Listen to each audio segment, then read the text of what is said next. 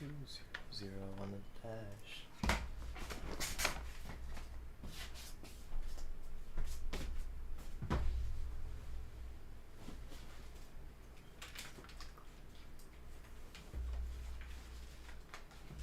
I've been getting money like the juice man.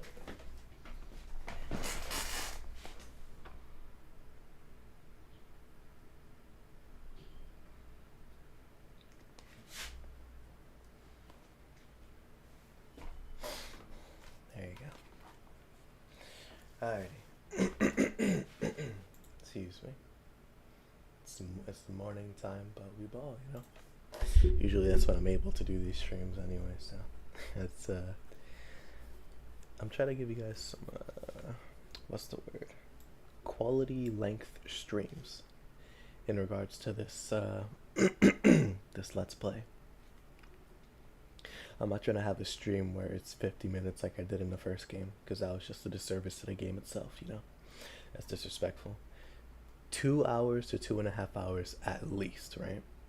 If I can. If I can't, then, you know, we ball, right? But, yeah, how's it going, everybody? Hope y'all are doing well. Back with more of the Great Ace Attorney. You know, a little bit of this and a little bit of that. I don't know what I'm talking about. My goodness. Yeah, so the audio is all good.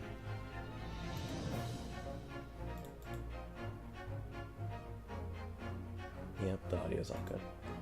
Anyways, yeah, so back again with case 3.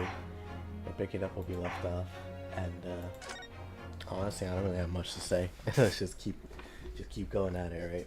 We're trudging through this game, one way or another.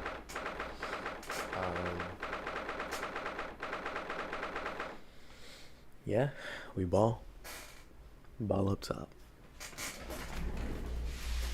200 on the dash. Yeah, let's just keep going.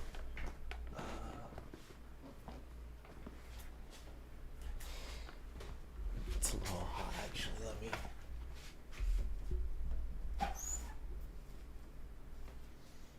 No wonder it's been so cold in my room. It's because I never closed the window.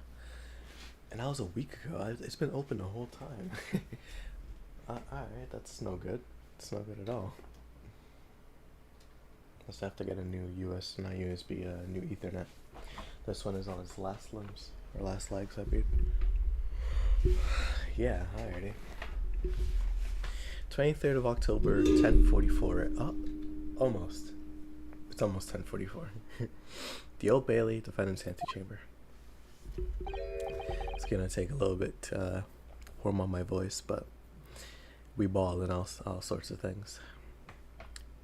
Mr. Naruhodo, what on earth were you playing at just now? Or rather, what on earth were you playing at all along? My hypothesis, my amazing hypothesis. You've been picking holes in it from the start.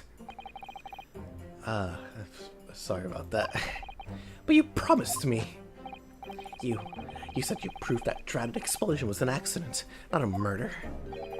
You said you'd keep my precious invention from falling into anyone else's hands. But all you've done so far is try to undermine me. Yes, I did make you a promise, you're right. I said that I believe in you and fight for your freedom to the very end. But I also told you I was no scientist. I don't understand your hypothesis. The fact is, there's an undeniable flaw in your logic, isn't there? But if I just run through some equations. Yes, you see, it's because my work isn't complete. Perhaps it is. Nevertheless, a man died as a consequence, didn't he? Oh. Oh no! You're right. Yeah, what is this song? I don't remember this song. Or at the very least, I don't remember it from my first time seeing this game. There you go. You're right. You're so right. It's all my fault. And I have no right to blame you for my failures. I'm a disaster. not just as a scientist, but as a human being. Well, might be a little over the top. Well, we're on the subject. What about Barack? He's being awful. Claiming his old university friend to be a murderer. You mean, oh, well, wrong person. Claiming his old university friend to be a murderer, you mean? Murderer. Wow. He's a disaster. Not just as a prosecutor, but as a human being. Hold on, not too much on him now, you know. He has a job to do. Where is... You gotta do the laboratory, and you gotta do the pet house, because you know how Clash of Clans can be. It's very fraudulent. Laboratory. 1, 2, 3, 4. Claim that. I've been getting money like the juice man. So are you in possession of a vehicle? I said no charge. It's gonna be $420,000 for the ticket. That's a no charge.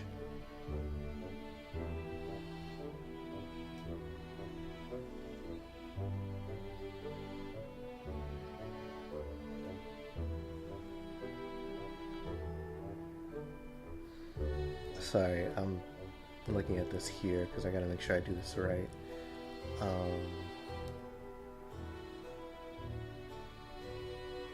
Come on, I know you got it. I guess I gotta do it one more time. One more time. I've been getting money like the juice man.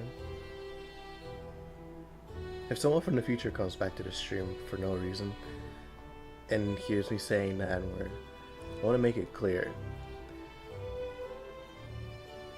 What am I talking about? What? What am I talking about? Who cares, bro? I am not white. I know my voice gives off the impression that I am, but I am not. Not in the slightest. I am as dark as Mac Homie, bro. My goodness. So preoccupied about what other people think about you, and it's whatever. Anyways, I've been getting money like the juice man.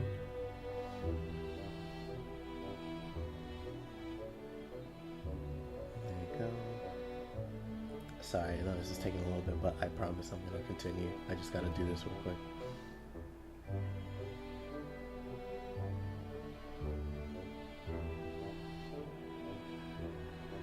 That's no charge.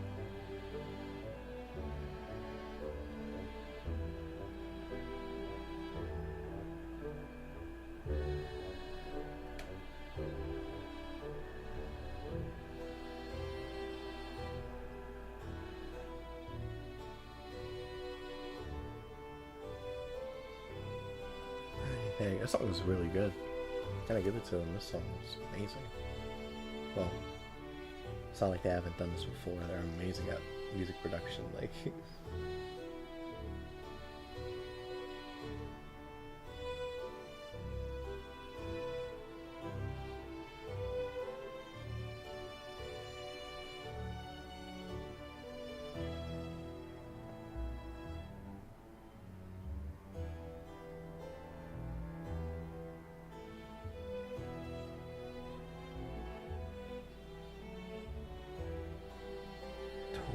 man, that song is so good. Alrighty. I wrote this. Oh, but no. Wait. He's the Reaper, isn't he? Perhaps he's not classified as Homo sapiens anymore. Glad that's cleared up. And excuse me. Can I double check something with you? Yes. What? The machine and the demonstration you prepared. They were based entirely on your hypothesis, I presume. There was no trickery involved. Ooh, he's offended. I drew the plans for the machine with my very own hands. Every line was painstakingly drawn with firm belief that science is the only future. So yes, it's true that my hypothesis hasn't reached maturity yet, but please, Mr. Naruhodo, you must believe in it. Not in the science itself, but I imagine the integrity of it. That he isn't a fraud. Fraud in the sense of like he wasn't trying to trick people. He genuinely was looking for like a solution to this theory, to this problem. And so I honestly I believe him. Like I believe well, I know the answer to this case, but more in the sense that like he is genuinely well, he's a genuine guy. Like that's all he really is. You know? He's not trying to deceive anyone. His goal wasn't the grant. That's what I'm trying to say.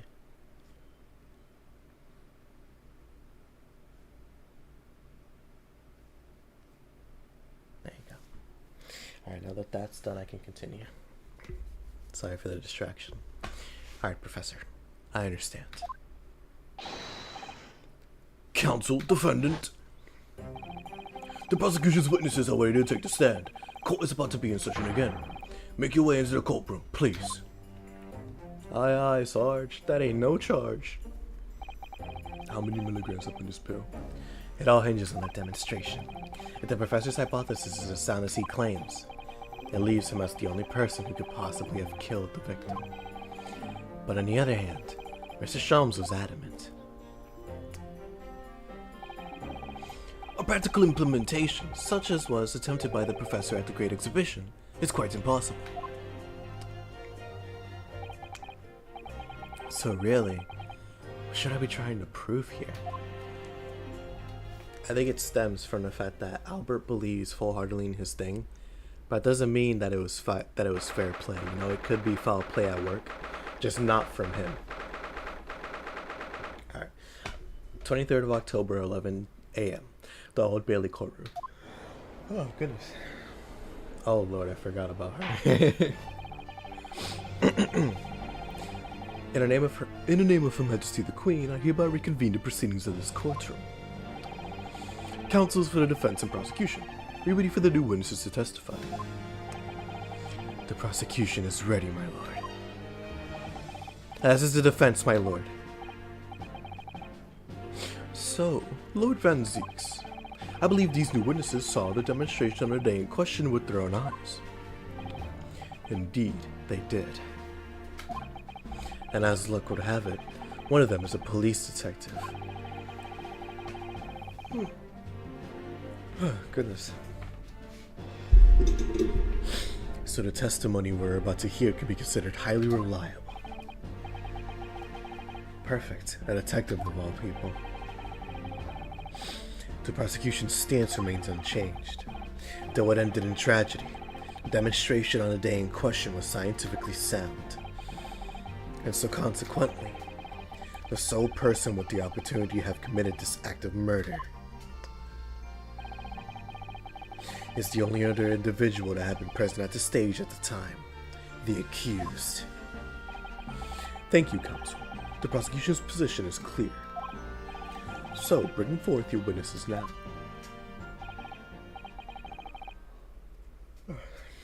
Bailiff, show the witnesses in. The witnesses whose proximity to the incident on the day in question will clarify the truth unequivocally.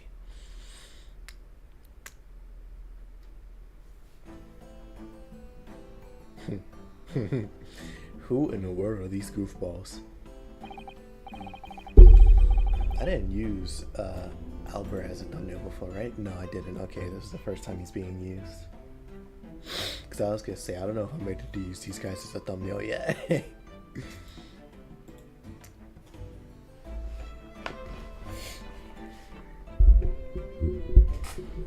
Witnesses, state your names and occupations for the court to hear. My name is Balthazar Loon. I am the impresario of all hot air balloons in vicinity of the experimental stage. My name is Wilhelm Gothric Sigismund Umstein. I have come to see the great exhibition all the way from my home in Bohemia.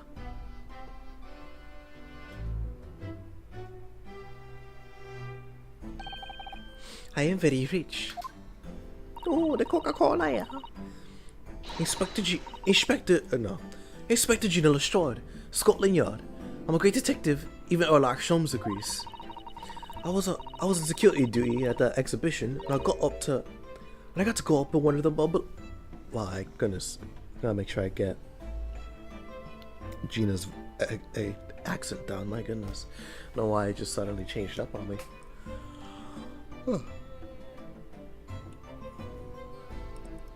Lord, alright. I was on security duty at the exhibition, and I got to go up to one of them balloons. It was amazing. Gina, again. It's the third time you've been in the courtroom. But she did mention that she'd seen the disaster from up in a balloon, actually, didn't she? Oh, sorry about that. And clearly, she loved every minute of it. There were 3 balloons flying near the public experimentation stage when the incident occurred. 2 of these witnesses were in one such balloon at the time and saw events unfold from the skies above. You make it sound like they were in the clouds. It was only an altitude of circa 60 feet, very low. Determinazione. Well, you can't see nothing if you fly too high, can ya? 60 feet. About 18 meters, son. Thank you for your introductions. Now, you will give your formal testimony for the court. Kindly describe exactly what you witnessed, especially those of you who had a vantage point about the stage.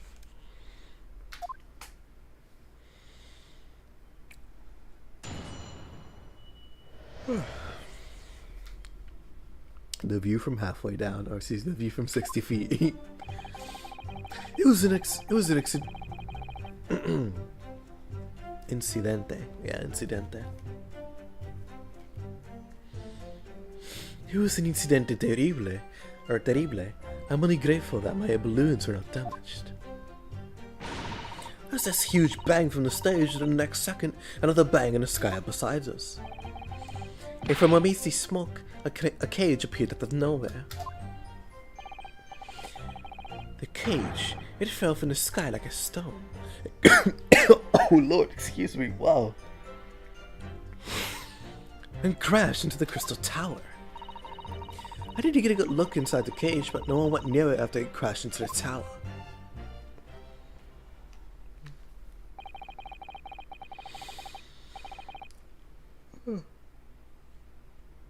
Goodness, why am I so tired? Alright. The most extraordinary collective account, I must say. Can I just clarify something? There's a detail in the witness's testimony that I've not heard any mention of until now. Specifically, that there were 2 explosions. More precisely, 2 explosions in 2 separate places, yes. When the demonstration began, the balloon carrying the 2 witnesses was around here. There were other balloons in a nearby area at the time carrying other passengers as well, to be clear. Then, as the power was supplied to the machine for the demonstration, the first explosion occurred. The so-called birdcage that contained the victim disappeared from the stage, and a moment later,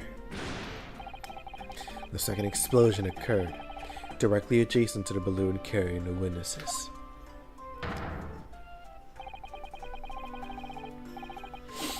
The birdcage appeared at the site of the explosion, subsequently to plummet down into the crystal tower. I was very surprised. Suddenly a cage appeared before my eyes. Appeared before my eyes with a person inside. The blast was so hot, I didn't want to miss a thing, so I kept my eyes wide open. That's why he has the mask. He's injured.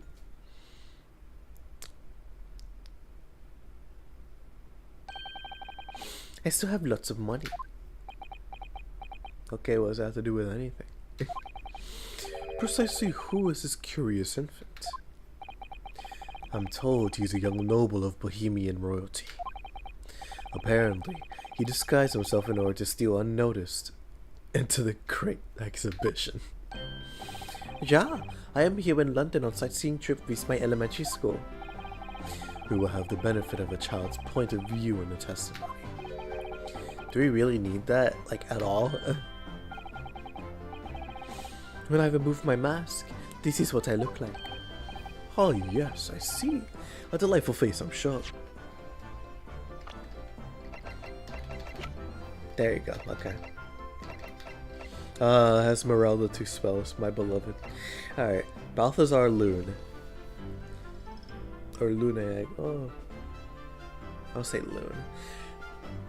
The impresario of short pleasure voyages in flying balloons. The balloons above the experimentation stage all belong to the man. 42 years old. Bohemian boy. A young prince from the royal family of Bohemia with an excessively long name. He witnessed the explosion at the Great Exhibition. Yeah, everybody says so. Great disguise, then. The point is, the testimony of these witnesses further substantiates the facts for the court. Namely, that despite ending in an explosion, instantaneous kinesis was successfully demonstrated. And furthermore, that until the arrival of the police, no one approached the crystal tower where the victim fell. Cut that corny music. Therefore, only the accused, who was with Mr. Osmond on stage, could possibly have committed the murder.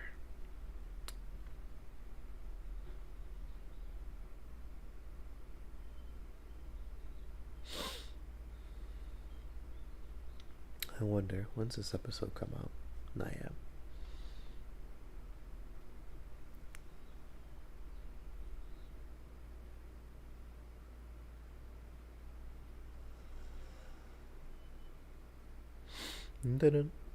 Signs of love on the side.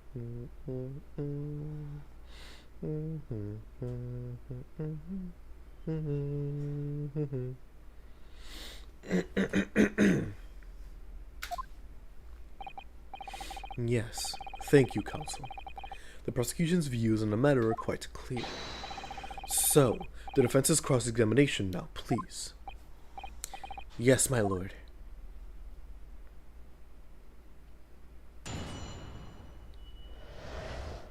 The view from 60 feet up. It was an incidente terrible. I'm only grateful that my balloons were not damaged. Whoa. Chill out, bro. There you go.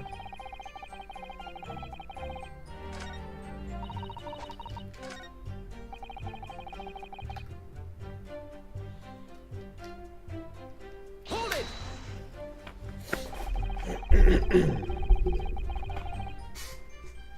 There were 3 balloons flying above the experimentation stage at the time, I understand. It's such a wonderful cast of characters this case, all from different nationalities and races. We have Naruhodo who's Japanese, you know, the British people of course.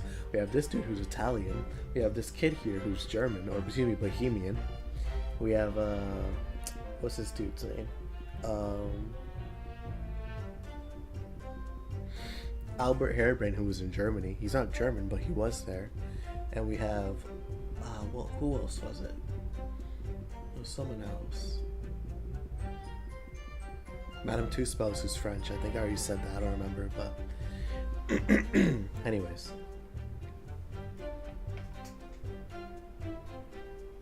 There you go. See. All 3 of them. My bellissimi bambini. They're very popular, signora. Some people will pay 10 pounds for one ride. 10 pounds? That's more than my annual stipend. 20 pounds a month. That is my pocket money. Royals have all the luck, don't they? I got up there for free, I did. Played the old owl from Her Majesty's police card. You know. Detectives have all the luck, don't they? They're so popular. Why would you only be operating such a small number of balloons, though? Probably because they're hard to operate. Because if I have too many in the skies, they could crash into each other. Oh, his hat's an air balloon. That's cool. The operators for the balloons were decided by lots, with each operator manning a particular area. See, in the zone above, public experimentation stage is most profitable. The other impresarios, they hate me. Thank you, witness. I think the court has a clear picture of the arrangements for balloon rides at the exhibition. Perhaps we could hear more about what you actually witnessed of the incident. Right, I can fill you in there, my lord. There's this huge bang from the stage, and in the next second, another bang in the sky beside us. Hold it! So you actually saw the accident happen from up in the air? Yep, ain't it amazing what a detective gets to do, eh? I'm telling you, Odo, being a lawyer is a mug's game. You should join the force, and we can go flying together. Aw. They're friends. It's so cute, man. Like, seeing Gina and her girlfriend in this game is so adorable. It's really so adorable. You know me so well. Yes, well, anyway. You tell us exactly what you saw, do you think? Everything. We saw everything. Cause we were up above it all. That dodgy clove climbing into the cage, and that dodgy professor pulling all them levers. And that's when it happened. That's when there was a massive bang and the cage disappeared. Just like that. You were describing the moment the subject's body was decomposed by the electricity, I believe. I didn't know what to make of it, but then there was another bang right in my ear. I looked around and there was a huge great fireball right next to us in the sky. That's Peter. Oh, that's weird. I couldn't tell what he said. And there was nothing there before. Excuse me! Child, I need you to tell me the truth. Master Guts, do you Alright. Does your memory of the day differ? My teacher at elementary school said that when you meet someone for the first time, you should always use their full name. Yes, what was it again? Wilhelm Gosrick Sigmund Ormstein.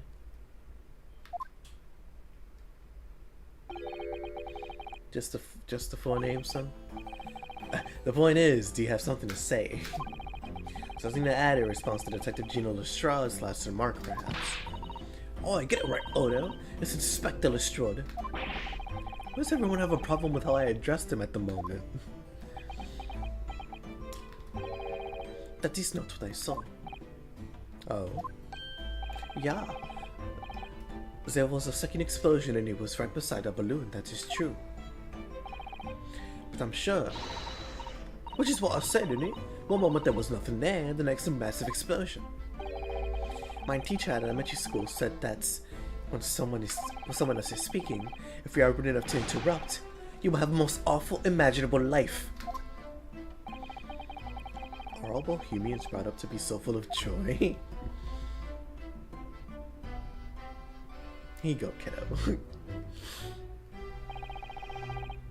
Just before a second oh, she has one too, look at that coin. Just before a second explosion happened next to our balloon, I clearly witnessed it. A green balloon flying into sky. A green balloon? You what? I never saw nothing like that. Well, I did! I saw it. You can't say I didn't. I will complain to the council. I will scream and cry. My testimony is the truth. I am Bohemian Prince. You cannot say it's a lie. That is not allowed. Playing at a bleeding royalty card, are you? Typical. Says the orphan who likes to remind people she works for Her Majesty's police. In that case, young man, I must ask you to amend your formal testimony, in the interest of cordial national relations between Great Britain and Bohemia.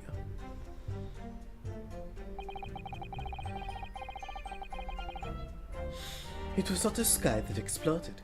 It was a green balloon that was next to ours at the time. Hold it!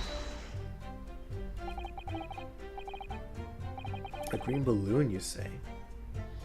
Are you sure about that? Of course I'm sure. I am a proud Bohemian prince. All these questions are making me boring.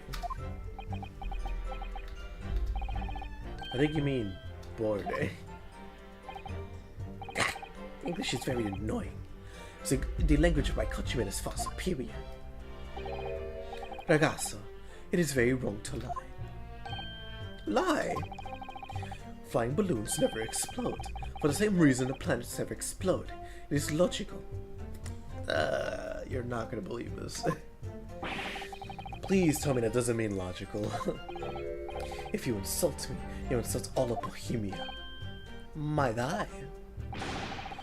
I will have the army come and shoot all of your stupid balloons out the sky. All of them.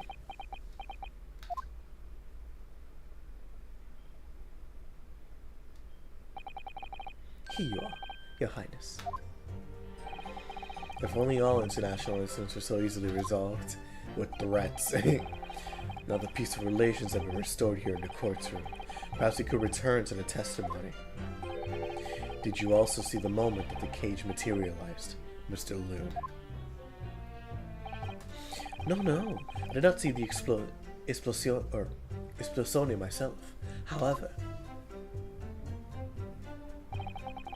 the cage, it fell from the sky like a stone and crashed into the crystal tower. Hold it!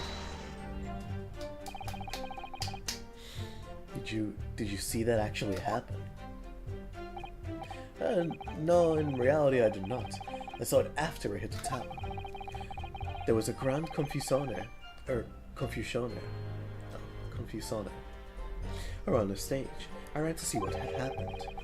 I was terrorized by the idea that one of my balloons had crashed. I suppose they are his livelihood, yeah. It's crazy that he's doing this by himself, right? Oh, goodness, excuse me. It's such a contrast to the last game where case 3 for that game, it was Naruhodo and Suzuto doing their first case together, like, ever. So it's just so cool seeing him now, just doing this by himself. It's like, wow, what a chat.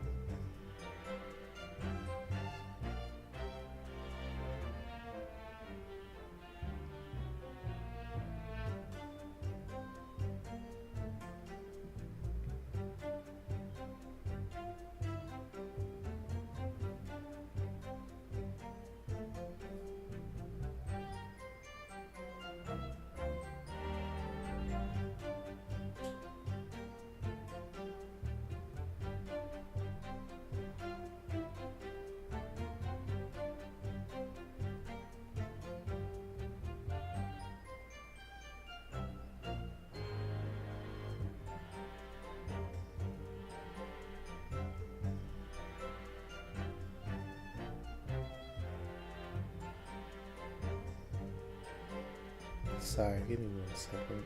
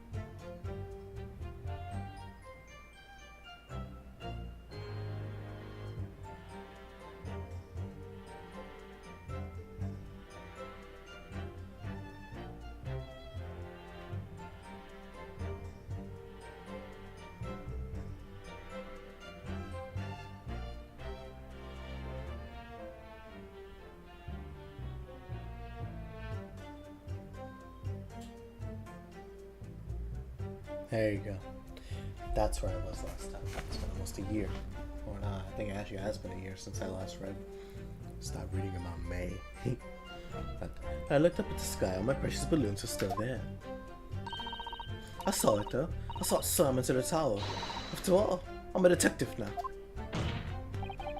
Then tell us what you saw, Inspector Lestrade. That's what I like to hear. That's what I like to hear. I didn't get a good look inside the cage, but no one went near it after it crashed into the tower. Whoa, no. The prosecution really is asserting that the demonstration was genuine. What if it was actually some kind of switch-around trick instead? That would mean that the victim was never actually on the stage in the first place. The two explosions would have thrown everyone watching into a panic for sure. And they're gonna need to find out more about what exactly people saw at the time.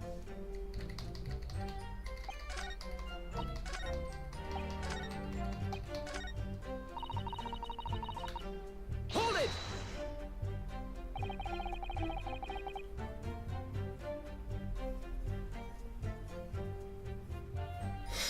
Was it you who gave the order to keep people away?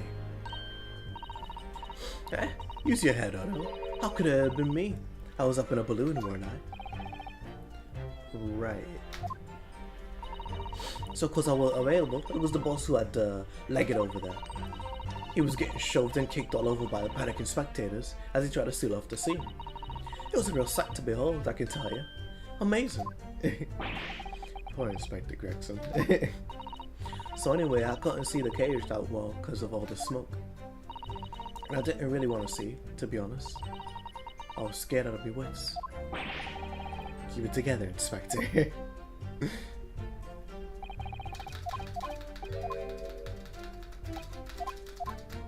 Okay, let's see. So,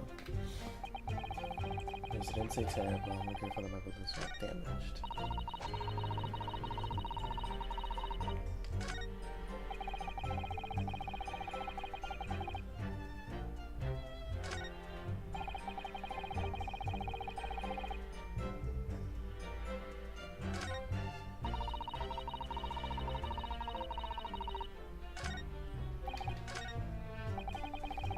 I mean, inherently, right? He is right, because what we found was this.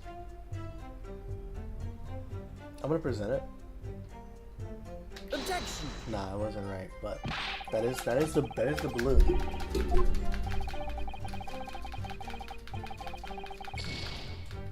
Oh wow, that was quick. Cool. Okay. Let's see. Suzuto, I miss you. All right. Surely something about the last statement seems odd, doesn't it? Would you care to mull over precisely what you find odd about it on your return journey to Japan? I wouldn't be bad to give the court an answer for about 4 months, though. Rest assured, we should be happy to carry proceedings forward in your absence, counsel.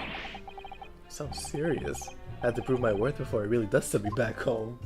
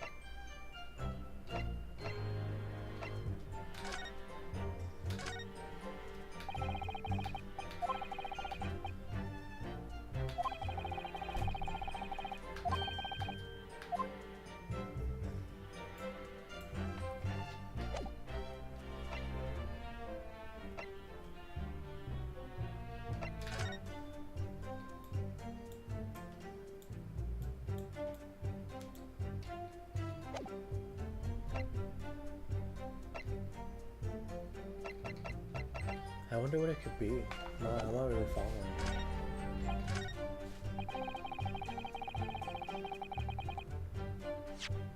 Because if it's not this, which granted it doesn't make sense why it would be. Ooh. Objection! No, not this either. That's what I thought made it explode. But granted, seems like it wasn't.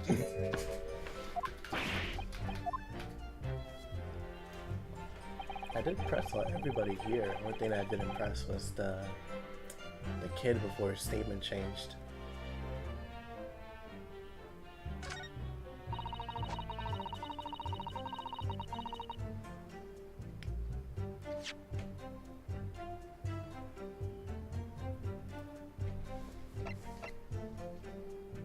What if I'm just using it in the wrong statement? Objection! Nah, yeah, that's not right either. So I don't think it's the balloon thing.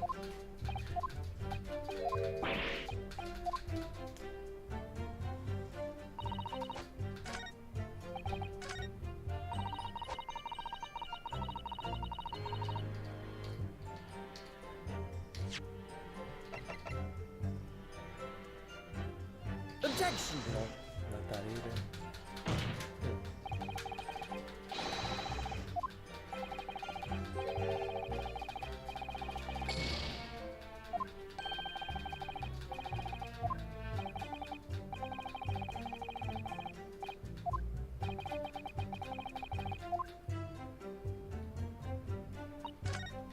Let's see, maybe I just need to do this. Oh, wait, no, is it this? I was just using it in the wrong spot. Objection! I was. Yeah, I was using it in the wrong spot. Okay. That's fair. I just wasted all of my things.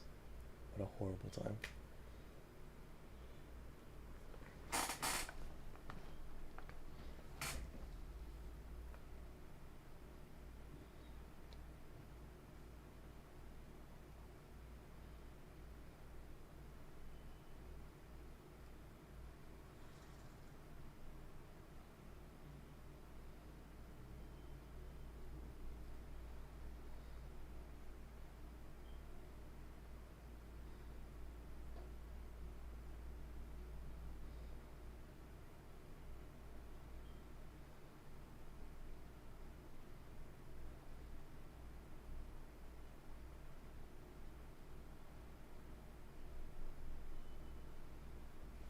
There you go. Mr. Loon, in your testimony, you said that all 3 of the balloons you had operating at the time were undamaged. See, that is correct. If they had been caught in an explosion or explosiones, it would have been terrible. I wonder if you might know what this is. I think it may be. See, part of a balloon. A burnt piece of the fabric of the envelope. Sorry, the envelope? Pardon, that is the large round part of the balloon which becomes filled with hot air. It is made from very thick fabric lined with rubber. You do not want it to rip when you are in the sky. Just as I thought. This piece of cloth was found near the experimentation stage. In other words, as Master Gods testified, a green balloon did explode that day. For the balloons in the sky above the experimentation stage belong to you, Mr. Loon. Your statement that they were all damaged clearly contradicts the evidence. Oh wow, they all blew up. Wow, Gene's taller than him, that's funny. If a balloon exploded I'll just wait.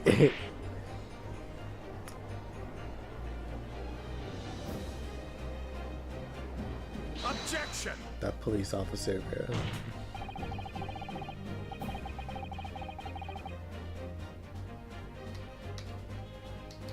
There you go. If the balloon exploded, why didn't the man say so? Maybe everyone on board was killed. Oh no. Oh no. Having just spent 10 whole pounds of the experience, how awful. Seems to me like those things crash 50% of the time anyway. Or, yeah, whatever. Instantaneous kinesis did occur, but after the explosion on the stage, the point of materialization was shifted to a location occupied by a balloon, causing the balloon to explode. Yes, eminently possible, or plausible. An unfortunate traffic accident, as it were, but it changes nothing about the pertinent facts. This I cannot accept. Why not, Mr. Loon? You are suggesting that I am a liar. The persons died in a balloon incidente.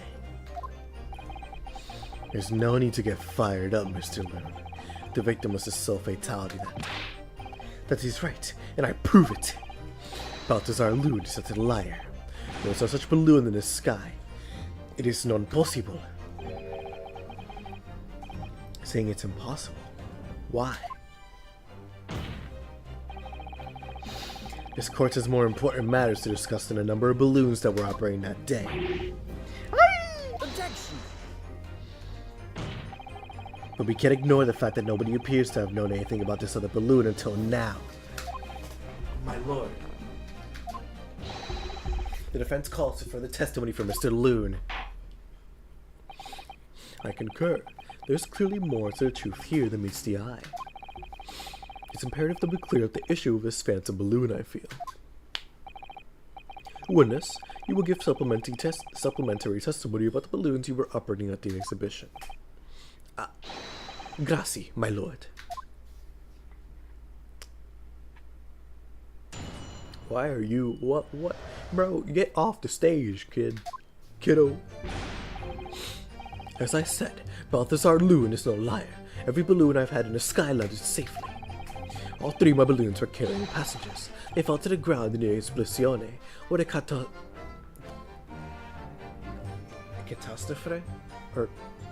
I know it's catastrophe, but it's like...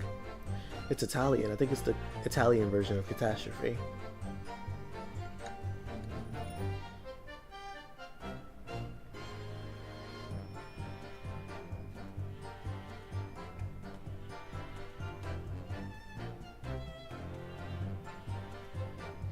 Let me look it up. Catastrophe. Yeah. What a catastrophe. Catastrophe. There you go. But you can't go away from the fact that a bit of cloth was found at the scene, can you? The couples at the yard reckon it was probably some debris thrown from the explosion on the stage. This stupid Agassi was mistaken. The balloons have the red and blue zigzag stripes anyway. Only 4? That's weird. Dr. Albert Hairbrain. So your assertion is that the balloon this child saw was not one belonging to your circus. Si, exactamente. If he even saw a balloon in the first place. I do not like the sound of it. It is very bad for business. I have a good mind to sue the land of Bohemia. Oh, wow. If you attack us, we will fight back. It will be war. All out war.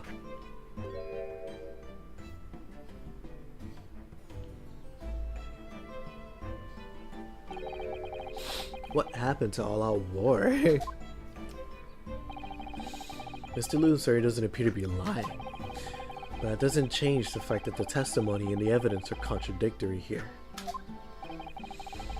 The defense is unable to find fault with the witness's statements. The court must consider them the truth. Think long and hard on that, my learned friend. The situation has clearly changed now. I have to get to the bottom of what happened here, no matter what it takes. Counsel, you may now cross-examine the witnesses.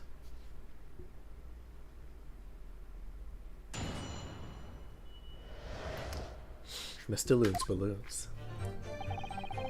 As I said, Balthazar Balloon is no liar.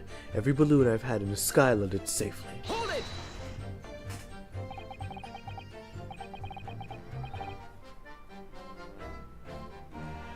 Ooh, I had to check actually. I had to see this. So we gotta go to Steam, and then we gotta go here. Oh wow, I forgot what the frame was. It's here. Like it's really popular on Steam.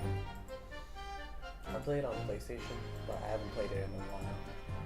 Who remember so many? Wuthering Waves, yeah.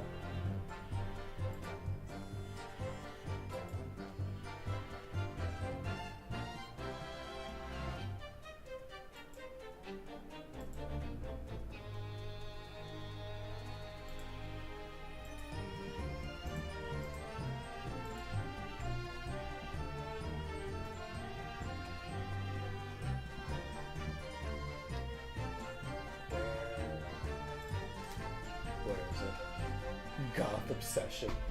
What was that one game? That one game that was like a Fudo Party or something like that.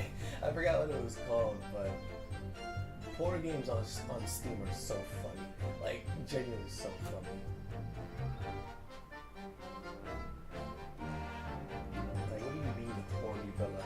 Yeah, Femboy and Fuda House, like, that was one of them, but there was another one that was trending. I forgot what it was called, but, yeah, where is it? Oh, not sticky keys.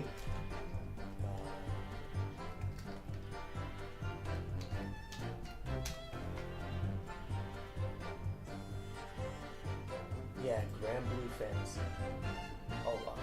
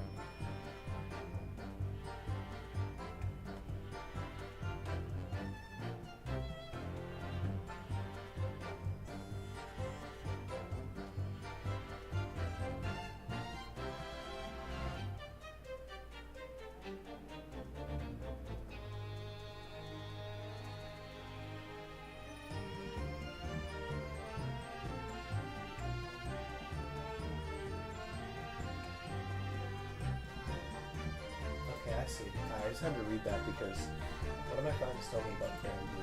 You know, because I heard about the fighting game, but I never like played the gacha game, so I was like, oh, I wonder what it is, like how it works. And I didn't realize it was a browser game. I thought it was a mobile game. But you know, the gachas are cool, so I might check it out. I don't know if I need another gacha game to get addicted to, but we'll see.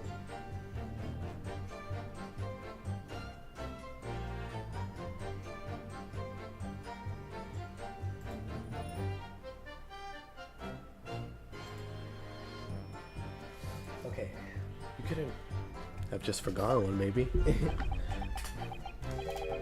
Senor, I might have noticed if I was keeping 100 lentils and one was missing. But we are talking about 3 enormous balloons. Do you believe I could make a mistake about something so grand and expensive? I took the liberty of having Inspector Gregson check this gentleman's warehouse. I have to report here. It clearly says a total of 3 balloons.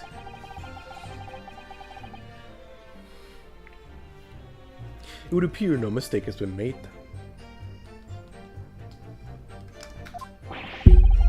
Surely Mr. Straw could have been sent for such a menial task.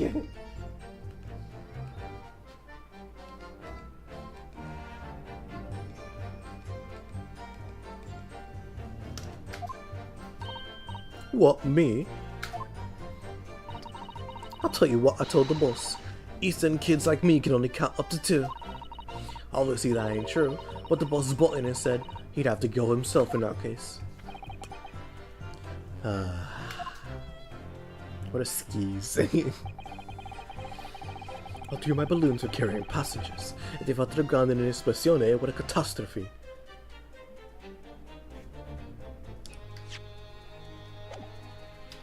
Hold it! It'd be quite a catastrophe if they fell to the ground for any reason, I think. On that note, Mr. Loon, tell me, what is it that keeps those balloons in the sky? Are you an idiota? Sorry? That's like asking, why does a candle burn bright? It burns bright because it burns bright, and a balloon flies because it flies. What else? That is not a reason. It must be Italian for I don't know. There are 2 types of flying balloons. Hot air balloons and gas balloons. Hot air balloons work on the principle of hot air being less dense than cold air. Oh, gosh. Whereas gas balloons derive their lift by using a gas that is lighter than air. See, and my balloons are filled with the magic gas, I believe. Hydrogen, lighter than air, but highly explosive. Good lord! I do not permit smoking of the cigarettes in any of my balloons. The magic gas is not like fire. Even a small spark of static electricity could cause the entire balloon to explode. What's the matter with you, Signor? All that comes out of your mouth is esplosione. I tell you, my balloons are perfectly safe. They have to be, or I cannot eat. None of my balloons exploded that day. I am completely sure. But if you still say that is what happened, you must show me the proof. Alright. So Mr. Lune had 3 balloons in the air that day. If none of them were damaged, oh, so it exploded. But you can't get away from the fact that a burnt bit of cloth was found on the scene, can you?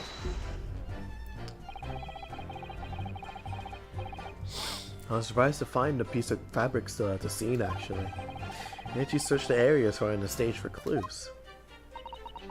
Nah, I'm not into picking stuff off of the ground, me. Always works out better. Diving into people's pockets instead. So much for the new career path. Mind you, the boss was on his, and, oh, excuse me, wow. Alright, it's just all the apostrophes mess me up. Mind you, the boss was on his hands and knees picking up all the kinds of rubbish from the floor.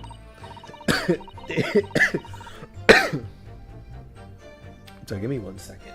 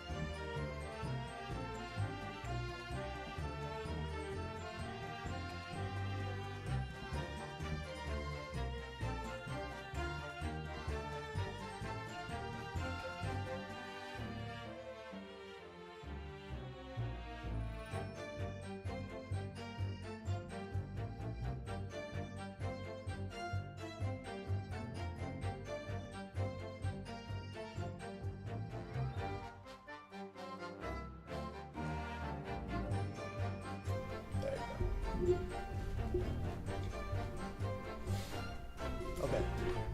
Let's get back to it.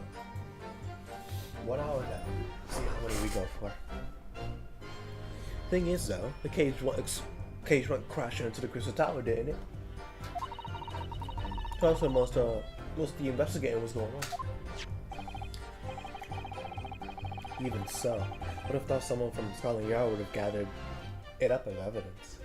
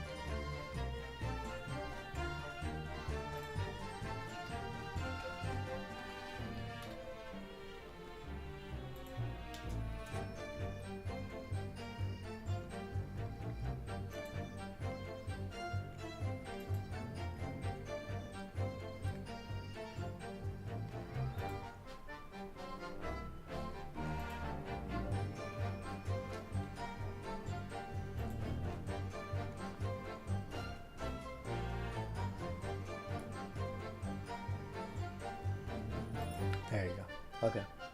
I had to chew on my cheese stick for a second.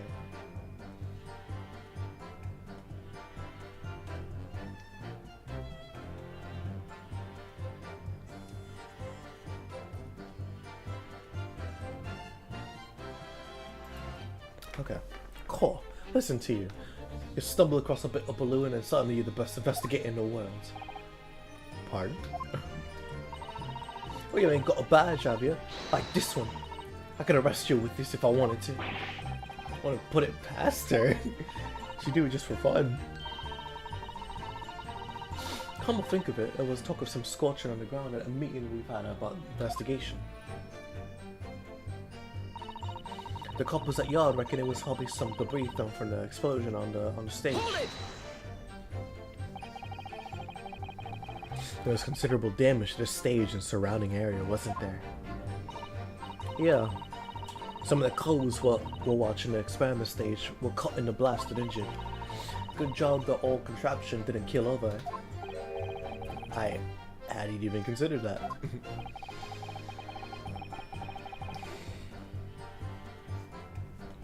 It seems there was a great panic after the incident occurred. Nevertheless, the police shouldn't have missed a torn piece of the envelope from a balloon. Inspector Grexy can expect repercussions. Like me swapping all of his fish and chips, eh? The man's sole pleasure. None of this matters. The scrap of balloon envelope means nothing. Niente. Stupido Targasso is wrong, is mistaken. My balloons have the red and blue zigzag stripes anyways. Hold it! You mean the color is wrong? Si, senor. I do not have any green balloons in my warehouse. And yet, a piece of green cloth was found at the scene. It's unmistakably from a balloon. Well, I do not know how that can be. For the sake of argument, let's say that a green balloon did explode above the stage. You couldn't therefore conclude that it happened on the day in question. Why not? There have been recreational balloon flights over Hyde Park operating from before the Great Exhibition. One could have exploded on some earlier date. Unfortunate, as I'm sure you'd agree. You believe it may happen from some earlier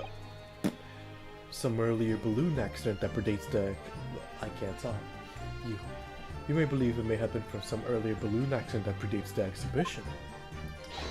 Si, exactamente. As the senor says, it is not from one of my balloons. This little Targasso from Bohemia is mistaken about what he saw. Yeah, they're frying. Excuse me! Leave this poor kid alone. There's something wrong, Master Gotts. It is Master Wilhelm Gottsrick Sigismund Ormstein. It was on the tip of my tongue. Yeah, something is very wrong. I know what I saw. There was a green balloon there. I swear it. I swear all over Bohemia.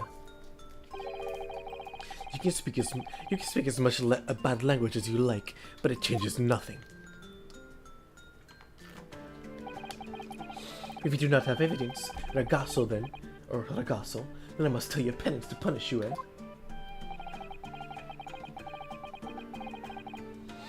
Perhaps we'll let the judge decide when it comes to punishments. Evidence? What is his evidence? To give a simple example, young man. A photograph, for instance. Some tangible proof of what you claim. But why didn't you say so sooner? I have the photograph here. Good gracious! What? I'd not been up in a balloon for a little while, so I was very excited.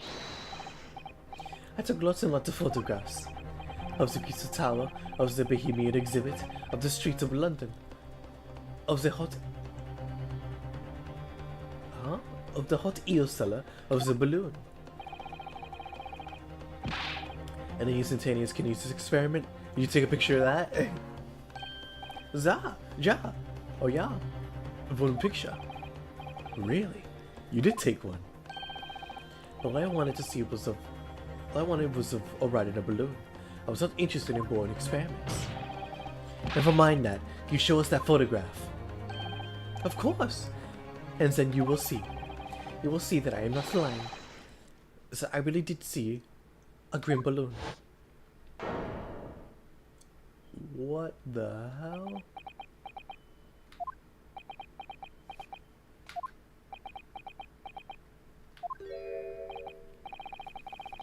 Well, I see you're all too shocked to speak. Yes, I think shocked is indeed the word, young man.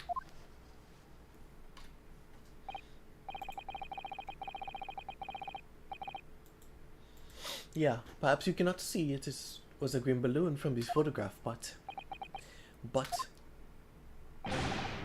that is not my fault. That is not the fault of the stupid person who made the camera. That is one very bohemian sounding cry. Very well, the court will accept this photograph as evidence. A photograph of the balloon. A photograph taken by Gottswick while whilst he was riding in a balloon. It shows another balloon he claims is a green and exploded moments after he took his shot. It is not my fault. It's the fault of the person who makes the camera. Well, never mind. I'm sure you have plenty of wonderful sepia memories to take home with you. In any case, when exactly did you take that photograph? Well, it was on the day of the big explosion. You don't say. When I pressed the shutter release, there was this very loud bang, and a hot wind rushed over my face. That means this photograph was taken a split second before the explosion occurred. Well, if you ask me, this black and white photograph changes nothing. I could not give the flying fig. Lovely language you picked up. As I thought, Mr. Loon's testimony just doesn't quite add up. The young bohemian boy claims to have seen another, fourth balloon. Mr. Loon vehemently denies the possibility. And it's hard to imagine a man in charge could be mistaken about the number that were in the air. Still, this inconsistency must tell us something, sure.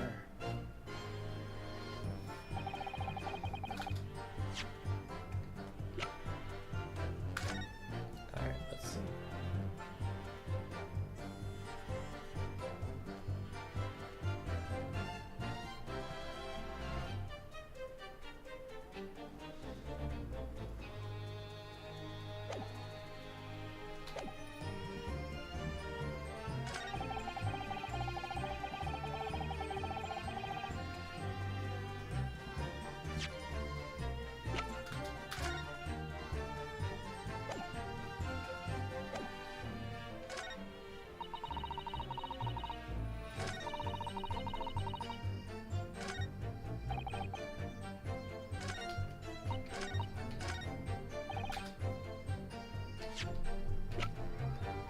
Objection! I was right. So the main thing was that nobody was in the balloon, and he's right.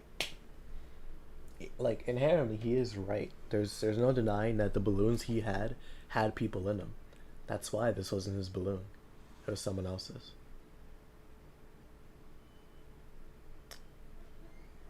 It's the only way it could work. There's no way it could be right. There's no way it could be right.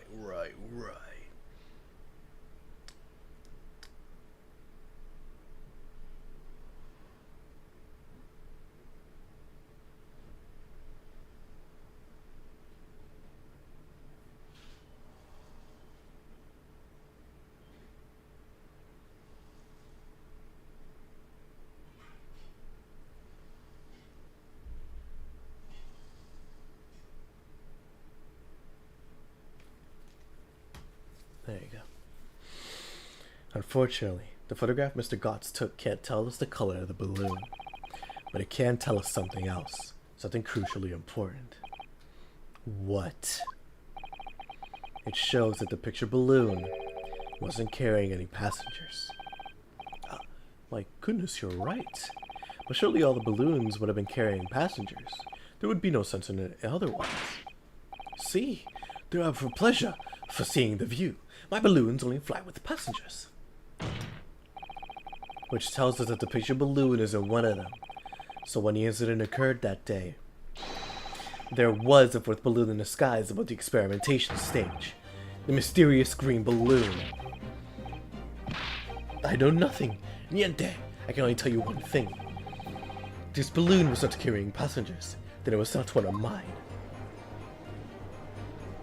Oh yeah, you can see it's striped just like his balloons. There are illegal tradesmen everywhere you care to look. Clearly one such entrepreneur decided to capitalize on the opportunity presented by the great exhibition. He managed to operate balloon flights on Mr. Loon's patch without him realizing. See, the competizione, trying to steal my profits. I did not notice because of the experimento that went wrong on the stage. His fourth balloon exploded at the very same moment that Mr. Osborne was beamed from the stage below. Right, so then scraps that fell to the ground after and left them scorch marks It didn't come from the stage at all. It was bits of the balloon raining down. Because no one was in it, it didn't get no attention. A mysterious fourth balloon carrying no passengers, silently floating over the experimentation stage. This photograph shows us nothing more. A stray balloon carrying no one and operated by some rogue traitor. Clearly has nothing to do with the case. This elements does elude me, I must say. The court has been sufficient evidence and heard. The court has seen sufficient evidence and heard ample testimony already. The prosecution calls for this trial to be concluded. That is not your call to make.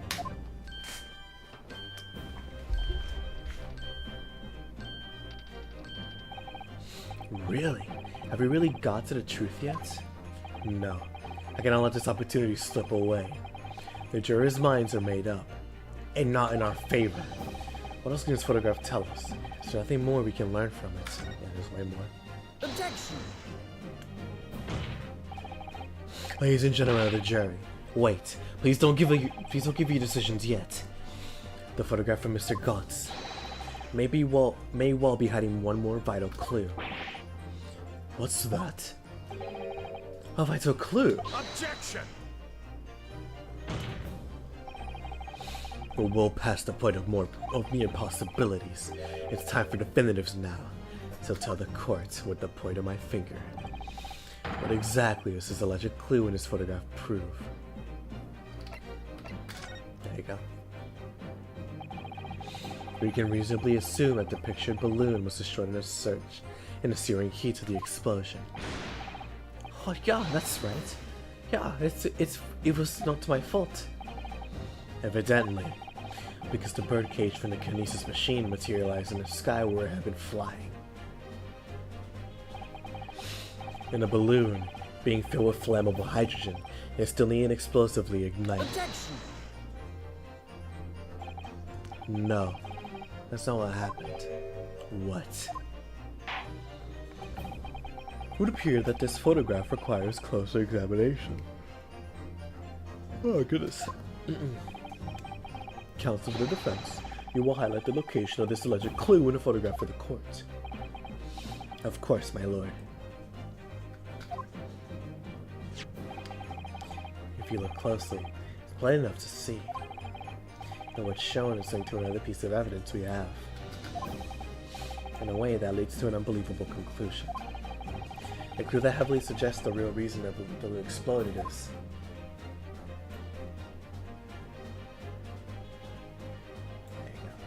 Take that! There you go.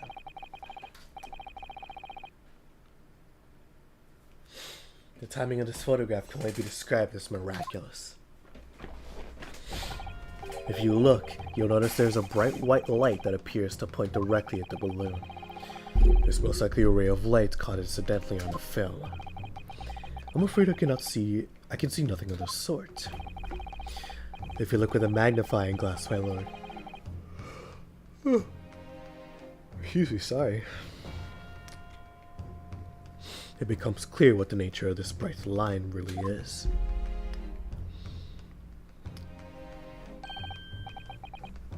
Goodness, what is that?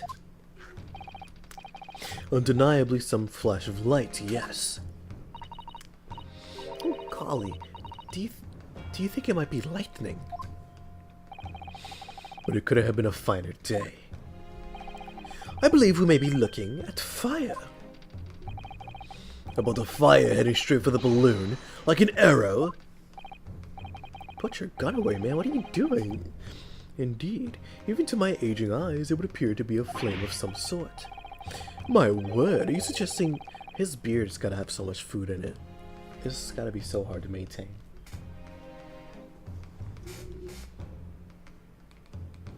There you go.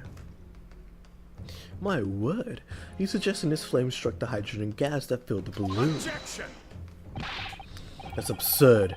The balloon would have been 60 feet above the ground at the time. No flame could have possibly reached such a height. Actually, it's my opinion. that a particular piece of evidence found at the scene reveals how that is exactly what did happen. What evidence? If such evidence exists, Counsel, then for goodness sake, present it, man! Which evidence explains this mysterious streak of flame that appeared to be headed directly for the balloon? Take that! The crossbow. This was found hidden at the foot of a small ornamental tree near the scene.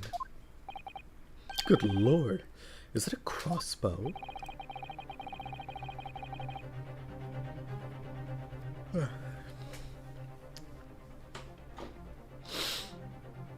An arrow dipped in oil instead of light could have been shot from this weapon, sending a flaming arrow straight into the hydrogen-filled balloon. Are you suggesting that that crossbow was used to deliberately? Blimey, you're right. I struck a light in the photo looks just like an arrow, doesn't it? Then, explosione of balloon. It was very likely the result of a flaming arrow from this crossbow, igniting the hydrogen gas inside it. No. Order! Counsel, this is an extraordinary supposition. If the aim was to cause the balloon to explode, the shooter could have used a gun, of course. However, there's an obvious reason why that would have been out of the question. The noise of the discharge, of course. That's right. By using a crossbow, the projectile could be fired at the balloon silently. Well, yeah, if someone... Oh, goodness. Lord, excuse me. Well, yeah, if someone had shot a gun off in the exhibition grounds, it would have caused a real panic. On a walk in the room, it caused panic. But with the big explosione, there was a very big panic anyway, no? I don't like this. I should be pleased to have found a new plausible explanation for all of this. Something feels wrong. Objection! Do you understand the implications of what you're saying, my Nipponese friend? If a flaming arrow did indeed hit the balloon, then obviously it would have exploded. And if the birdcage appeared from the cloud of smoke that ensued... What? Wait a minute. What are you really saying here? I don't get it. I don't get it. Was the birdcage beamed up into the sky after all? Or what? My goodness me. Ah. Now I understand. That's what that sticking feeling is about. I think there's a good chance that the birdcage was actually concealed inside the balloon all along. What? Did I just hear you correctly, Counsel? I did not think that's where they were going. There's no going back now. The horse is bolted.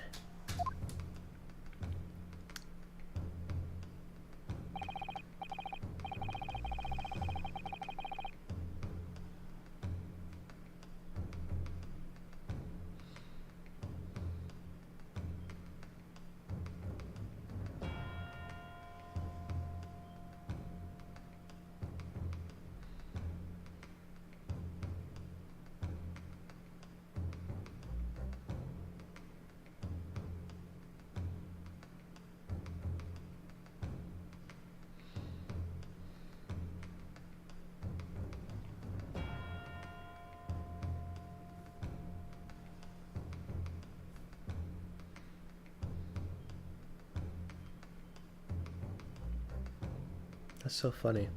I never realized that the Cleveland Guardians in baseball were they were called the Cleveland Indians at one point. I didn't know that though. Name change. When did that happen? Happened in 2021. Yeah, because of the Native American imagery. And then you have the what are they called? Washington Redskins. Now they're called the Commanders. But to be fair, the branding has changed significantly, but it's a matter of Well, no, the name changed, but they still kept that color, like.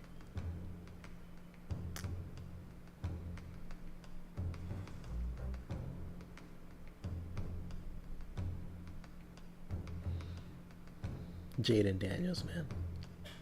Jaden Daniels. He's 25, wow.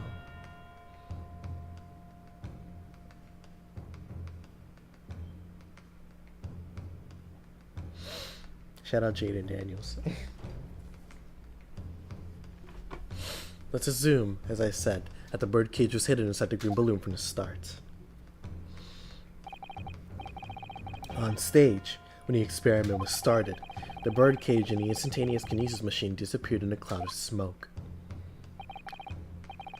At that moment, the flaming arrow was fired from the ground, causing the green balloon to explode and drawing the attention of the spectators to the sky above their heads.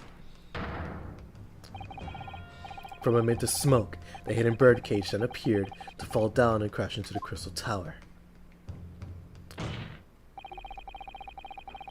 I think you all agree it's entirely plausible that what I just described is the real truth behind the miraculous experiment carried out that day.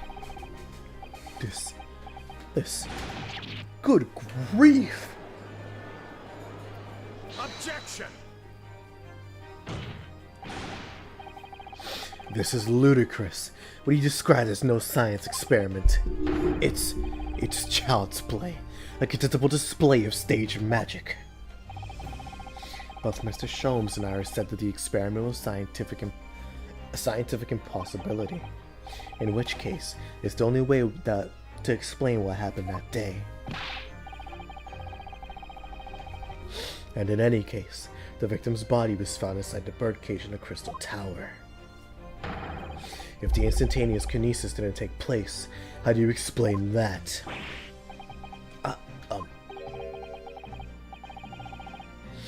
If I may put into word, as a man of magic myself, such apparent discrepancies can easily be explained by some simple deception. Juror number 3.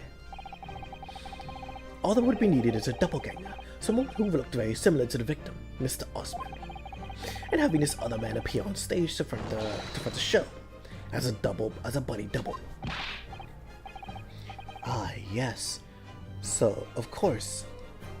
Oh, I can't talk. Let me turn on the volume a little bit. Ah, yes. Of course. So, in fact, Mr. Osmond must have been inside the birdcage that was concealed inside the balloon right from the start.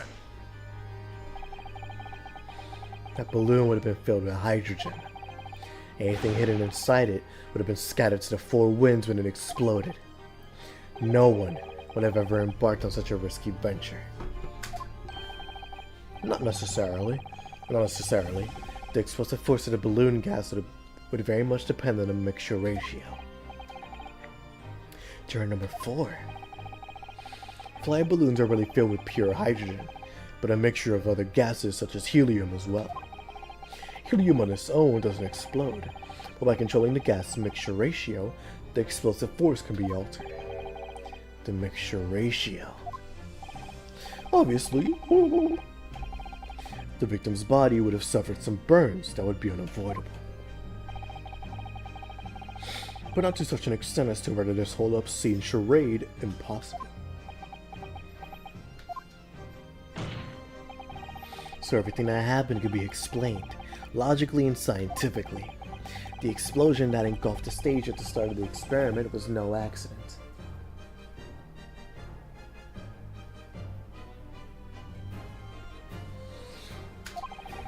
It was all part of an elaborate deception to make it appear that instantaneous kinesis had occurred. Well, goodness me. And if we accept that this is what happened, it means that the victim, Mr. Osmond, was never present on the public experimentation stage to begin with. In short, he couldn't have been killed by the defendant, who was on stage in full view the entire time.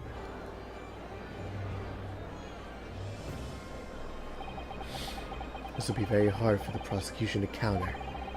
Lord Van Zieks can't credibly maintain that the Professor Harebrained I can't talk.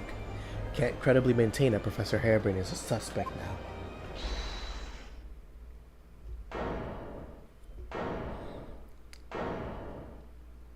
Yep, guess who it is? Mr. Naruhodo, I appreciate your efforts. Thank you. But, Professor?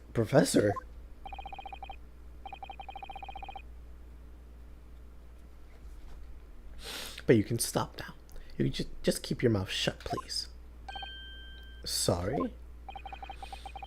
What's all this about, Mr. Harebrain?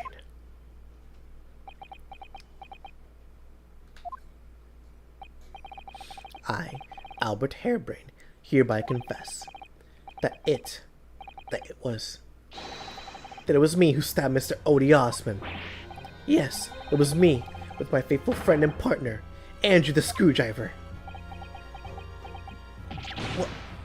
What are you doing? Order. Defendant, explain the sudden confession. Professor Harebrain, what are you talking about? It's what I said all along. I must protect my hypothesis, my precious machine. You stand there and claim it was all a trick, all an elaborate prank, but where's your proof? No, you had to examine the machine if you wanted to prove it, but then it would all be over. The beautiful hypothesis would be laid bare. I mean, the indignity of it all. It's clear that you drew the plans for the experiment, but you didn't actually build it. It's quite conceivable that you were duped, Professor. If you just let me, I can prove... Barack. Yes? I'll cooperate. I'll do whatever you say, I swear it. So please, ensure that the special dispensation for specific... Wow, I hate this name so much. The Special Dispensation for Scientific Equipment Act is adhered to and protect my creation.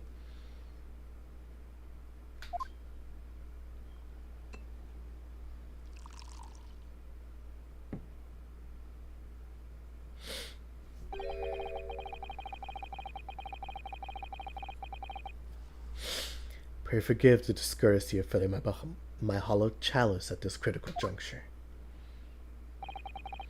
Here's to my learned Nipponese friend. What? In his upcoming attempt to clarify the defense's position in light of the accused's confession. Do you intend to formally assert that the experiment was nothing more than a conjuring trick?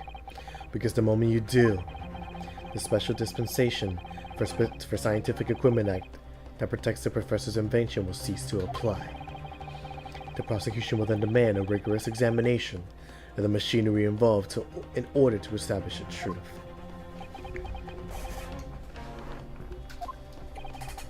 However, if you acknowledge that the machine is genuine and instrumental in the victim's murder,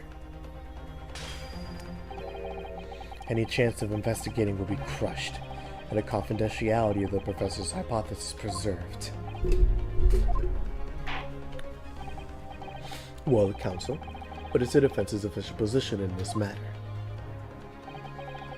What Professor Harebrain, my client, actually asked of me was to prove that the explosion on stage was an accident and protect the secrecy of his hypothesis. But there's no way to do that without implying the professor's guilt. Do I protect my client's life by asserting his innocence, or do I uphold my client's request but see him condemned? Either way, I can't avoid betraying his trust. You've been silent long enough. Isn't talking your trade, my learned friend? Or has all knowledge of English escaped your confused Nipponese mind? You are racist, my friend. You are very racist. Mr. Naruhodo. There's no escape here. I have to make a choice. But it's an impossible one. I have to give up on something. But what? The defense asserts that the defendant's instantaneous kinesis machine was a conjuring trick.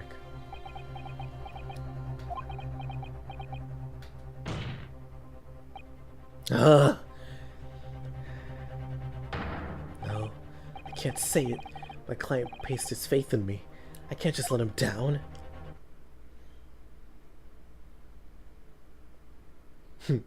What must I give up on? Is that the question you have to ask yourself here? It's, what can I protect? Oh, what the hell did... No, it's not him. Oh, goodness, I forgot. Alright, Susan, let me give you the proper voice. What must I give up on? Is that the question you have to ask yourself here? It's, what can I protect? I can say that because I was a lawyer. Hello again, Mr. Naruhodo. It's been far too long. Suzuto-san! Hiya! Imagine showing up to court and the first thing you do is assault your attorney. Oh my goodness. But what do you... Hiya! My first Suzuto takedown in 6 months. There'll be time to talk later, Mr. Naruhodo. Alright, an hour and 40. Okay. For now, we must concentrate on the task at hand. Which is working out not what I have to give up on, but what I can protect. Professor Hairbrain. Yes? Yesterday you told me that science is the pursuit of truth. Well, my job is to pursue the truth too. Yes, of course. And personally, I believe that you didn't stab Mr. Osmond. I think you've come to realize something yourself too, haven't you? Your experiments in the machine you built to the victim are questionable. The truth behind that is what we both must pursue.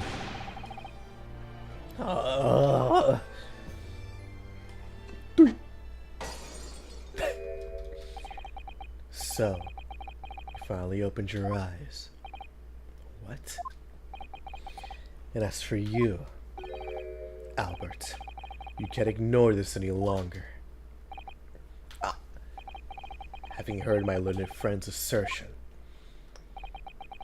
don't you have something to say? Barack. Lord Van Zeeks. Gosh, never heard him speak that way before. In truth, there's one thing. Something I remember that's of relevance. What? On the day it happened, just before I began the experiment, I saw a man near the stage. A man holding that crossbow. I beg your pardon!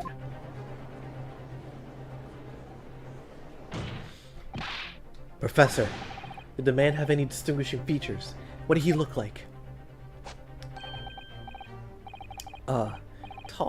Taller than me, and thinner than me, with straight hair, straighter and wider than mine. Let me see, one less lens than mine too, a monocle, a rather stylish black monocle. But one thing in particular will help to positively identify the man. You see, I know him very well. After all, he's the engineer who built my invention. What? He built the machine. That's right. Mr. Osmond introduced me to him a year ago. He's a man by the name of Enoch Drebber. Enoch Drebber? Does his name mean something? Members of the jury seem flustered. Not a name a scientist wishes to hear. The man's an abomination. Not a name any conjurer wishes to hear either. Who on earth is he? I'm afraid this isn't the first tale of this nature that I've heard in scientific circles in connection with that name. There's talk of other flamboyant experiments turn out to be nothing but staged trickery in the end. Obviously, the rascal is after the government's research grant money. When magicians are in need of money, I've heard of them resorting to underhanded tricks or tactics. Some acquaintances of mine with experience of such things have mentioned Enoch Drebber's name before. The man is both an engineer and a magician. Yes, we're dealing with an unparalleled confidence trickster here. That's Enoch Drebber for you.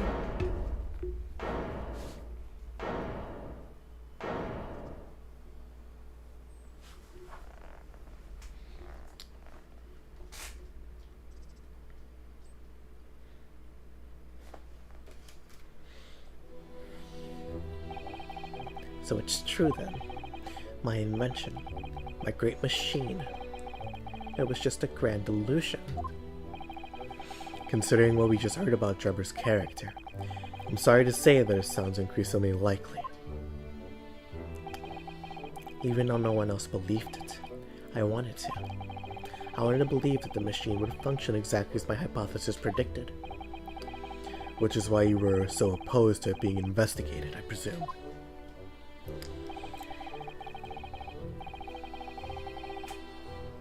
Oh, goodness. I knew that if the machine was examined in detail, its construction would give away my hypothesis.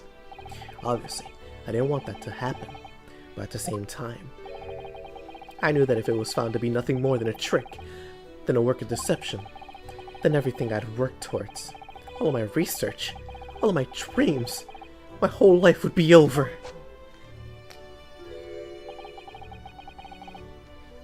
I was terrified at the prospect.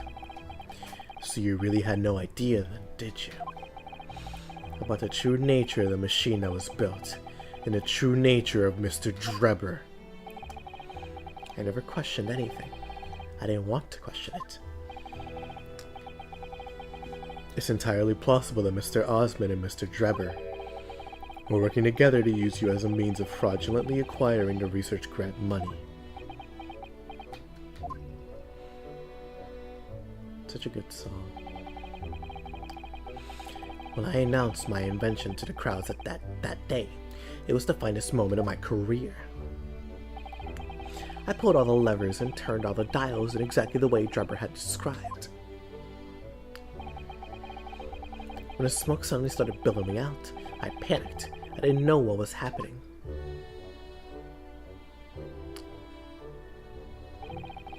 But I really don't know how the whole illusion was made to work. I don't know anything anymore. A man's dreams were crushed because of the crime scene. Let me confirm one final point with you, Professor. Do you now consent to the prosecution submitting the necessary paperwork to release your invention from the protection afforded by the oh my gosh. By the Special Dispensation for Scientific Equipment Act? Yes, please go ahead. I'm very sorry.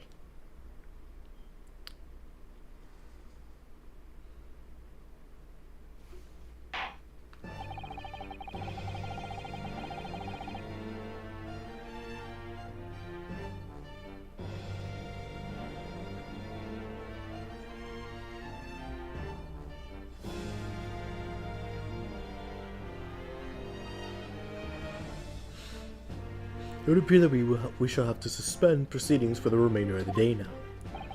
Lord Van Zieks, my lord. The court has newly been made aware of none other. Oh, I'm gonna cry. Stop yawning. Oh my goodness.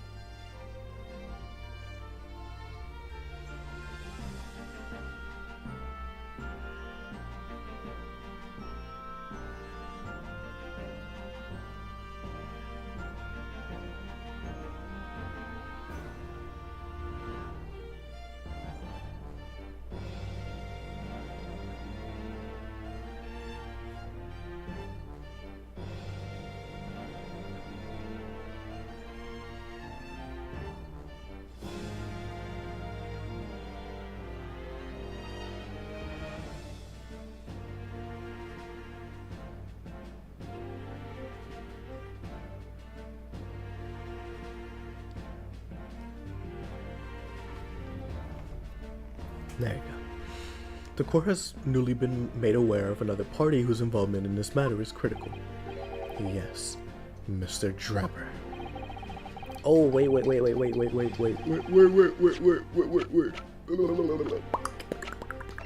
There you go. Oh no, it hasn't changed. Alright. We're gonna have 3 more characters, depending.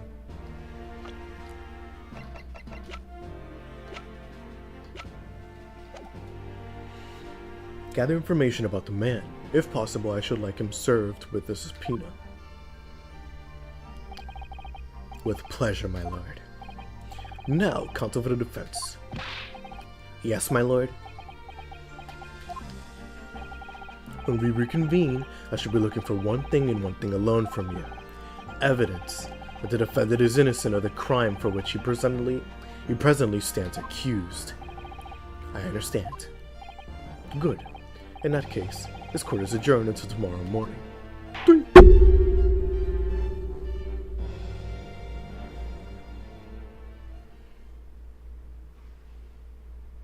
Oh, okay, no to be continued, not yet. 23rd of October, 1:36 p.m. The Old Bailey defendant's antechamber.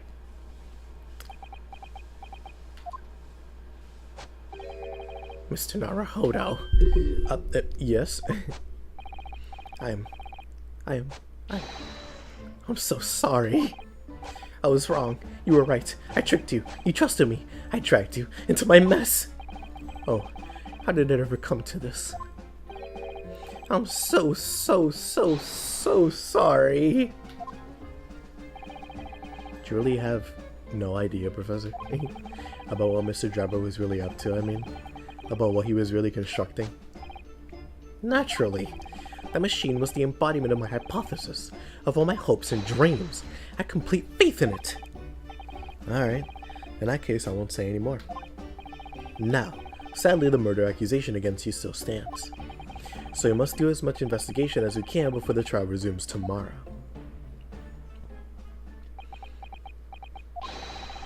Well, thank you for doing so much for me.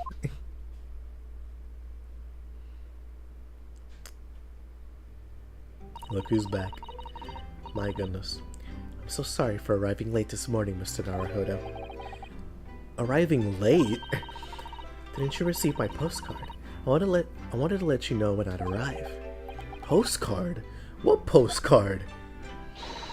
I hid it from you, Bruno. Say it would be a surprise. Well, did it work?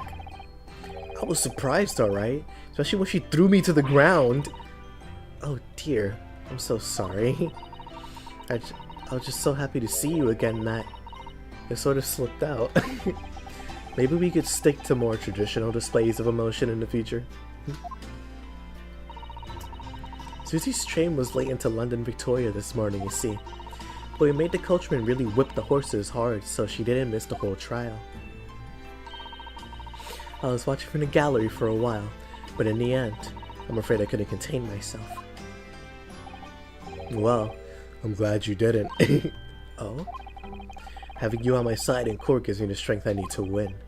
So, I'm delighted to see you back in London. Oh, you're too kind, Mr. Naruhodo. I'm delighted to be here. I hope I can continue to be of service to you. Of course. So, what's brought you back? Did Professor Mikotoba not protest? Let's save all that conversation for when we're back at home, shall we? You know, I made one of my most special blends ever for this special occasion. Oh, Iris, how wonderful.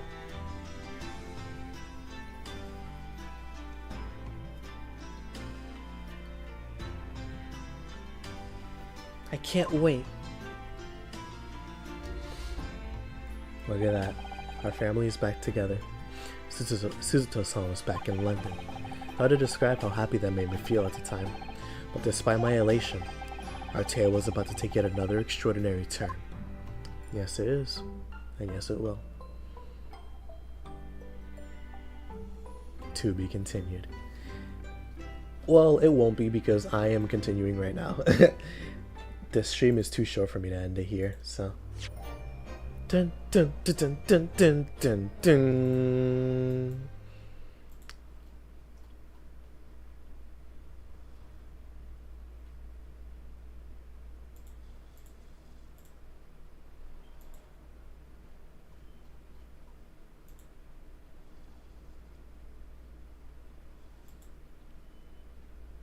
There you go. Save current progress. Dun dun dun dun dun dun dun dun dun dun. Alright, let's continue. Let's see how long this investigation section will go on for. I do plan on finishing it, or at the very least for as long as I can, if I don't have to leave at any point in time.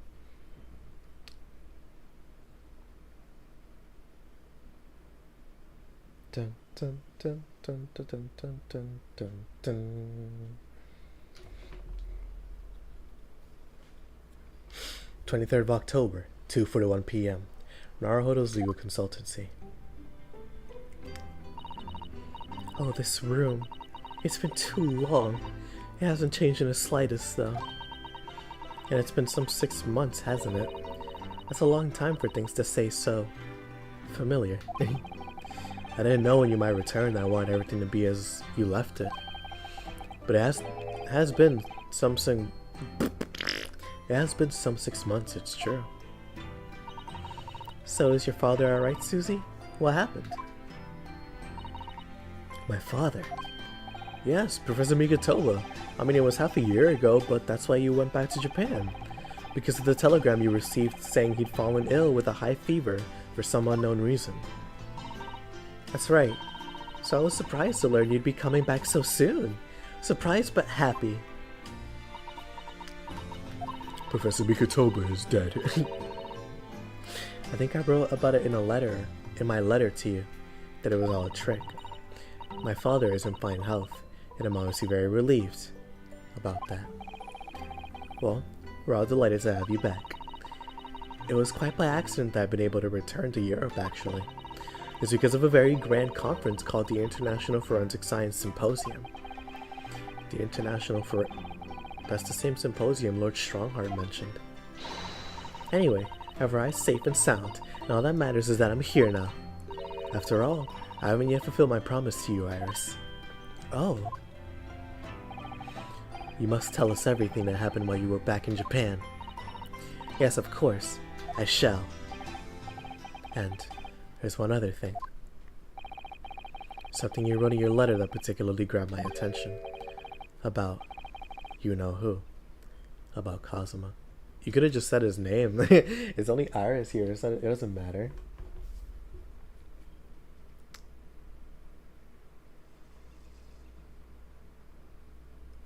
What the hell? Poor Isaac, is he getting touched?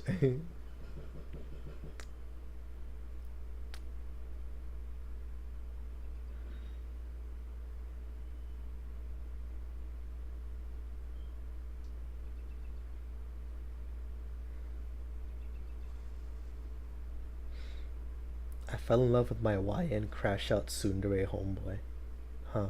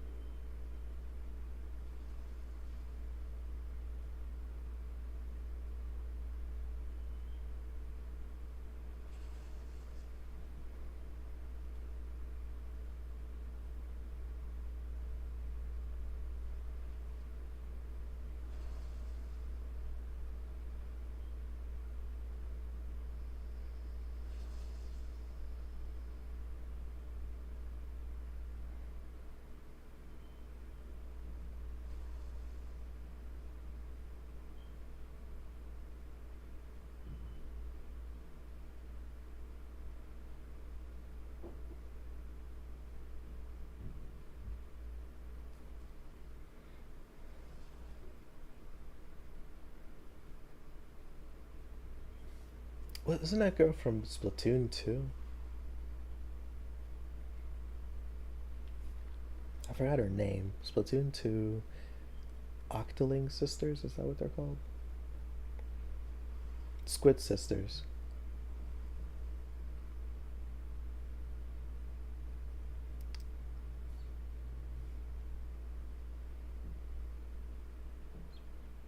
Yeah, what are they called?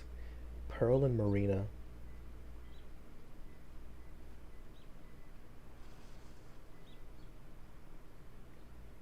Marina, yeah.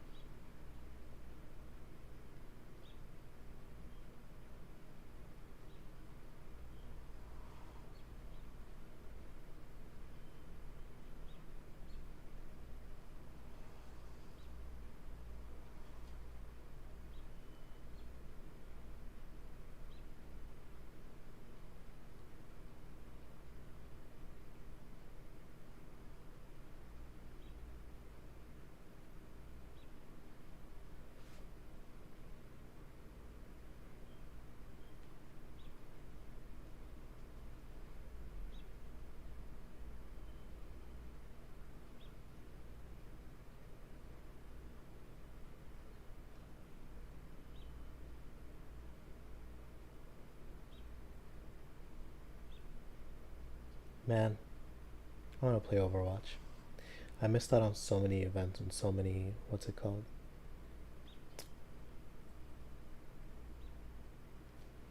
Yo, it's Westside Pootie.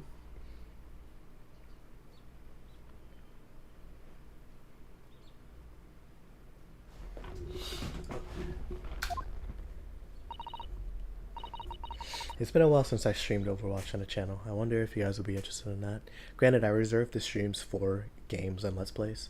Well, of course, games. No, duh. Overwatch is a game, but Let's Plays. I mean, but I don't know. Maybe I have to play Overwatch on my own time. I just finding the time for it, right? But that's besides the point. I know. I'll tell you all that I can. Hi, Suzuto.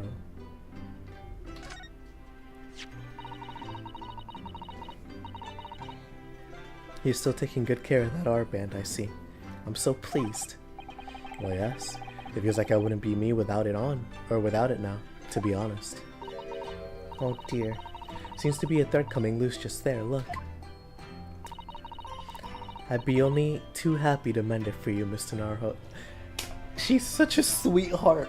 Oh my goodness, we love Suzuto here. We love her. This goofball. Oh, thank you.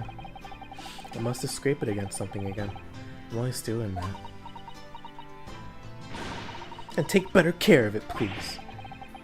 It was all going so well until I ruined it.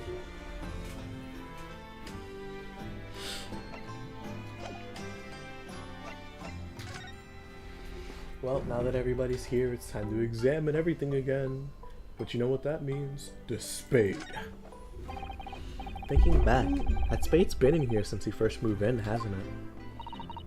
I'm sure I've told you before, Mr. Naruhodo. It's not a spade, it's a shovel. No, shovels are for digging. That's for scooping up loose material. It's a spade. No, spades are for digging. That's for scooping up loose material. It's a shovel. The Great Spade Shovel War rages on. Yeah. Oh my goodness, man, I love this game.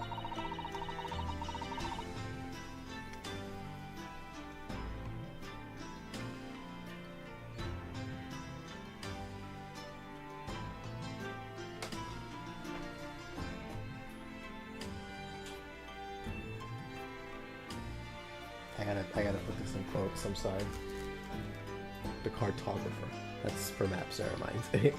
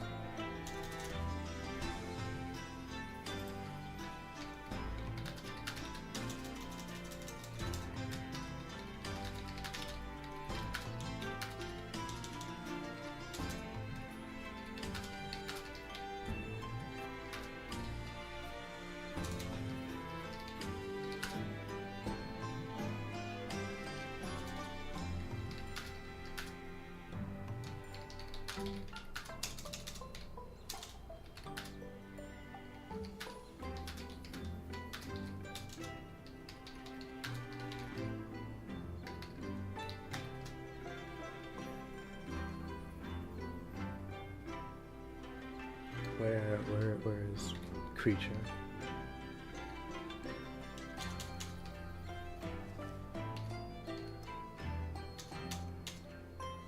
Ah, where? There you go. Dr. Chud. That's where they are.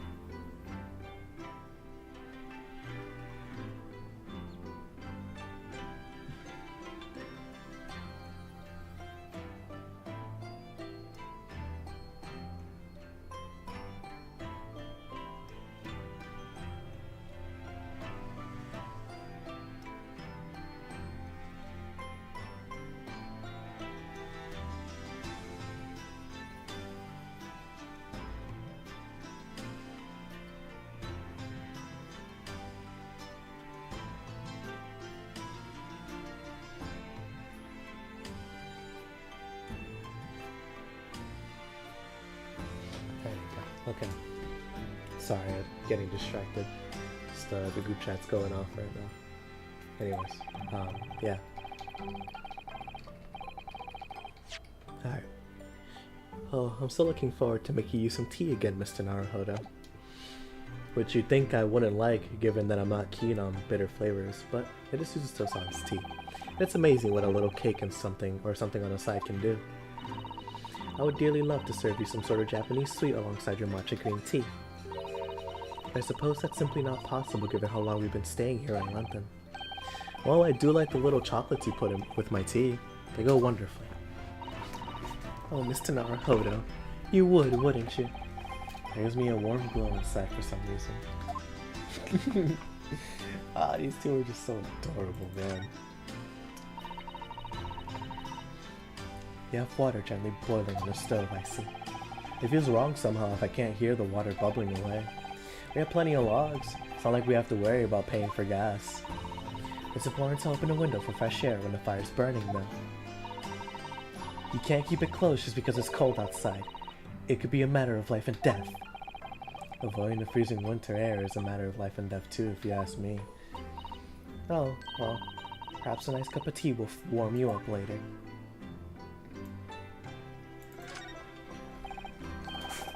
You see, I've been keeping my desk beautifully covered in papers as well. You really must tidy it all up, Mr. Naruhodo. No more excuses. Miss Suzuto, the way I see it, all these papers building up on my desk like this are a reminder of all my wonderfully diverse life. I like to leave them as they are so I never forget how lucky I am to have such varied life experiences. In that case, you should definitely have a thorough tidy.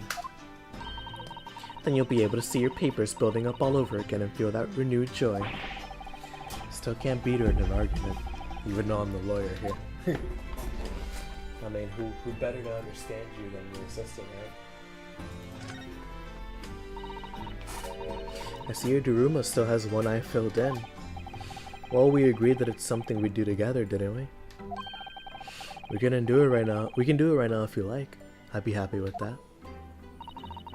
I rather like the anticipation, I think, Mr. Naruhodo.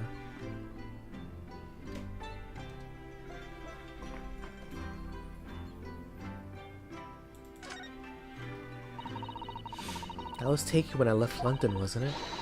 I have the same photograph on display in my room at home in Japan, you know. I wondered if we'd ever all be together again, to be honest. Oh, I know. So did I.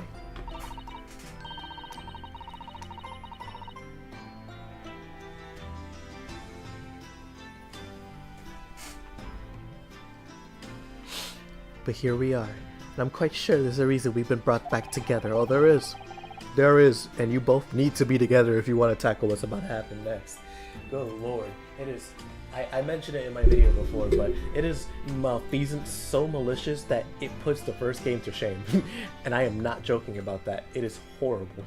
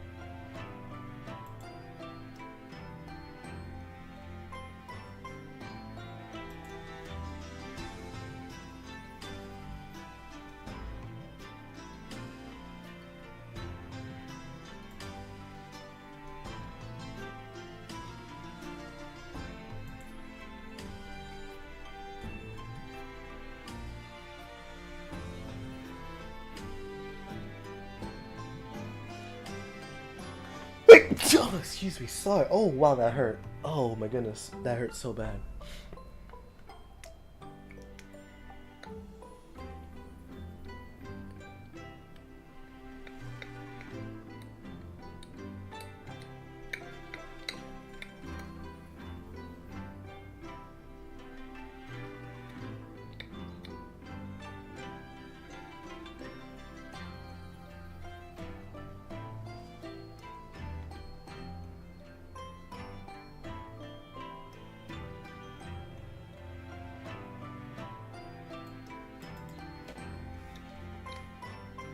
Oh, did I get a message or something?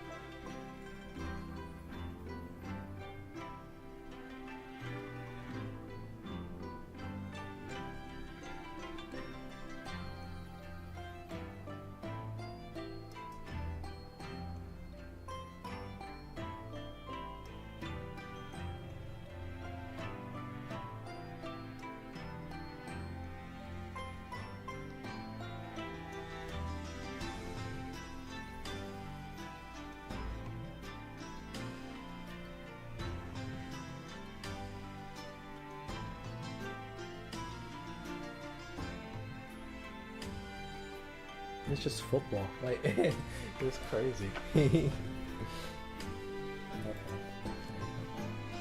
can't deny that having Suzuto-san back again Makes you feel as though fate has something big in store for us. It does! It will!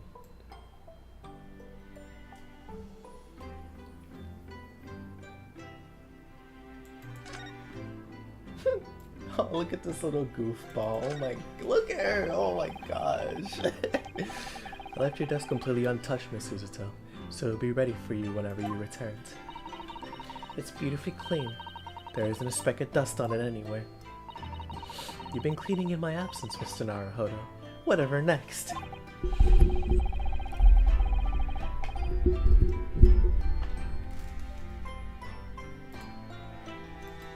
Professor Albert Hairbrain.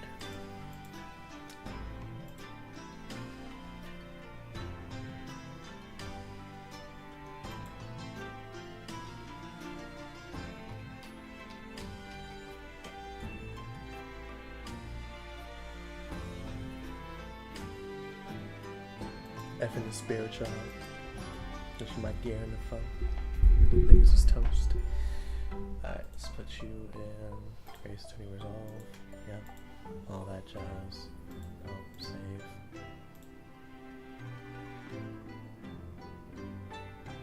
Okay. Well, I couldn't allow my great assistant's desk to sit there gathering dust, could I? It really is exactly as I was when I left. I'm so touched. But sadly, your desk is also exactly as it was, too. Well, that's how it should be after all.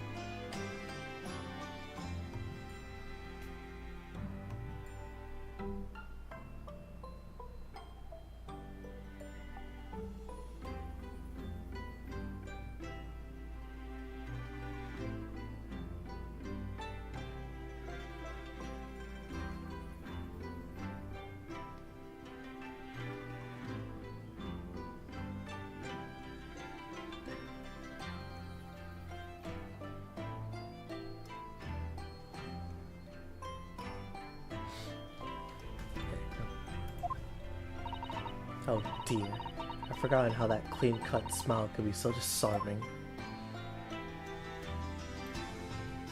Sorry, Iris, I'm gonna have to ask you to move.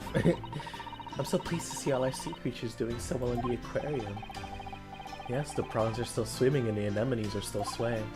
Obviously, I've been looking after them carefully. At first, I used to drool whenever I looked at those juicy prawns, but not anymore. They're like part of the family now.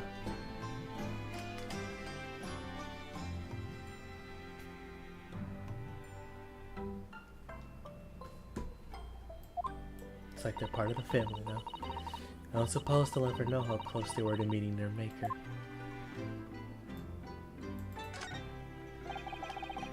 Your room through here, your room through there should be exactly as you left it. Still never been inside, never been invited. Of course not. Only Iris is allowed in my room. No doubt I'll be hearing you two giggling away in there again then. Alright Iris, what you got for me?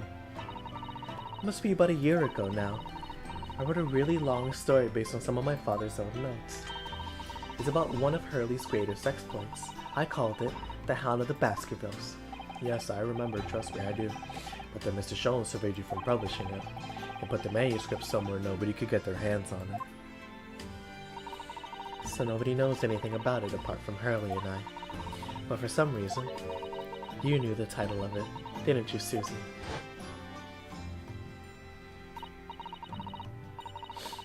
Oh, it sounds so exciting. The Hound of the Baskervilles. I should love to read it. And you wouldn't tell me how you'd come to know it. Just realized, yeah, she never did tell that.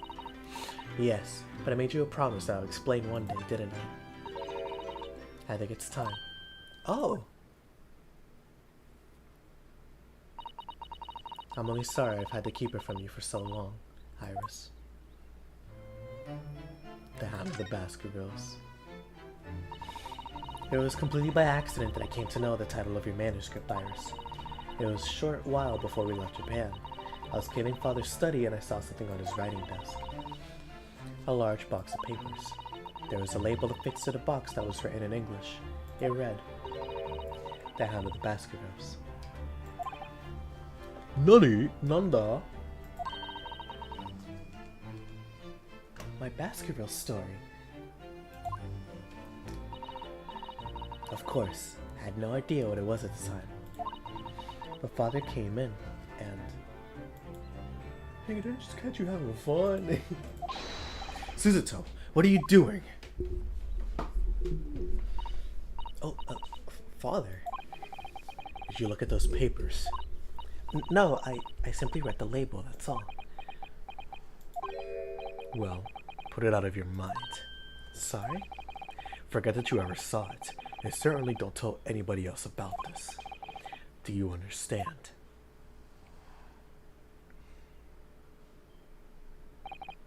But what was Iris's manuscript doing in Japan?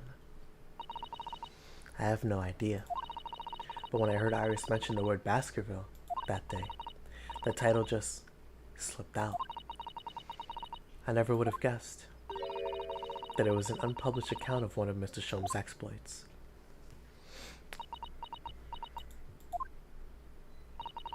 When I returned to Japan, I asked Father to explain.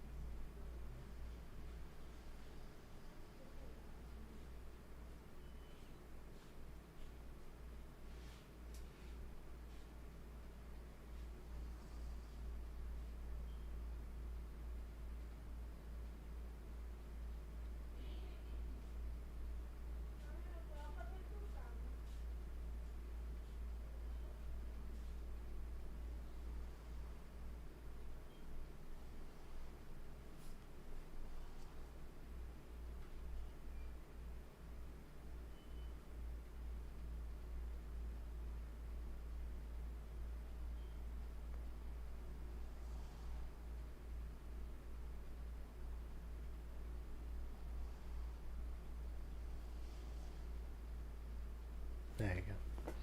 Okay. When I returned to Japan, I asked Father to explain, but he refused to answer any of my questions, and there was no sign of the big box in his office. Iris is stunned.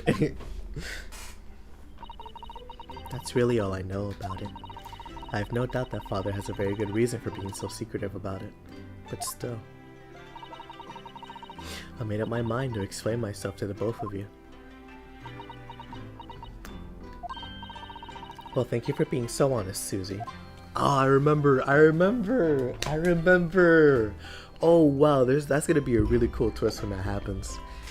I completely forgot about that. That's so cool. You guys are gonna be so hyped when that happens. You guys are gonna be so hyped. Oh, man. That's not now, though. That's later. When I first arrived back in Japan, I really thought I'd never be allowed to return to Britain.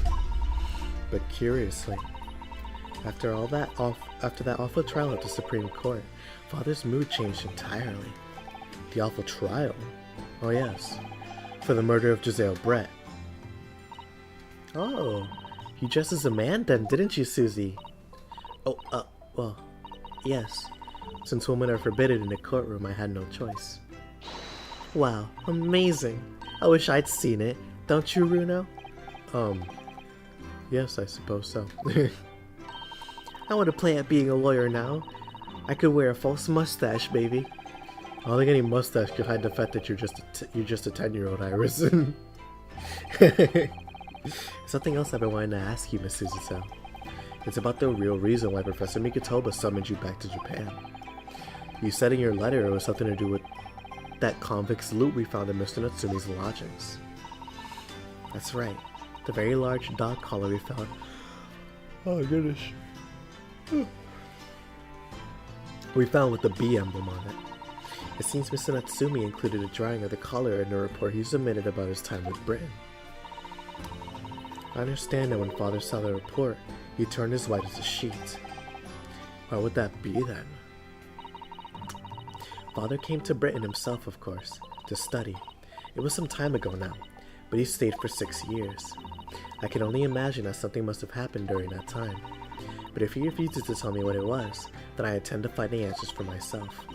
I decided that I, for one, won't keep any more secrets. Oh, Susie. It's a very meaningful look Suzuto-san's giving Iris there. Forensic Science Symposium.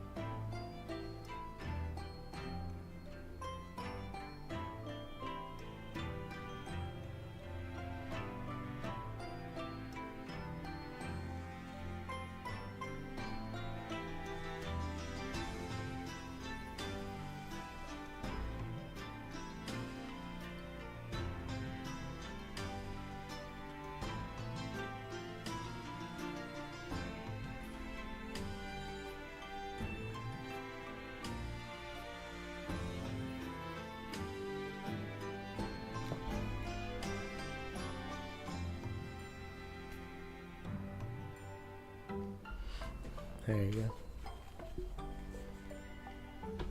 Alright. Lord Strongheart mentioned something about that symposium, too.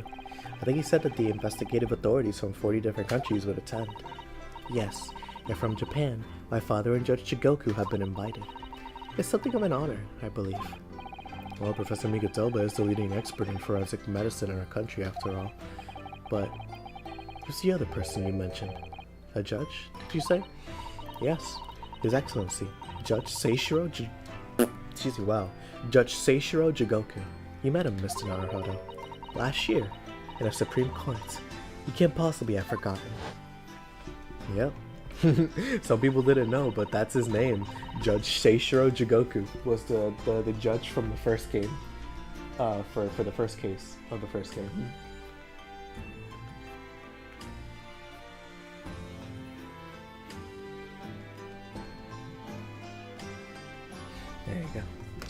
That terrible trial of yours when you were accused of murder. Ah, yes, I try to think of that as a positive turning point in my life these days. Judge Judge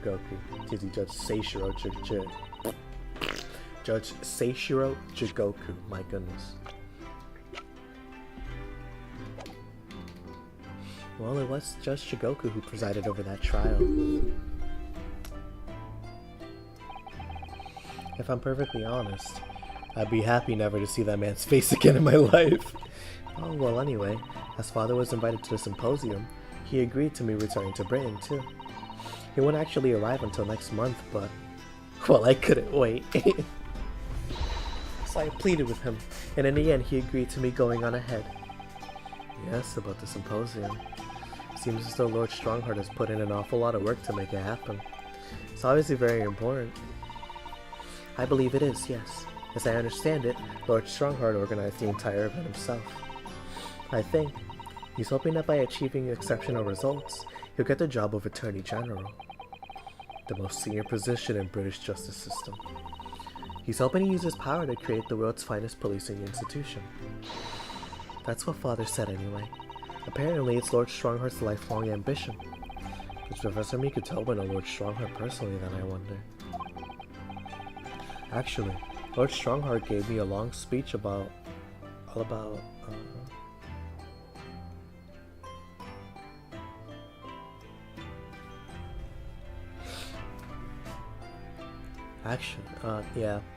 this very subject called me yesterday. But I still lost the will to live early on and didn't really listen to much of it. I'm trying for you. Giselle Brett. With a bow cousin. Oh my gosh, what happened to Virgil? Giselle Brett. The woman whose unforgivable actions ended in me being wrongly accused of a crime I didn't commit. The murder of Dr. John H. Wilson. Yes, Giselle Brett.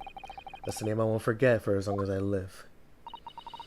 The extraordinary thing is, though, it seems it's a name we should all forget. Sorry. Since the incident, our government's intelligence services have been investigating Miss Brett. But it turns out that an Englishwoman by the name of Giselle Brett didn't actually exist. Didn't exist? But how can that be? It was a pseudonym. Her real name was Shin. Haha. So stupid. She wasn't a visiting student either. That was a front. A front? Who on earth was she then? Miss Shin. Her name is literally all our intelligence services have been able to ascertain about her. Nobody knows why or even how she came to be in Japan. It's a complete mystery, but that makes no sense. It's no easy task to be accepted as a foreign student anywhere. What could the woman have been up to? I'm afraid I don't really know. The only thing we can be sure of is that she had some business in our country that we don't yet understand. And now she's been killed, while all the questions surrounding her existence remain unanswered. I'm afraid so. A Shin. Who on earth was she? And why do I feel as though I've heard that name before somewhere?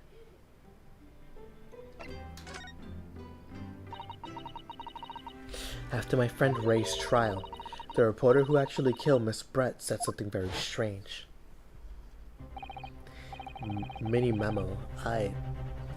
Goodness, I don't remember your voice. It's been too long. I think it's been like 2 months.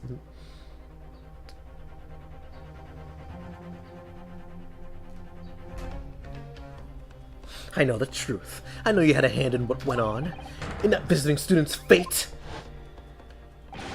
Nobody here in Japan knows anything about it.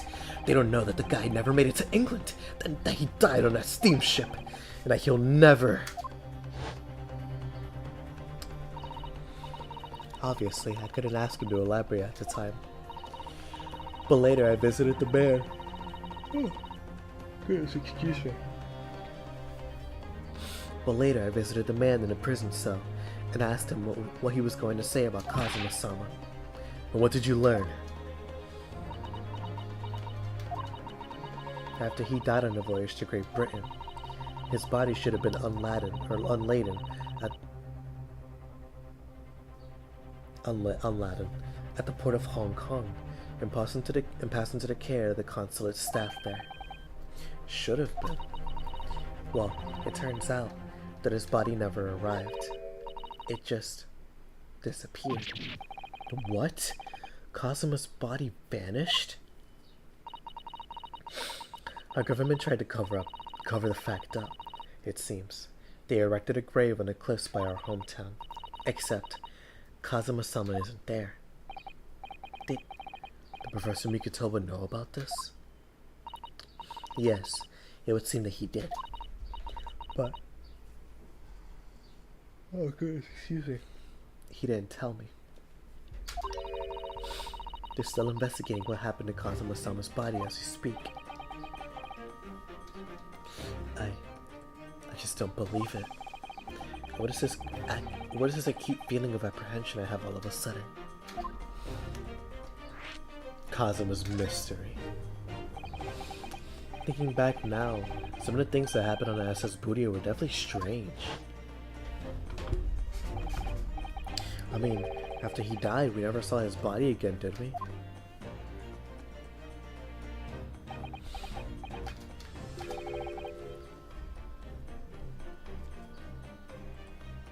Oh goodness, excuse me. Could it be? Could it be that he's actually still alive? Stop it, Mr. Naruhodo. He's too much bear. I'm sorry. I didn't mean to. Just thinking about the possibility pains me so very much. Cast your mind back for a moment, Mr. Naruhodo. When Kazuma-sama was discovered, Mr. Sholmes was there, wasn't he? And he definitely examined the body. I remember it clearly. Ah, you're right.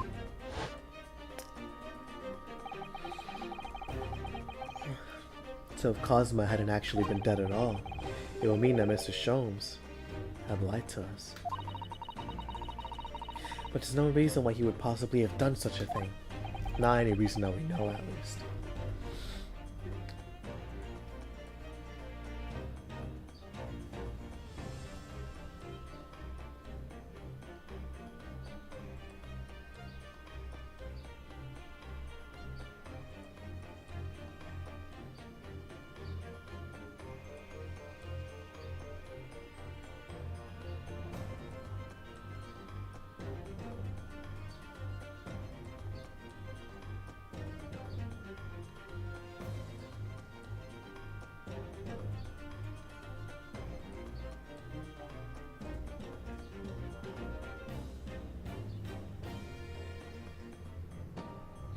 Man, I love She-Hulk.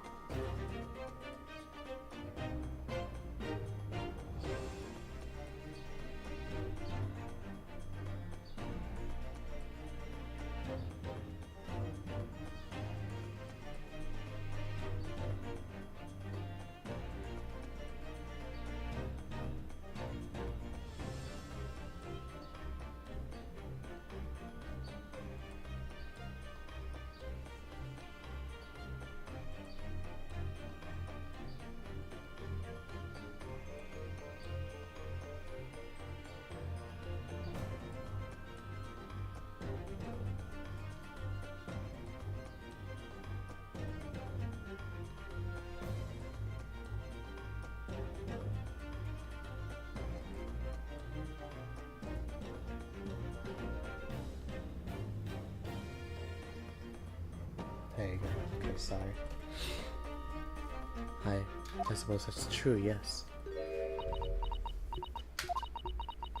The idea that he might still be alive somewhere, it wants to fill me with hope, but I can't let it, because if it turned out not to be true, then I'd be back at the bottom of that awful pit of despair again. I'm terrified of what that might do to me. Oh, Miss Suzuto. I know she's given the idea the thought it deserves. It's Suzuto-san we're talking about after all. So I probably shouldn't push it now.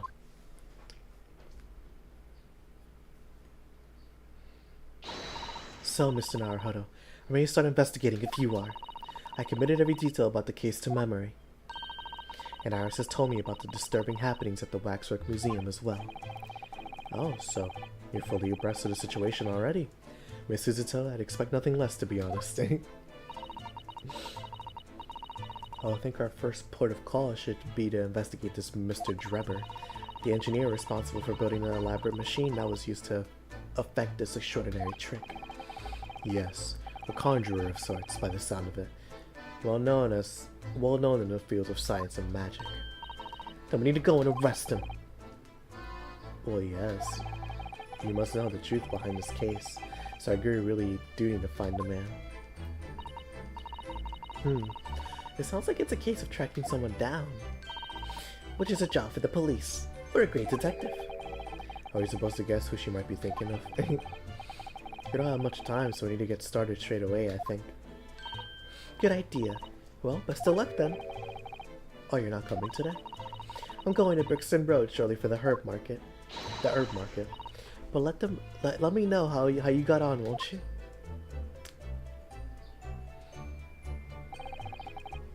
That was a little abrupt. The pull of the herb market must be strong.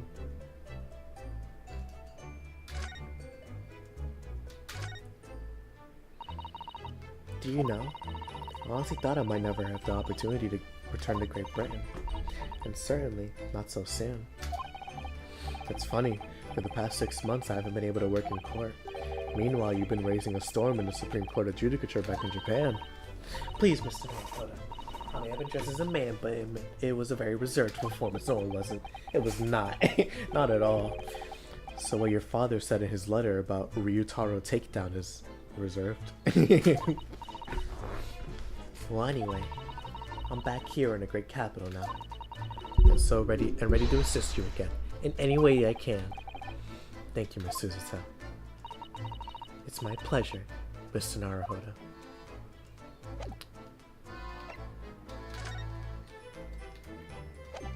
Well, that's that. Let's get a move on then. The prosecutor's office. Well, I mean, time to go experiment, man. Or not experiment, time to go search. Let's see.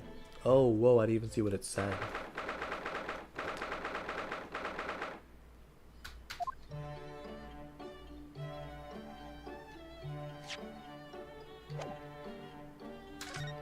There you go.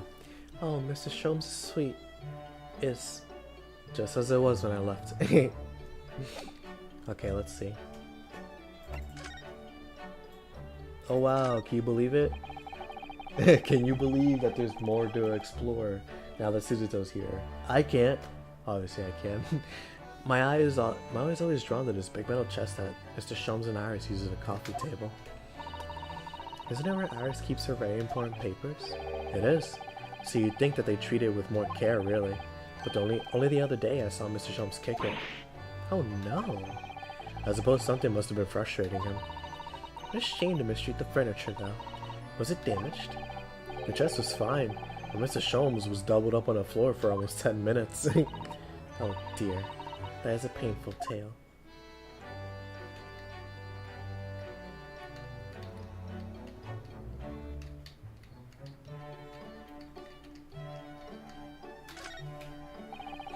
There's all sorts on these shelves. Chemistry apparatus, books, papers, and a lot of things I've never seen before. You have seen them by this point. There's no point in acting ignorant. It's all heaped up so high, I can't help feeling that the whole lot is going to topple at any moment. It looks as though it might topple, and yet it doesn't. The epitome of Mr. Sholmes' brilliance.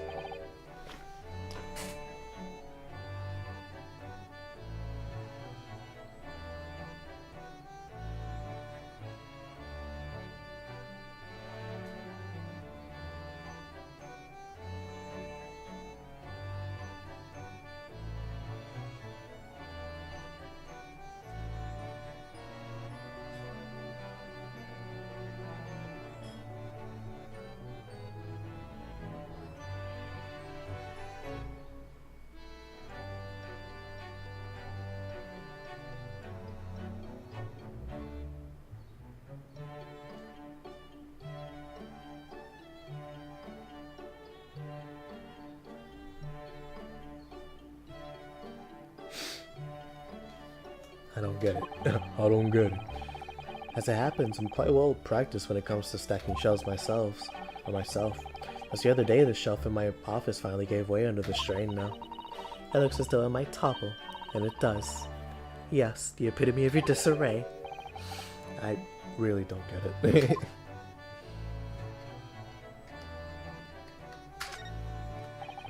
I do like this fireplace. It's one of the best things I've seen since we arrived in the country, in fact. Although, I do yearn for a Japanese kotatsu. Putting your legs under a warm, blanketed table is so comforting. Do be careful, Mr. Naruhodo. Don't mistakenly put your feet into the fire, will you? You'd suffer terrible burns, you know. I worry sometimes about how Suzuto-san sees me. I think that was the same as before.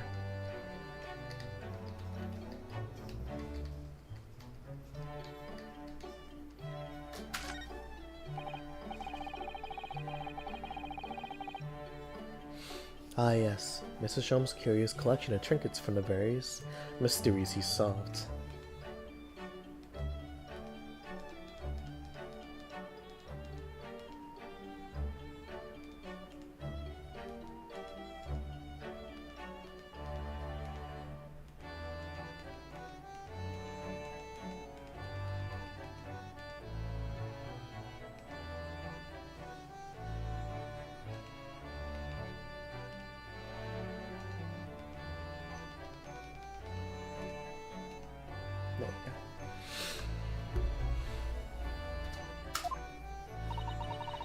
It's one of my favorite parts of this room, full of items with such exciting tales to tell.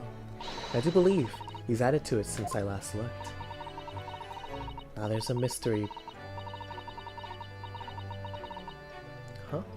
Now there's a mystery princess, a mystery little box, a mysterious horseshoe, a mysterious biscuit. And the last one might just be one of Iris's unfinished snacks.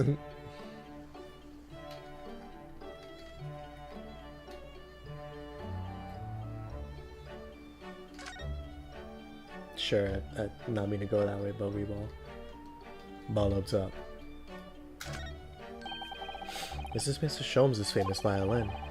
The one he found being sold for a song at a pawnbrokery. What was it called again? Shoddy something? Oh yes, this wonderful instrument features in the Adventures of Sherlock Sholmes. It's a world famous Stradivarius. What? Stradivarius, Mr. Naruhodo. Are you even trying now? We'll come back to this another time, I think. Yeah, it's mostly all the same, but that was error to check.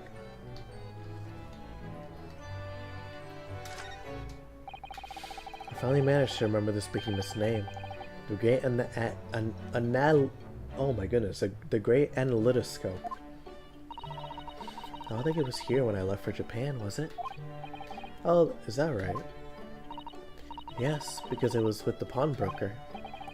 Oh, of course. Oh, that's giving me a wonderful idea. I could pawn everything that's on your desk. That office will be tidy at last. Don't even joke, lad, Miss Suzuto. You are joking, aren't you?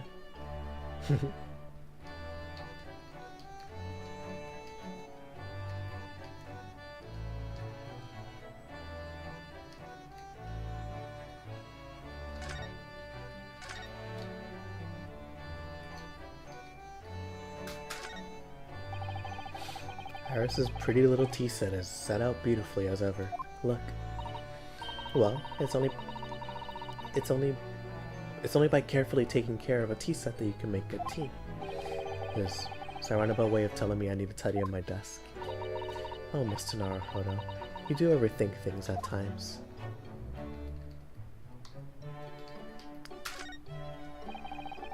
This blackboard is where Iris scribbles down her latest ideas, isn't it?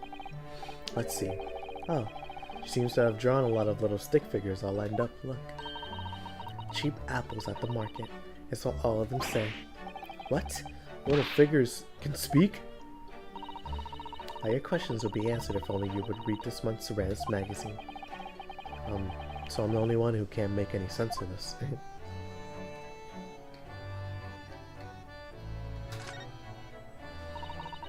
That's Iris's wonderful collection of medicines, potions, and chemicals. Just look at all the little bottles she squeezed onto the shelves. Yes, and Our charming little ribbons tied around the bottles, too. But the labels aren't quite so charming, are they? This one here reads deadly poison. Oh, I've been so excited about the idea of helping Iris with her experiments, you know. Just try to avoid any bottles labeled deadly poison or highly explosive.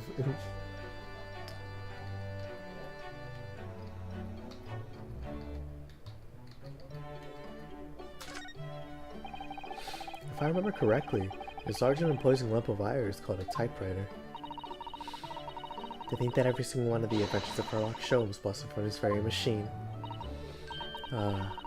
It's such a dreamy thought. I actually had to go on it the other day. The metal bars that move when you hit the keys got all tangled up somehow, and that made Iris angry. Mr. Naruhodo. You're ruining my dreamy thoughts. Please don't do that again. Oh. Mr. Tsuruto-san angry as well.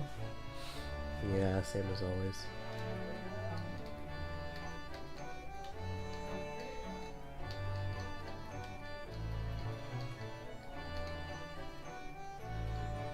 Alright, that's everything.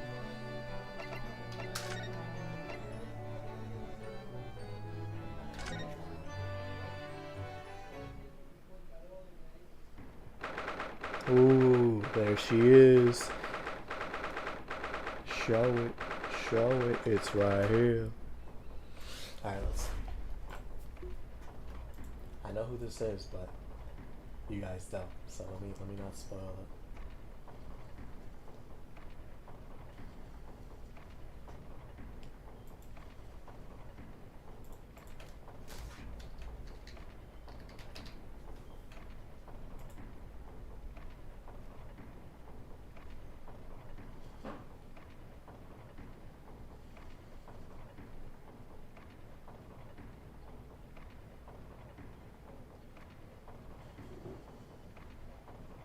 I guess it doesn't. That's weird. Surprised it would have shown her height. She is very tall. Very, very tall. But she's matching height with old dude here, I forgot his name, Strongheart. But she's very tall. 24th of October, British Supreme Court, Lord Chief Justice's office. Oh, who's that standing beside Lord Strongheart? I wonder. Never seen her before.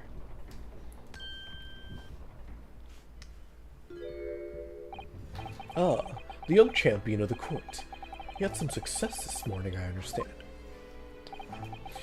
And you've thrown the entire government into disarray as a result. Oh, you mean because of Professor Harebrain's experiment, don't you? A sham science being demonstrated at London's great exhibition. The country's been made to look foolish, and now politicians are scrambling to respond. Lord Van Zieks is in Whitehall as we speak, giving an emergency briefing. Oh dear, I didn't mean to cause trouble. Again. None of this is your responsibility. The government is entirely to blame for having been taken in.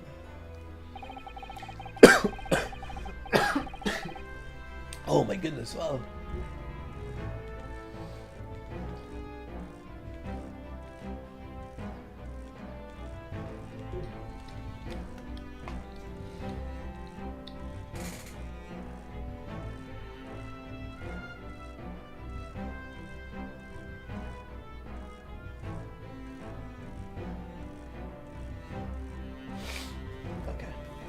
The special dispensation that prevents investigation at the scene will be annulled later today. Once that happens, my forensic investigation team will move in and deal with that scrap metal in no time. It's scrap metal now, is it?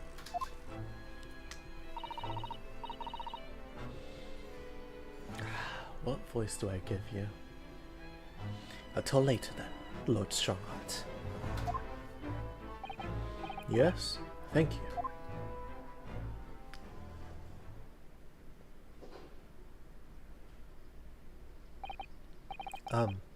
Who was that?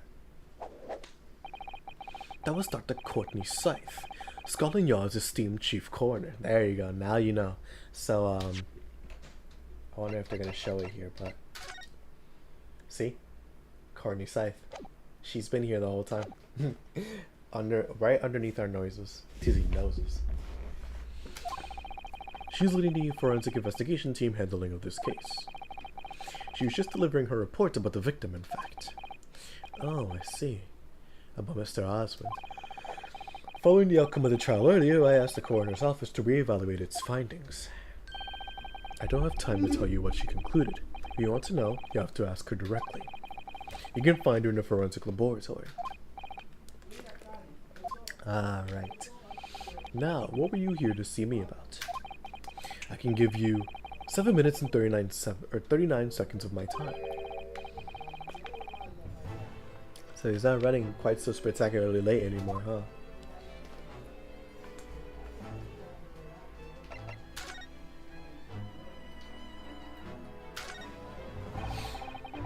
Those very European suits of armor are still glaring at each other across the carpet, I see. In a way, they feel like guardians of the Lord Chief Justice's office. I suppose. They're rather like the lion dogs that guard shrines in Japan, aren't they? Aren't they a bit too human to be called lion dogs? Did you know that it's a dream of mine to keep 2 cats one day? I feel as though we've gone off a bit of a tangent, don't you? Or don't you? You could read all these books even if you were reincarnated 6 times over as a bookworm. Can Lord Strongheart really have read all of these? Thinking about it.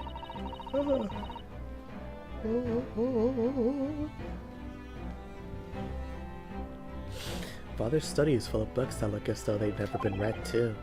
Oh really? Peddlers of books are forever pushing their wares on him, you see. And I think he's just too kind-hearted to refuse them. There's a phrase for that in Britain.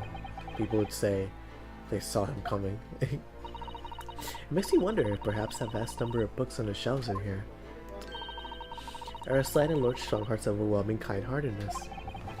I'm not sure you could afford to have a kind heart if you had to keep Lord Van Zieks in line, could you? Pray forgive the discourtesy.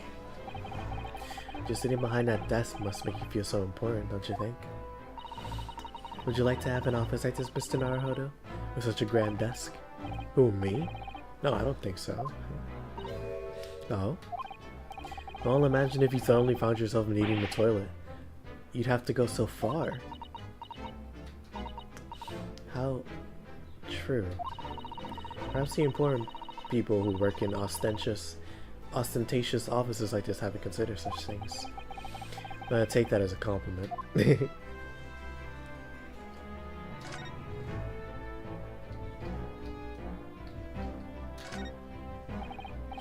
As ever, the enormous clock is diligently maintaining its rhythmical tick-tock today.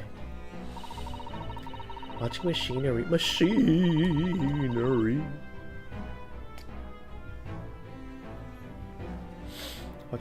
at work can be quite mesmerizing, can't it? Ironically, you can completely forget the time.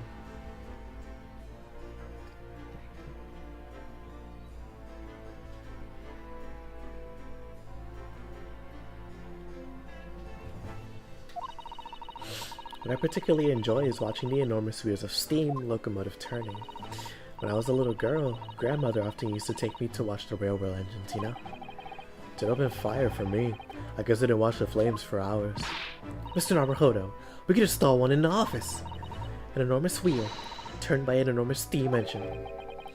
Perhaps we could start with a simple fireplace.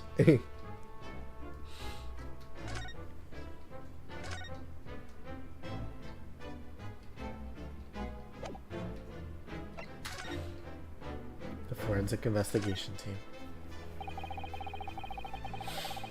What exactly is the forensic investigation team that you mentioned before? The British Empire's police force must become the most exemplary in the world. For that to happen, it's imperative that we embrace forensic science and everything it has to offer. I first created the forensic investigation team a year ago now, unofficially of course, to pave the way. Goodness, a year ago? At next month's symposium, I intend to present the results of their work to the world. Once I do that, the House of Lords will be powerless to oppose the creation of a full-scale forensics division. And once that happens, the position of Attorney General will be mine. Our criminals will suffer dearly. What do you mean by that? For too long, these scoundrels have made a mockery of our legal system with false evidence and bribes.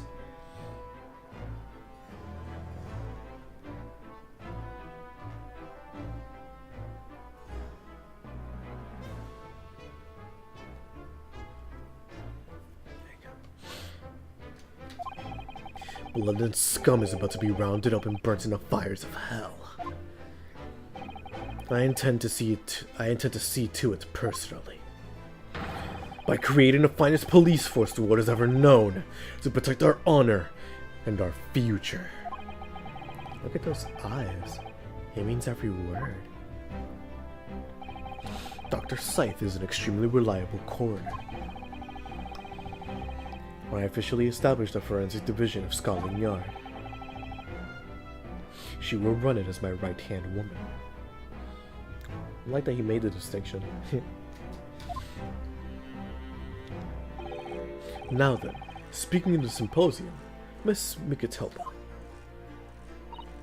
Oh, yes, my lord?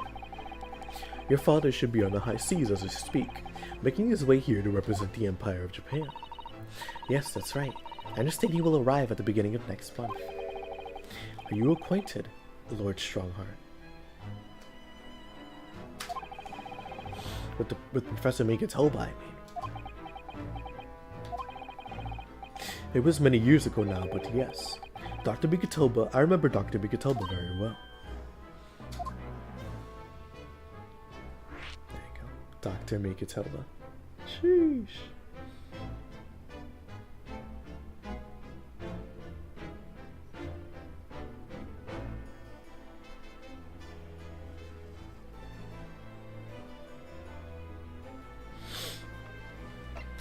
Lord Van Zeeks.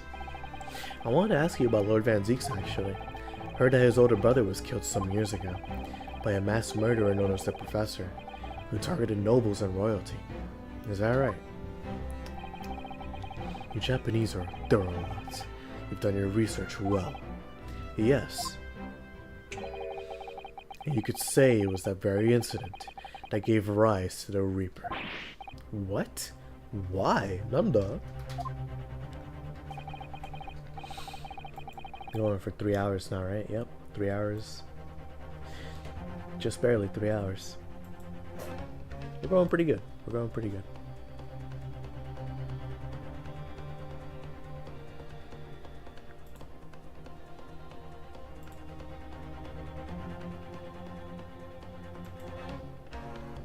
When his brother, Clint Van Zeeks, was murdered, it was just after young Barack had graduated from the University of London and become a prosecutor, when obvious criminals who managed to evade conviction in court started disappearing.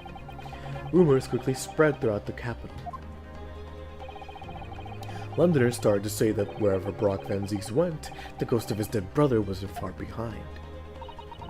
Oh my word. So, Lord Van Zeeks isn't the Reaper, it's the ghost of his brother. Ever since that time, he became a very aloof figure in London's legal circles.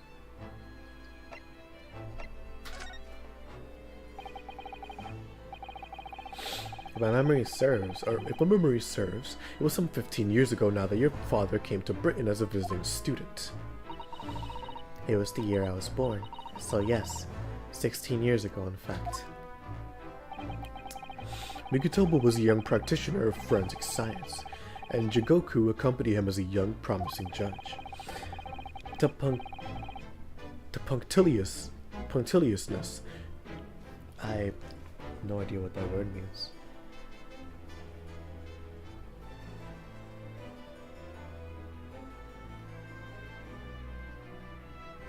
Punctilious. Someone who is extremely careful, meticulous, and precise in their behavior, manners, or in following rules and protocols. Oh goodness, that hurts. The punctiliousness and politeness of the Japanese at the time impressed us greatly. Not that I wish to imply impoliteness or carelessness on your part in any way. I didn't think that you were. Dr. Mikitoba studied forensics at one of London's large hospitals. Well, I almost just threw up. Excuse me, sorry. Wow, that was nasty.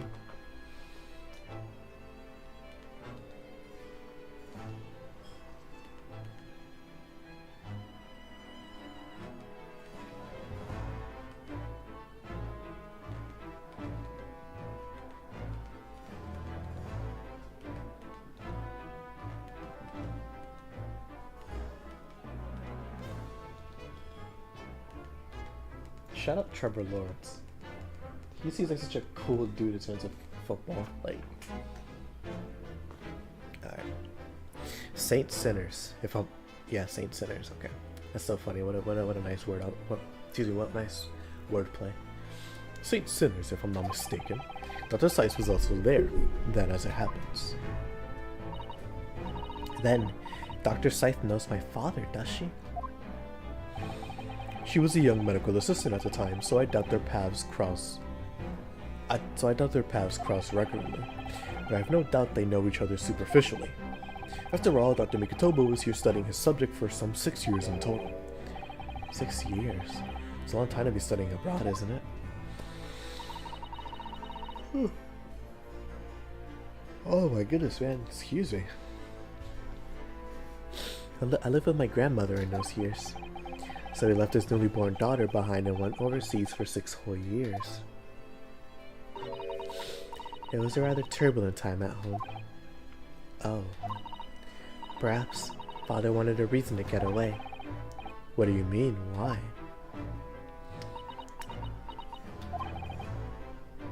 Well, clearly something was going on at the time.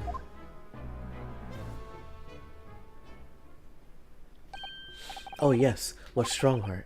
Go ahead. It's about Professor Harebrain's experimental machine. We'd like your permission to examine the remains if possible.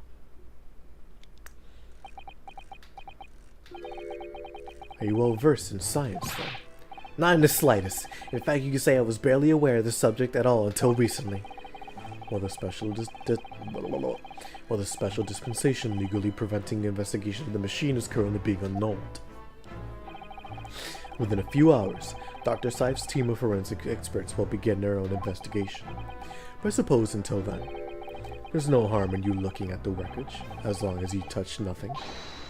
Thank you. Being able to look at it is better than nothing. And I'll be able to see it too.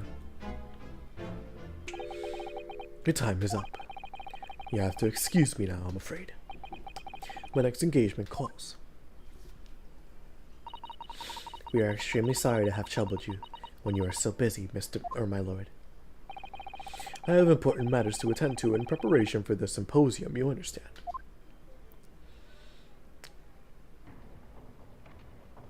And that's that. So far, we have gone through 3 of them. 3 of them things! 1, 2, 3. Prison. Forensics Laboratory. Lord Chief Justice's office. I always feel so nervous here. Should love to ask if I could borrow some books, but I just can't. Oh, our lovely little office. What wonderful memories I have from this place. Do you know? I don't believe we visited this place from time. That's the same as always. Mr. Naruto, I found the science. I found the equations. Yeah, sure, man. Whatever. Whatever you say, big dog.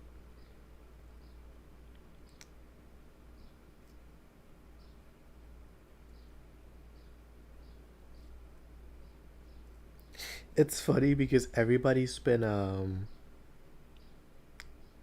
what's the word? Everybody's been talking about Stranger Than Heaven. You know, whether because you're a Yakuza fan or because, you know, you like Otto or Snoop Dogg. But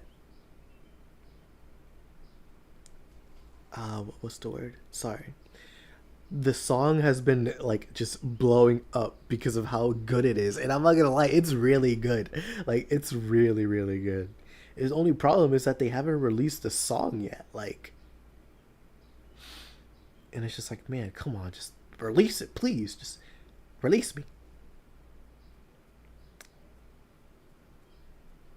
I can't wait though. I've been really excited for this game to come out because, like, It gives me Judgment vibes, where it's just such a departure from what Yakuza is, and I love that. It's so cool. Because I'll be honest. Ever since I got into the series, I'm not like a super fan, but like I definitely have interest in it. Every game that I've liked is either Yakuza 0, Yakuza 7, or the Judgment games. I like the ones that are departures from the series. It's not to say that the other ones are bad, it's just more in the sense of like that's what I prefer. Anyways, 23rd of October, local prison, cell 11. What's he doing? He's... Oh my! The whole wall of the cell is covered in mathematical equations. And he's still writing more now. Professor, sorry to interrupt. Oh, Mr. Naruto. And who is this young lady? My name is Suzuto Mikatelba. I'm Mr. Naruhodo's judicial assistant. It's a pleasure to meet you, Professor. Oh, if only. If only I met a refined young woman like you sooner. None of this would have happened. No, that's not logical. That makes no sense at all. Oh dear, I'm sorry if my presence here upsets you. I owe you an apology too, Professor.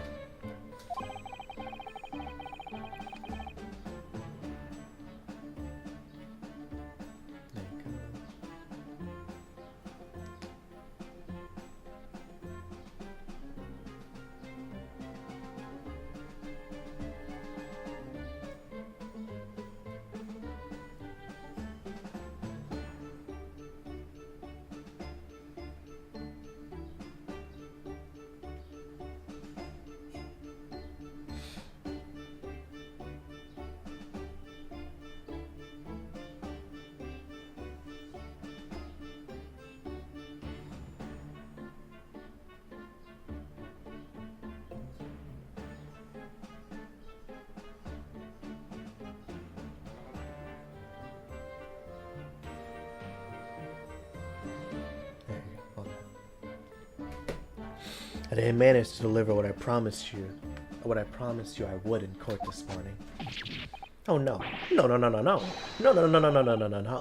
The whole thing. The whole thing. The whole miserable affair.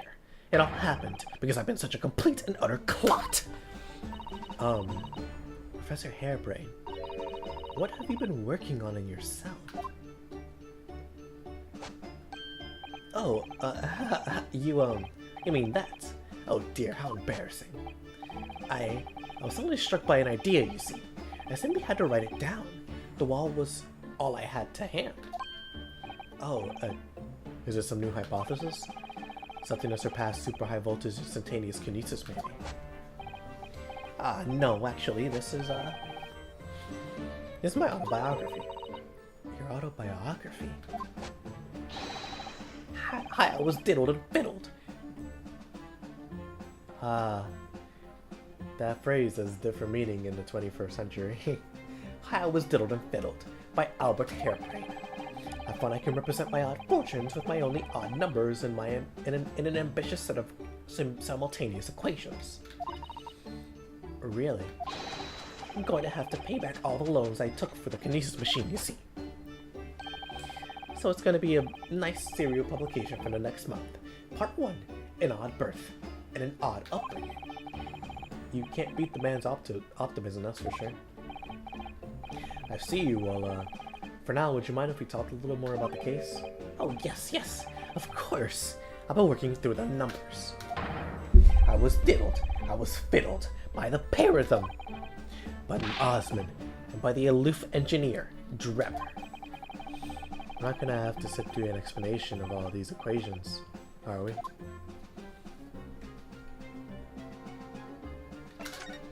Alright, this morning's trial. Everything I believed in has been turned on its head. My research, Mr. Osman, the kinesis machine, my hypothesis even. I'm sorry it's come to this. There was really no other way. No, it's not your fault. I wanted to protect my work, but in the end, there was nothing worth protecting. It was never my intention to deceive anyone. I didn't want to trick the people. No, of course you didn't. But in court this morning, I realized something. Oh? If you've done something wrong without knowing it, you've still done something wrong. Logically, it makes no difference if you're aware of it or not. Ignorance is a poor excuse. The blame still lies with me. Oh, Professor. He believed in me this morning, you know. Brock did. He believed in my hypothesis. Well, I think that was just a necessary factor in the prosecution establishing its case. No. Brock wouldn't do something like that. I'm sure. He genuinely believed it. Did he? I think I understand now. Why it was that he decided to take on the prosecution in my trial, I mean. Van Dyke's motivation. After the terrible accident happened, nobody would believe in my hypothesis anymore. Not the police, not the prosecution service, not any lawyers even. I feel like I dealt some kind of finishing blow there. So if any other prosecutor had taken the case, if it was anyone other than Brock, I'm sure the prosecution would have declared my hypothesis a complete and utter nonsense. And in that case, you would have been declared a fraud yourself, Professor. Exactly. Which would have been a fate worse than death for me. But Brock insisted that I was a proper man of science from start to finish. You think that was why he... I know him very well indeed. He's an extremely kind-hearted soul. He can be. He's very racist, but he can be. But that extremely kind-hearted soul spent all morning trying to paint you as a murderer, didn't he? Well, admittedly, that part of the analysis appears to have some flaws in it. What about the whole Reaper side of things? How does that fit in with the kind-hearted soul idea? Mr. Osmond. Dude, do you think you set out to trick me from the very start? I'm sorry to say, but it does seem likely, yes. When I first met him, he introduced himself as a wealthy financer. He looked over the paper I'd written and said my work would benefit all of humanity and must be pursued. He was so enthused. He was so empathetic. But in reality, he was the mastermind of some vast criminal network, it seems. WWE Network. I still can't believe it. As the machine was essentially a set decoration for some stage magic. It probably didn't require a large amount of investment, actually. But the scale of it, it wasn't just some small trick. It was very elaborate feat of deception. A feat of deception, sorry.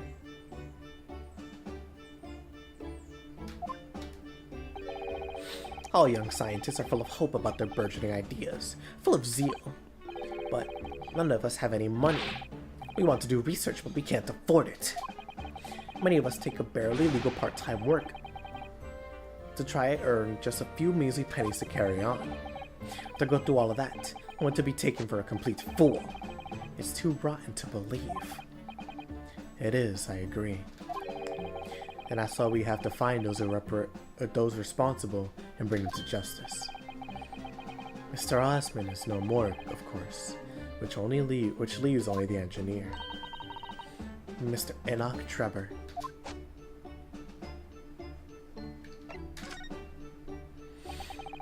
Is he an engineer, or a magician, or a swindler? It was about a year ago when Mr. Osmond first brought Trevor to meet me at my laboratory. Since then, I met him many times to discuss details about the kinesis machine. But at no point did you have any inkling that he was just an illusionist. Oh, he definitely wasn't just an illusionist.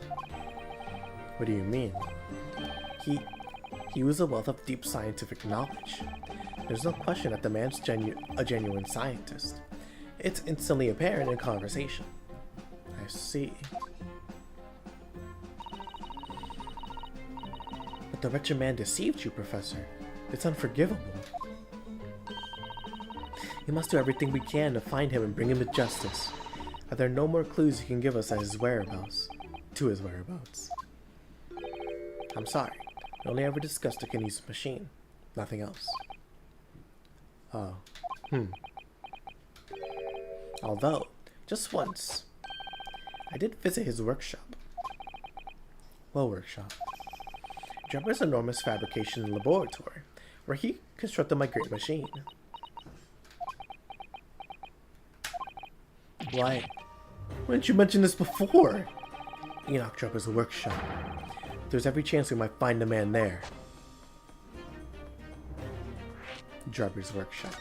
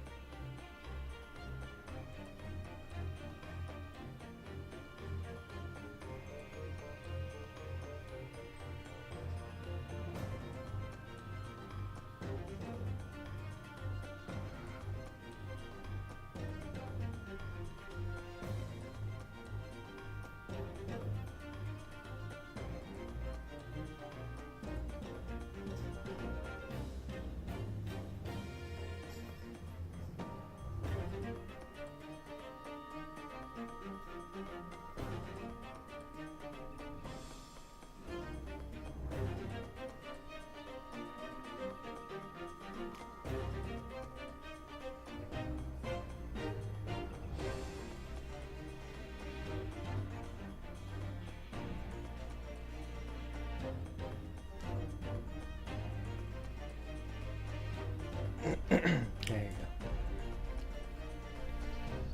Oh my goodness. Alright. So you've been to Jubber's place of work then? Yes, just once, you understand. It was an enormous place. Plenty of room to construct a kinesis machine, you see. Where can you find it? We have to go there at once. There's a good chance that we'll find Jubber there. Well, yes, definitely. I'm sure. As in, I'm sure you're not going to want to hear this. But I have absolutely no idea where the workshop is at all. I'm so sorry. I was more than half expecting that. You see, I was blindfolded in the carriage the entire way there. He blindfolded you? He wasn't taking any chances then. The place was incredible, a pinnacle of modern engineering. Even the oil he used was the very best, a special French machine oil that's impossible to obtain in Britain. Ah, the indescribable scent of the imported oil. Perfumers across the world should forget their secret formulae and use that instead. What do you think, Miss Suzuto? The machine for your next birthday? I never had used any kind of perfume, Mr. Naruhodo. And I'm not sure I'd like to start with that. Wow, that's surprising. That's really surprising, actually. That's funny. The machine. I don't suppose you know even part of the workshop's address, Professor. You have a business card from Mr. Jubber, for example. The man was clearly very cautious, Miss Suzuto. I'm sure he would never have. Aha! Yes, I do. He gave me his business card once. It's right here. Look. Why would you have that on person?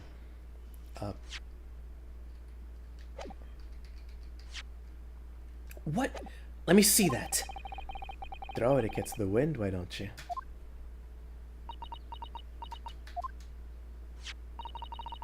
Enoch Jubber, engineer. I'm afraid that's all it says. There's no address. No. Oh well, can't say I'm surprised. Still, this could be useful. Jubber's card has been entered into the court record. Oh, whoa, whoa, whoa.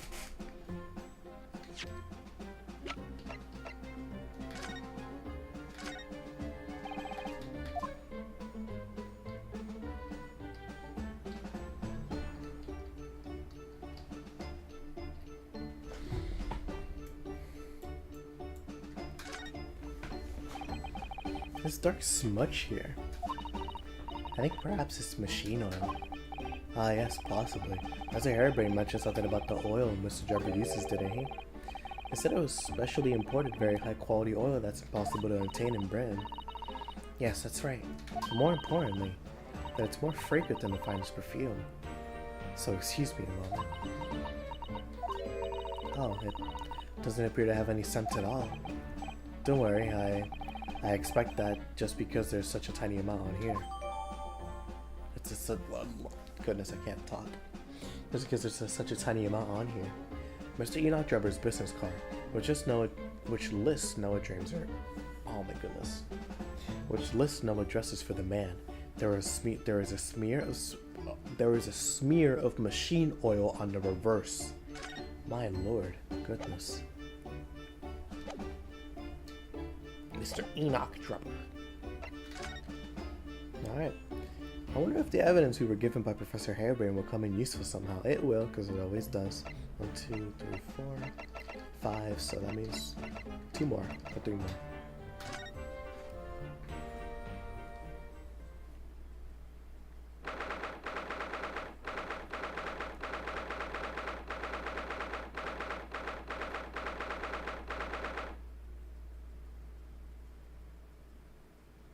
Thursday, finally, let's go. When is Thursday? It is the 14th. Basically less than a week. Fire. 23rd of October, the Great Exhibition Grounds, foot of the Crystal Tower.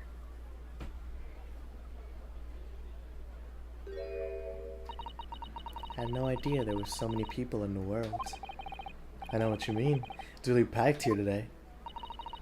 It feels as though it has taken us 2 hours just to make our way through the crowds to this point. Has it? I shut my brain down so I didn't really notice, to be honest.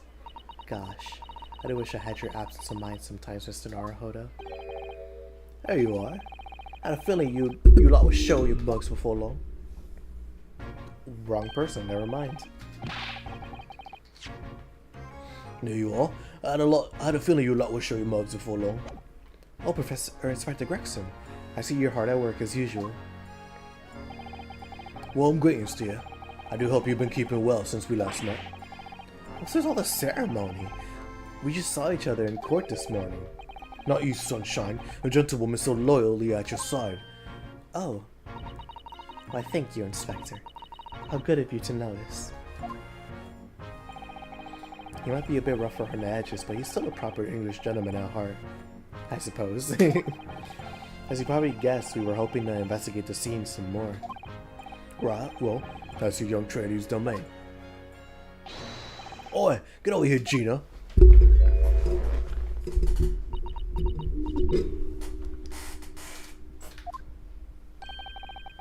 She seems to be busy playing with a puppy, probably giving it a traditional East End training. Gina? She's a police officer now? Amazing, isn't it? She's a good kid, actually. Heart's in the right place, anyway. She's got the detection bug, if you ask me. Yep. I think she'll follow in my footsteps nicely. What do you mean? I'm being transferred. It's time for me to say toodaloo to London. Oh no, really? That's a bit sudden, isn't it? I had no idea. Where are you going to be posted then? We'll come to see how you're getting along. Not likely. We welcome a try. If you don't mind a trip to France, that is. To France? I'll be working in the Paris Police Prefecture. Should be right up my alley. But France? It's an entirely different country. I don't understand. Why would you be sent there? That's the way the adult world works, Sunshine. I don't go poking your nose in where it's not wanted.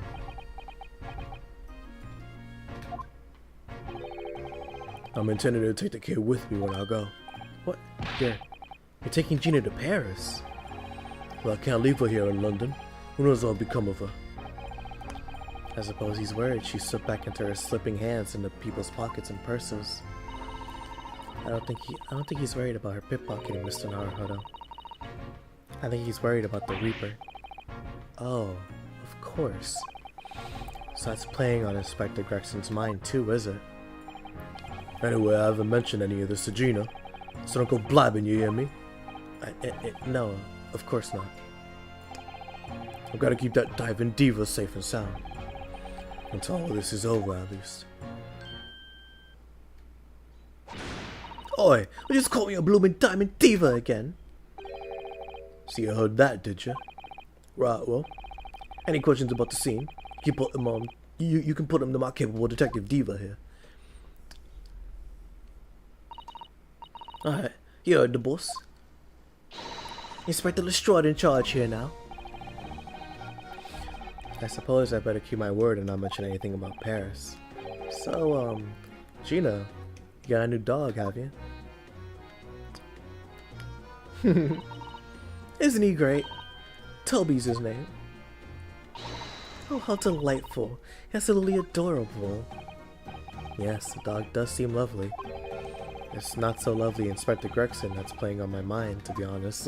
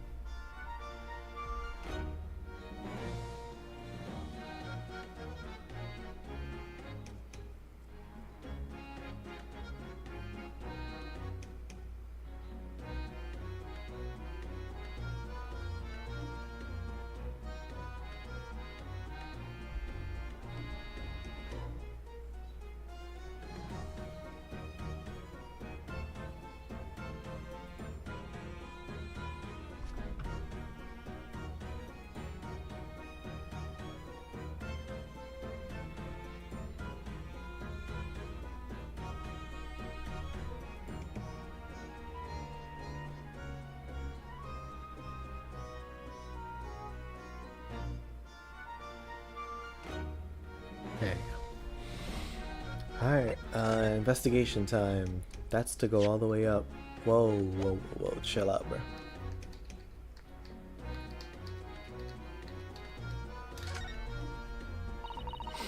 Here's the scorching on the ground that you mentioned. Yes, and there's what's left of the green balloon's envelope. All clear evidence of the balloon that exploded on the day of the incident. Poor Professor Hairbrain. I do feel sorry for him that his dreams have been shattered like this. Someone well and truly burst his bubble, as it were.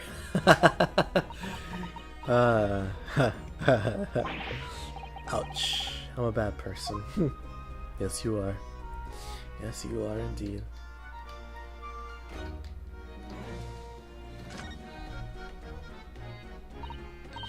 Ah, the Crystal Tower. I can't believe I'm seeing it at such close proximity with my own eyes. You've really been looking forward to the great exhibition, haven't you, Miss Suzuto? Oh yes, when I found out that I had to return to Japan, I'm afraid I cursed my luck. But here you are, back in London, gazing up at the magnificent tower. I know. Perhaps I was wrong to curse my luck so harshly.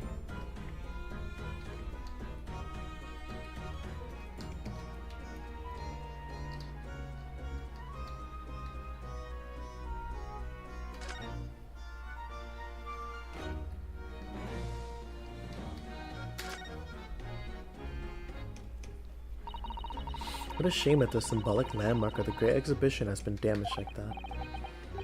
Oh, whoa, wrong person. Yeah, what a shame that the symbolic landmark of the Great Exhibition has been damaged like that. Yes, unfortunately, the birdcage crashed in the most prominent position possible. It's the gods giving us a warning, if you ask me. Man must travel at his own steam, and not cut corners for instantaneous kinesis. But imagine what might have happened if the birdcage landed in a slightly different location.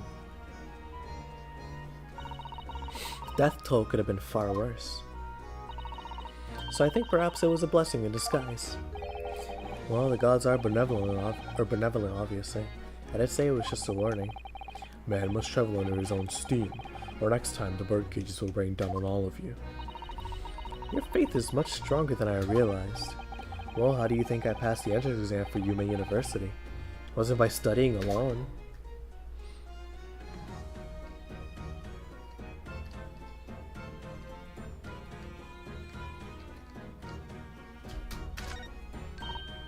Oh look, a flying balloon. Never seen one in the flesh before. Can't understand how they fly. And so high up as well.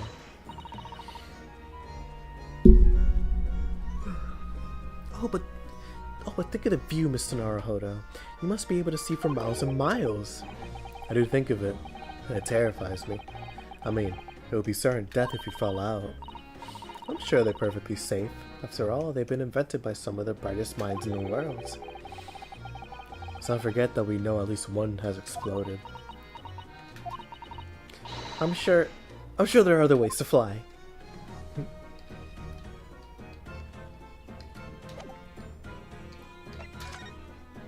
Alright, Gina.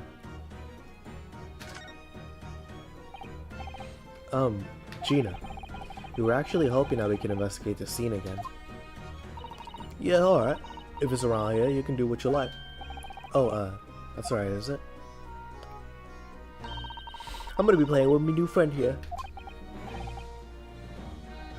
Oh, here. Ah, yes, Toby.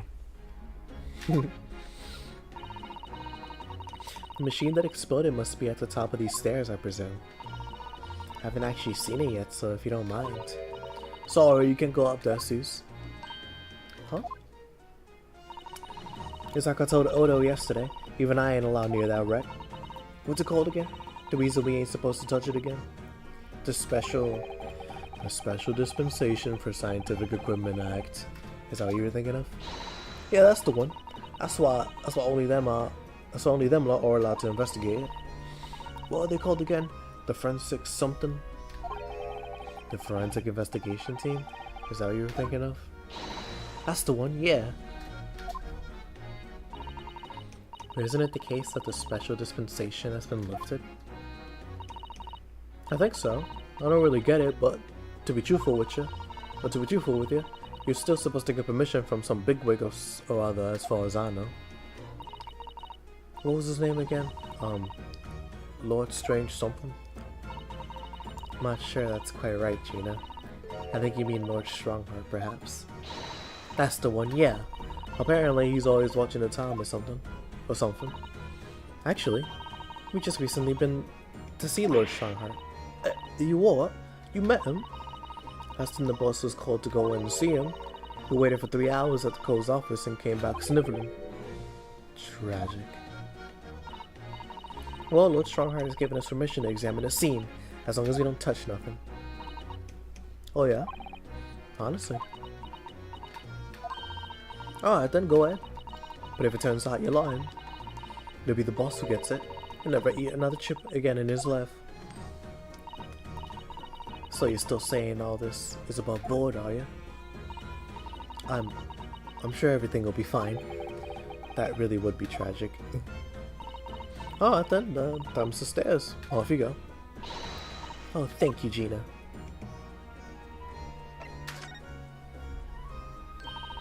It was great, wasn't it? I had a laugh. I had a rut laugh. It was a new one on me, that, you know, being in court and not spending the whole time worrying I'm about to be found out. You did keep an awful lot of secrets in all your previous court appearances, didn't you? Yeah, and Otto made things off for me every single time and all. It's doing my job, Gina. But watching someone else get it in the neck is a lot of fun, actually. It was amazing when you showed that dodgy professor's dodgy experiment was a total fix. The dodgy professor, as you put it, Gina, is Mr. Naruhodo's client. Yes. Kinda wish he wasn't, though. It's the boss I feel sorry for, sent off to do the impossible. What do you mean? Oh, goodness. He's supposed to arrest the other Cove, ain't he? And in time for tomorrow and all. You know, that dodgy engineer. What's his name again? Mr. Drebber, you mean? Enoch Drebber? That's the one, yeah. So police are looking for the mysterious man with the black monocle. I guess they would be.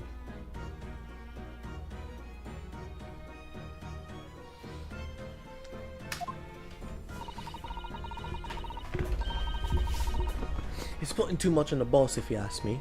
He says it's giving him a gut ache. Oh dear.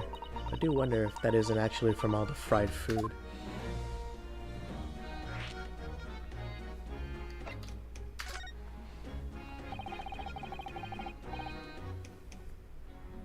Where'd you find the little mutt then, Gina? Oi! We so flaming rude, Odo. Slight overreaction, don't you think? He ain't no mutt, alright? Toby's. How did they put it? Oh yeah, a bona fide detective. Sorry. I've given him a proper title and everything. It's Chief Inspector Toby to you. More senior than Inspector Gregson, isn't he? Oh, so he's a police dog, is he? Do police recruit dogs now? I've heard that they are already being used officially in Germany as part of their city policing. They're used for chasing criminals and such like. They have a wonderful sense of smell after all. I have a fairly good sense of smell myself as it happens.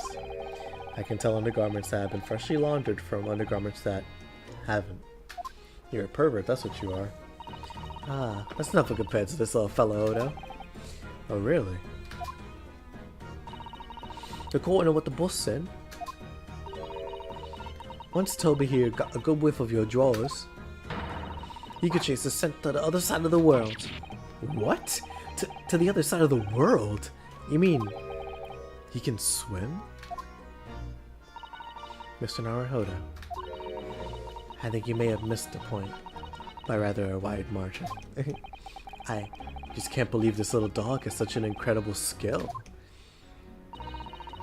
I'm telling you, Odo, there's gonna be more and more dogs doing their bit for the police in the future. Yes, I agree. Right. Alright, one of these days they'll be barking orders at us lot, not the other way around.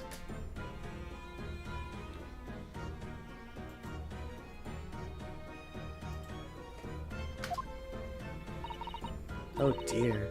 Sorry, Gina, I don't think I agree with your vision quite that much. Well, anyway, whatever you think about that, Toby here is Burton's first police dog. I found him down at East End the other day. Someone had just chucked him out on the street. There you go. I know she lifted him from somewhere. Oh, Gina. Such a kind-hearted soul, aren't you? To children and to animals. So Scotland Yard are trying to track down Mr. Enoch Trevor. I wonder if they had any luck. He's really funny looking. Got two eyes we don't match. Stole a glimpse of a picture of him earlier. I mean, I didn't actually pinch it or nothing. The old devil's got it. Sorry, who? You know, that Scotland Rippo, what's always glugging down glasses of that blood-red plunk. Ah, Lord Van Zeeks. He always had it in it for me, that cove. Don't know what he's always scowling about, mind. Probably would have been a pretty good boss as it goes. She'd rather be the Reaper's apprentice than a detective's trainee. The way I see it. If the choice is always between a chip-guzzling detective and a chalice-glugging demigod, you're equally badly off with both. I suppose you're right. I hadn't thought of it like that. Glad we put that one to bed. Anyway, the point is, everyone at the yards that's set on finding the fishy engineer. But there don't seem to be no clues to go on. So they're stuck. Don't think I can beat this to Trevor at all.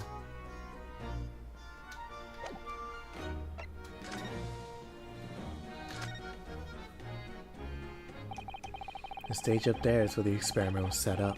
It's very high, isn't it? About 30 feet, I believe. Or 90 meters if you prefer. Craning your neck to see it up. To see up it starts to hurt after a while, doesn't it? Yes, we need to go up there and look around properly. Although if I'm being honest, climbing all these stairs makes my chest hurt. Oh dear. I think perhaps you should exercise more, Mr. Naruhodo.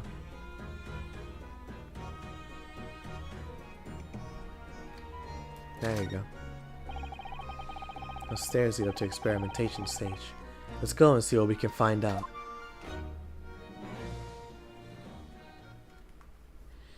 Machinery.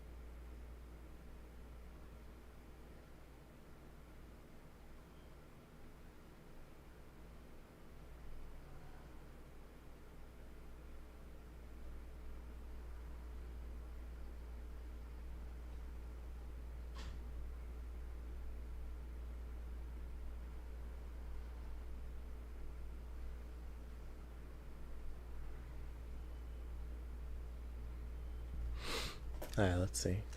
The 23rd of October, the Great Exhibition Grounds experimentation stage. Oh my! So this is the machine.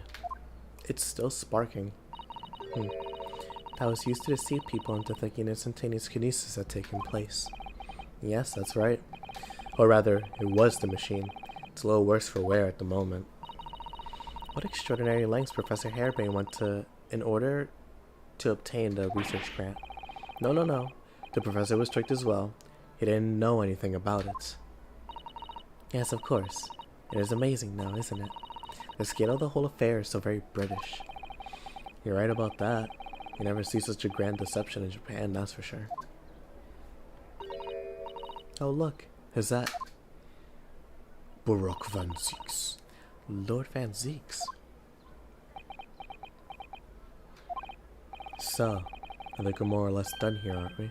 Shall we, Mr. Zita? Already? He is the Reaper, remember? We'd love to keep our distance, I think. But we have permission to be here, from the top. We're perfectly well allowed to investigate this machine, as long as we don't touch anything. From the top? Do you mean Lord Strongheart? Exactly. So we can stay here and stare at this wreckage for as long as we like. She could have been at the center of the explosion here, and it wouldn't have been her steel will. Lord Baroque Van Zeeks.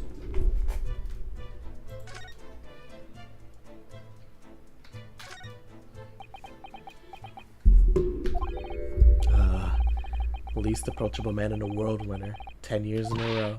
Be strong, Mr. Naruhodo. Your country and your assistants stand firm behind you. Lord Van Zeeks.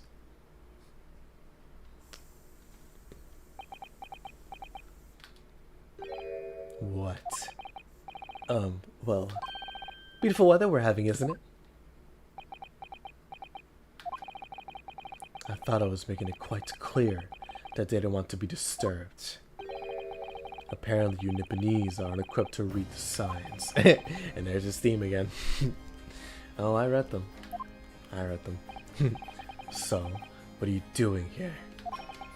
Entry to this area is prohibited.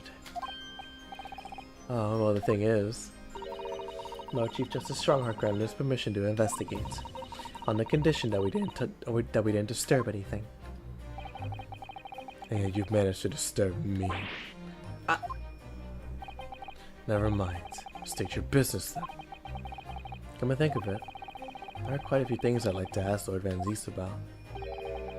Not least of which is that awful case, even though it's nothing to do with this. Ask away, Mr. Naruhodo. You won't know unless you try.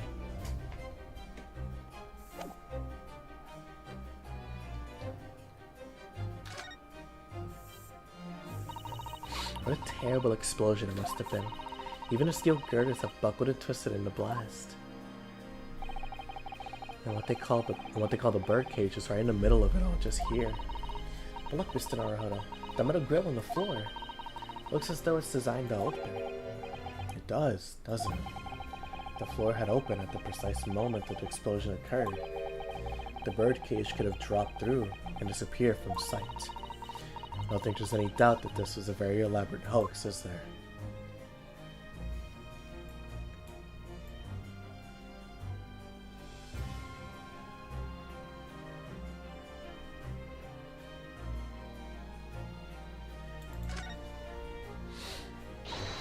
Oh, isn't it exhilarating?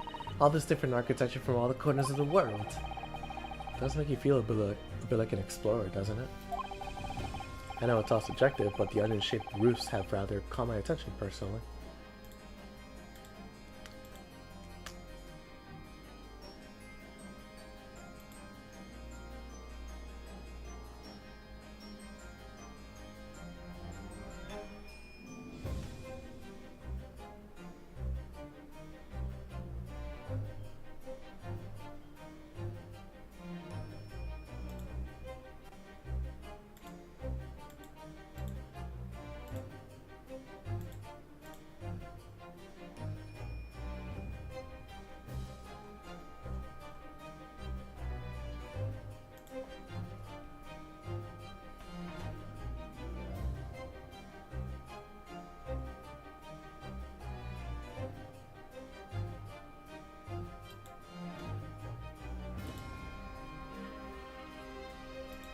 Okay. I know it's all subjective, but yep, I read that.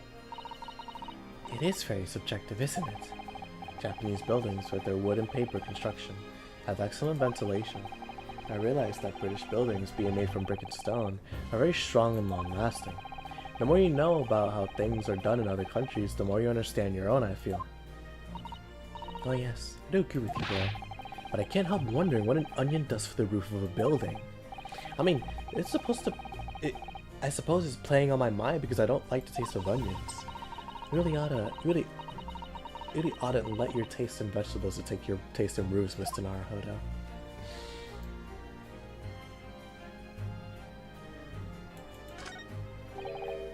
This wasn't here yesterday.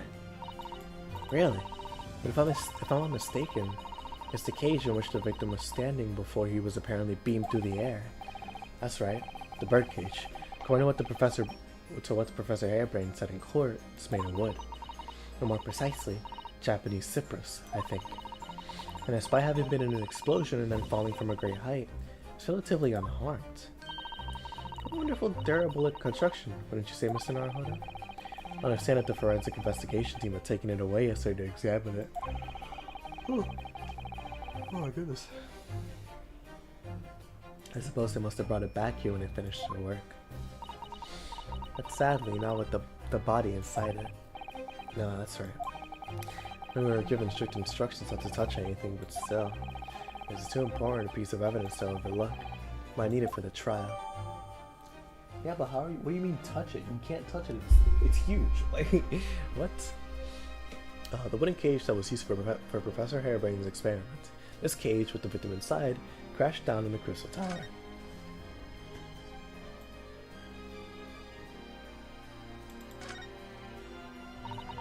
I hear that a ride on the Ferris wheel is a favorite romantic outing among young London couples.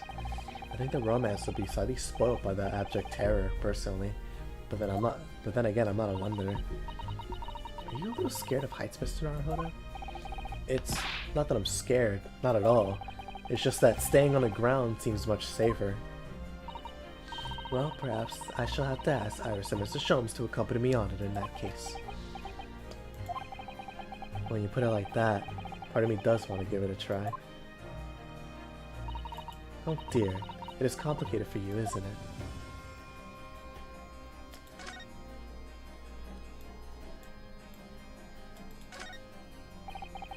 However much I look at them, I just can't come to terms with those Tamari handballs floating in the sky. I've been glaring at them constantly since we came up here. Sorry, the feeling of wanting to ride in one and wanting to never set foot in one are fighting it out inside of me.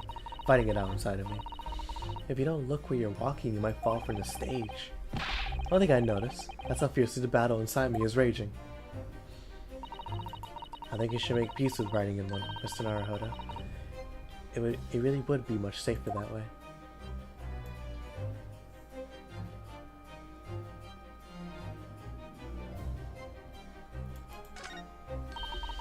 Look at that horn-shaped transmitting device. Isn't it amazing? That's exactly what I thought when I first saw it. It makes you think, doesn't it? If only it had just been a normal horn, none of this would have ever happened. That's almost exactly what I thought as well. I bet I can predict what you're going to say next in that case. You're about to say, nothing ever goes to plan, aren't you?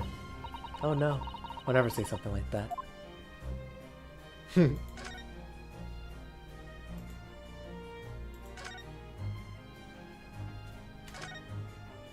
Oh, okay, I see. Dr. Brock Van Zix. Lord Brock Van Zix, your brother Clint. So, Clint. What's the name of your older brother, I understand? Lord Van Zix. You Nipponese. Always have to be on guard whenever you're around. So, you've been investigating me, have you? Oh, no, it's not like that. Well, alright, it is a bit like that. My older brother was also a prosecutor. He was the pride of the Van Zieks family. But tragically, a vicious killer took it from us. The professor, you mean?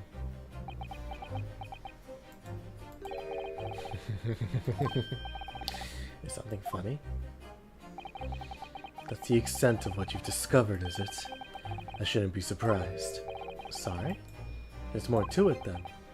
Lackluster work is very much your trademark, isn't it?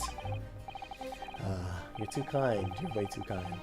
Are you going to tar all Nipponese to the same brush next? So tell me, what's your interest in that historic incident? As it happens, Lord Van Zieks, there's a rather curious case that's come to our attention. Are you aware of Madame Tuspel's Museum of Wax work by any chance? I am, naturally. I believe that since last month I feature in one of the displays there. for public scorn. Of course, the infamous Reaper of the Bailey would have to be exhibited, wouldn't he? Well, a particular wax work is stolen from the place and held for ransom. A particular wax work? Which... Wait, you mean... Yes, it's the professor. Mr. Sholmes is investigating the case as we speak. I was unaware of that. He turned white as a sheet.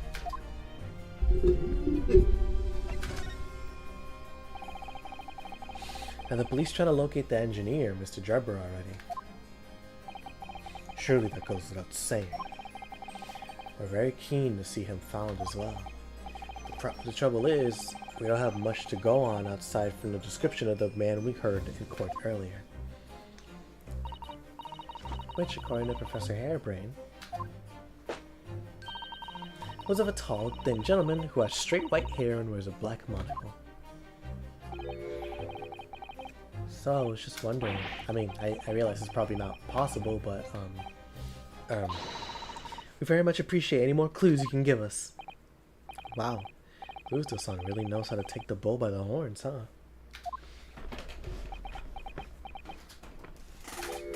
Fine, why not? I have a photograph of the man here from an investigation 10 years ago. Yep, there he is. Enoch Drebber.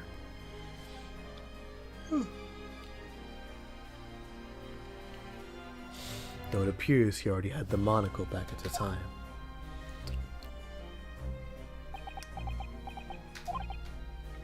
What? Oh, no, nothing. Just surprised that you shared that with us. We all need the man's testimony in court tomorrow. Which means we have to do everything we possibly can to track him down in the short time available. So why wouldn't I show you the photograph?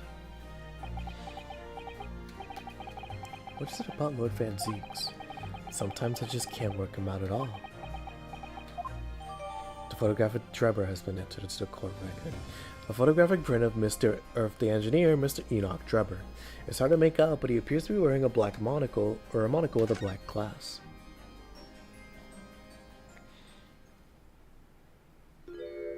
Hi. Ah, the fellow requested for the trial tomorrow. Thank you.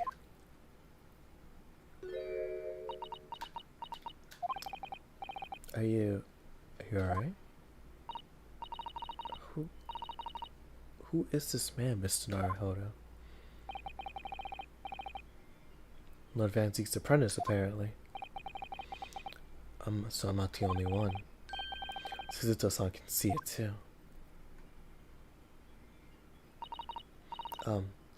Lord Van Zeeks. May we speak with your apprentice for a moment? With him? Why?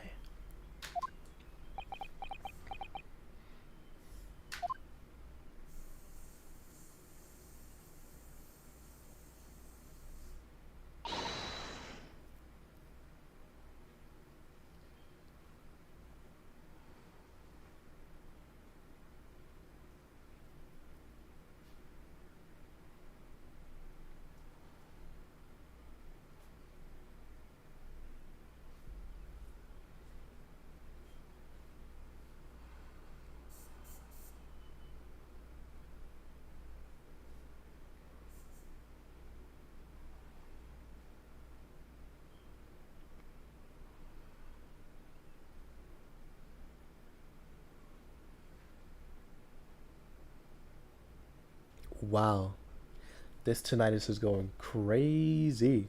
It is cooking me.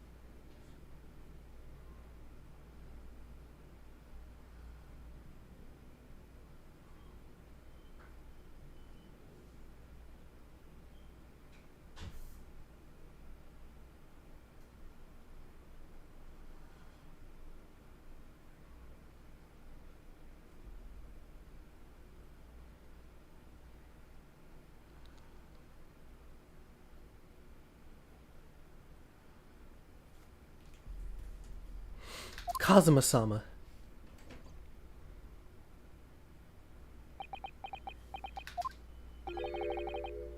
Kazuma.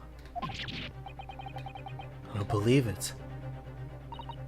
Your posture, your presence. It can only be. It's you, isn't it, Kazuma-sama? I felt something strange the very first time I encountered this cloaked figure, as if I knew him somehow. Can it really be you, Kazuma? Well, wait! Too late. What's going on here? There you go. There you go. Alright, now you can finally tell me. What is your interest in my apprentice exactly? You act as if you know the man or something. Well, since when has he been in your care? I recall you having an apprentice before I left Britain 6 months ago. Lord Strongheart introduced me to him about 3 months ago now, with instructions to mentor him as a prosecutor.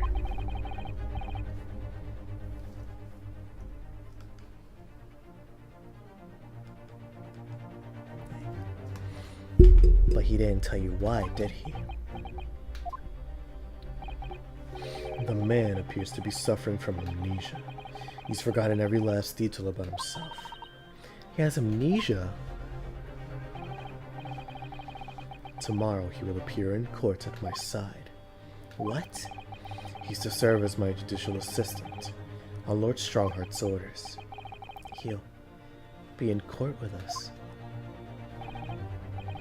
Now then, unless I'm much mistaken, I believe this conversation has run its course. Oh, yes, thank you. If you saw a reaction there. Was it just called out like that? It really seemed like it hit a nerve. We should call out Kazuma-sama.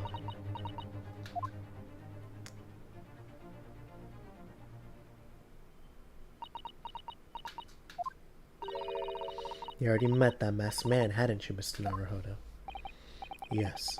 Yesterday, in fact, at Lord Van Zeus' office. I see. And if Kazuma-sama really is still alive, it means that Mr. Shones lied to us. I know. We don't need to speak to him about that. Speak to him about that. Why are you back? You're going to leave now. The forensic investigation team are due to arrive shortly. If they found you here, it will cause problems. So what sort of problems? Foreign affairs problems. Well, we could do without that. Alright, we'll be on our way now. Let's go, Miss Suzuta. Of course.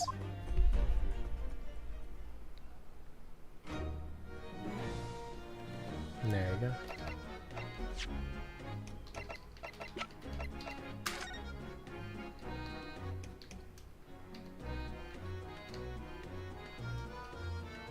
go. Ooh.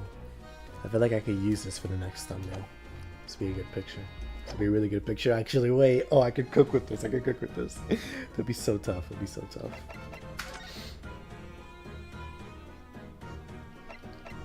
Alright, Madame Two Spells and the Forensics Laboratory. Are you sure we've asked everything we need to, Mr. Naruhodo? Ooh, that's a good question, actually. Investigating the scene again? Chino. We were actually hoping that we could investigate the scene again. Yeah, alright. If it's around here, you can do what you like. Oh, it's alright, is it? I'm gonna be playing with my new friend, yeah?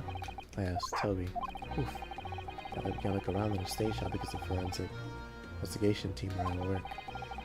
Oh, okay. Apparently we can't look around in the station because the forensic investigation team are at work. Can't you do anything, Gina? In your capacity as Inspector Lestrade? Look, I'd like to help you out. But I'm just a trainee right now. Ain't nothing I can do. Well, it suits you, yes. There you go. Oh goodness, it scared me.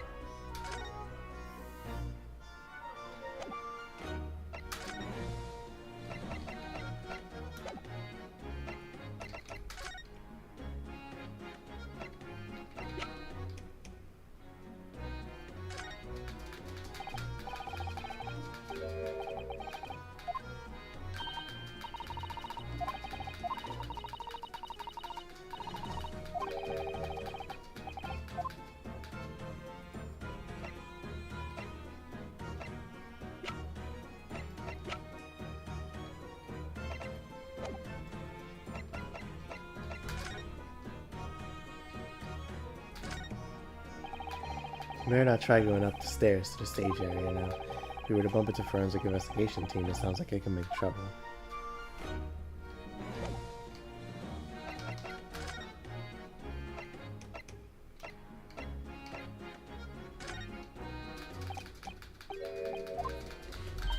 Huh, I wonder. I feel like if the game says I'm missing something, I wonder what it could be. Missing. Great Ace Attorney.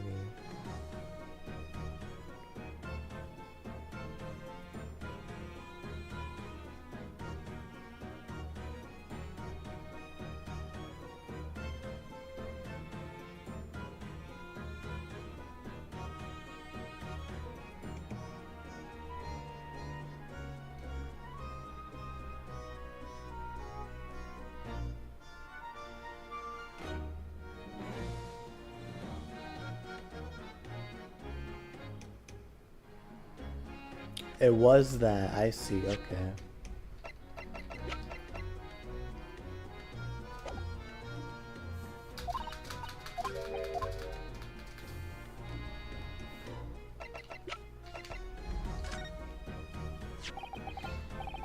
About this, Gina. Yeah, still learning me letters at the moment. Only know A and E, or A to E. So if it ain't too much bleeding trouble. Actually, Gina, it's the back of the card that's important. Eh? How come? It's just a dirty old smudge on the back, that's all. Turns out that this is very high quality French machine oil. Has a very particular scent, apparently. You don't say. Let's have a whiff then. You sure? I don't smell nothing. No, we didn't mean that you should smell it. Oh, right. You mean Toby?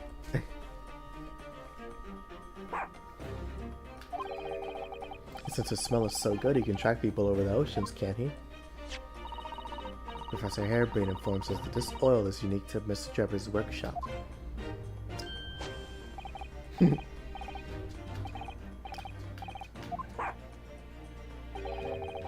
think he's picked up a scent. So you mean if he follows the scent of this oil, Toby could lead us to that dodgy cove's workshop? That's right. It's exactly what we were hoping for. Alright then, we'll give it a go. I'll just borrow that. What, wait, where did you... Once a pickpocket. If I could lead everyone to that Drabo's workshop, I'll be the boss before next week.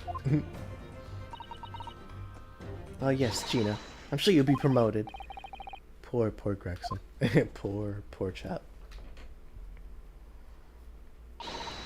Right then, Otto. Leave it to me. Sorry. We're gonna get going after that dodgy engineer cove right this minute.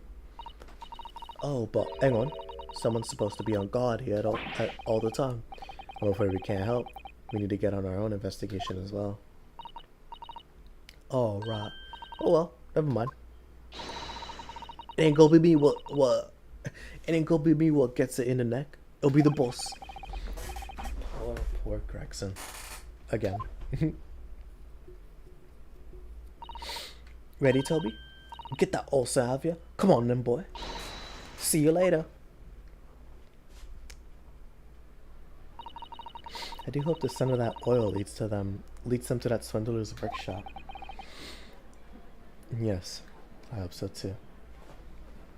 It's already 2:30. Whoa, when did time pass that fast? Last time I checked it was 1:40. Goodness gracious, alright. I'm not done yet, because you know, I'm gonna go to the end of the investigation, but yes, I hope so too.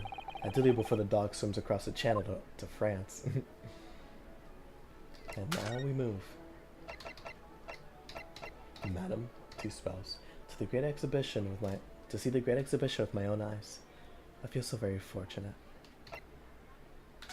Madam, two spells. Hello there, madam. It's been a pleasure, hasn't it?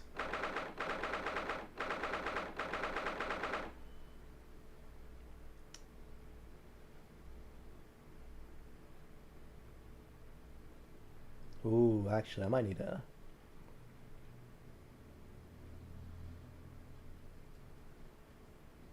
Yeah, I might need to stop. Not now, but at a certain point. Because I am not ready for that. Not right now. Not right now.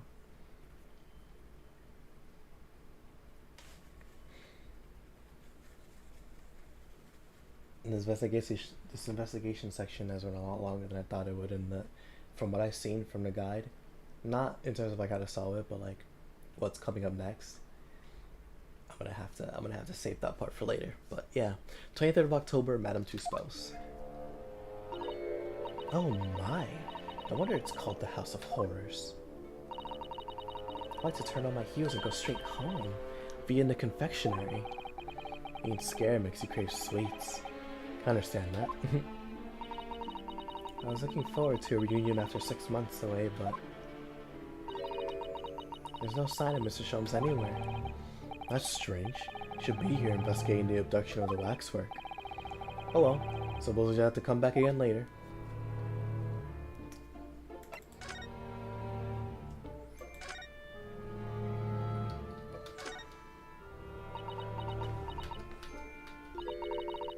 This one's posture reveals his weakness. Sorry? The killer's stance leaves him wide open to attack. I'm quite sure I could see him off. With a Suzuto takedown, with a Suzuto squash, and finally, a Suzuto smash. Right. If that doesn't render the culprit unconscious, a Suzuto slam should finish him. A Suzuto slam? Oh, I'm sorry. It's rather hard to explain. Leave yourself open slightly and I'll demonstrate. Absolutely not.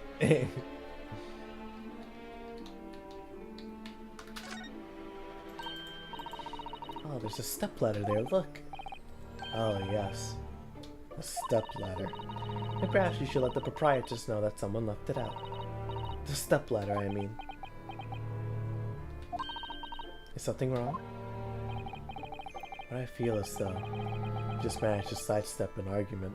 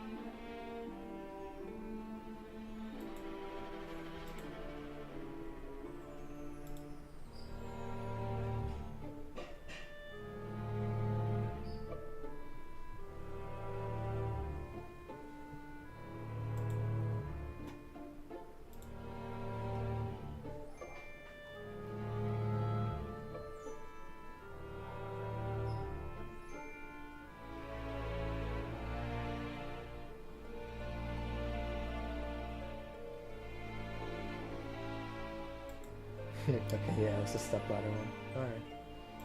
That's funny. What I feel is though, I just managed to sidestep an argument.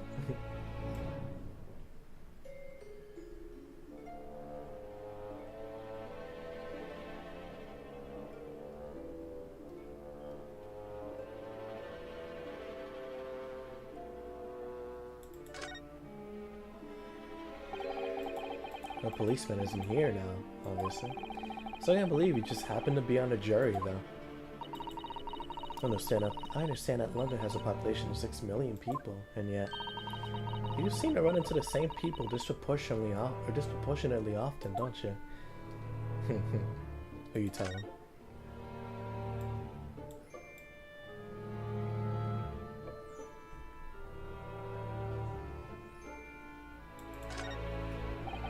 Ah, yes. The heavy curtains in the middle of the House of Horrors. Whatever's on the other side of them, you just know it's going to be terrifying, don't you? The sign says it's the Madame Tussauds special exhibit. Seems you have to pay extra to go inside. I know. You believe that? Pay more money as if we haven't been scared enough already? It's not my doing, Mr. Naruhodo.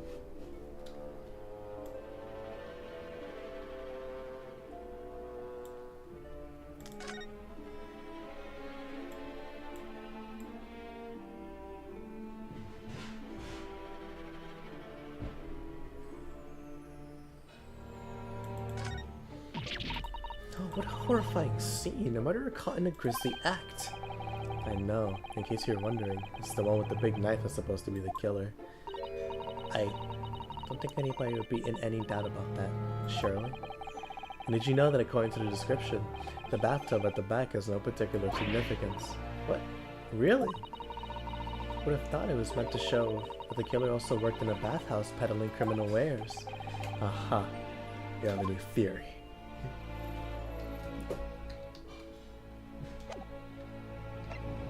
Alrighty, well, not much here.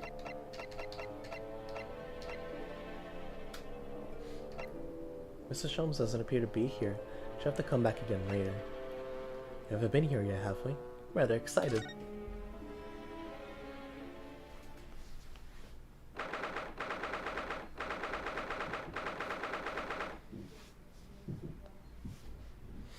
Ah, alright. 23rd of October. Forensic Laboratory. I believe this is it. Dr. Sive's laboratory. The chemical smell really assaults the nose. There's plenty to assault the eyes in here too. It looks as though the doctor isn't here.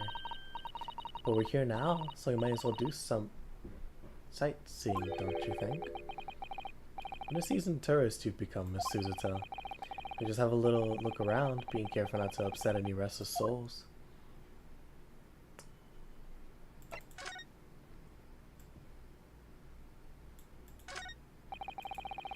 Look at all the bottles on the shelves in these cabinets.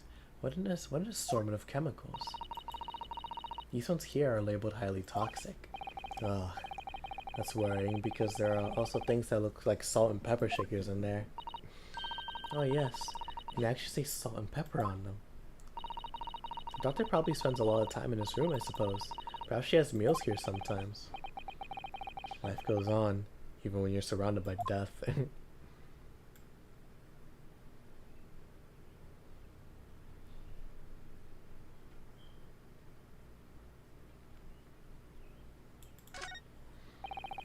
A table and a set of sharp tools. You consider each in isolation. It all looks quite innocent. So that's why. So why is it that when you put them side by side, they seem so horribly disturbing? It might be best not to ponder it too deeply. Seeing the large tome that's open on the desk does make me wonder, though. How can anybody concentrate on bookwork while this acrid odor of chemicals, or with this acrid odor of chemicals in the air? Yeah, they have to have a cast iron constitution, a really terrible sense of smell.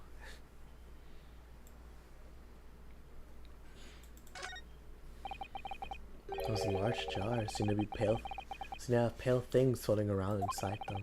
I suppose they're fruit liquors or something, or like the pickled umeboshi plums we make back home. Ah, Father had jars like that in his laboratory as well. I expect they're human organs in a preserving solution. Probably an example of some rare medical condition. Miss Suzuto, there are some things in the world that's perfectly fine ever to know about. Ever. Oh! So as I said, I'm sure they're fruit liquors, or umeboshi, aren't they? Of course.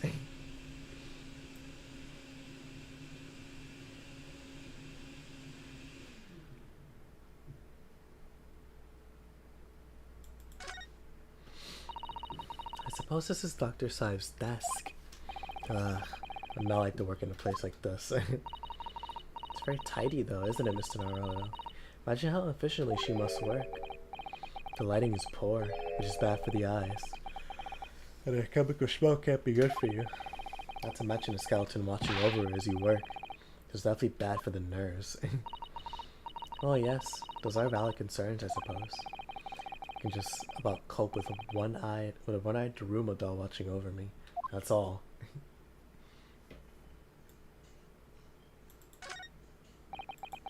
Oh, look at this. What a magnificent display case. The cherry wood has been polished to a high sheen, and the intricate carving is a joy to behold.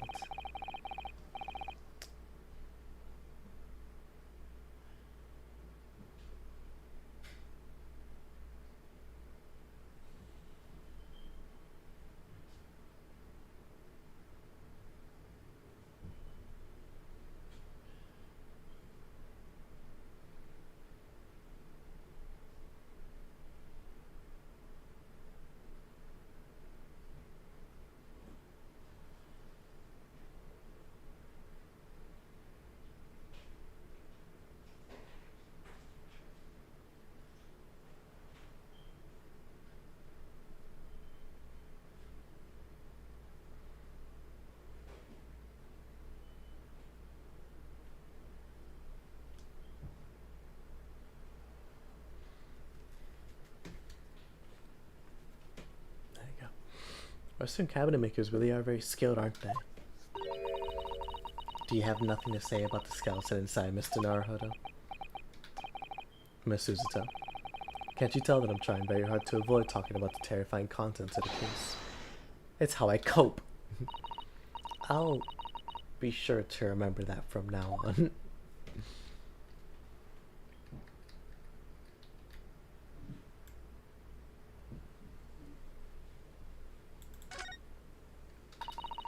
That looks like an owl and a crow up there. I know, and they haven't even twitched since we came in here. Well, no, they wouldn't have. They're taxidermy mounts, Mr. Naruhodo. I was afraid you were going to say that.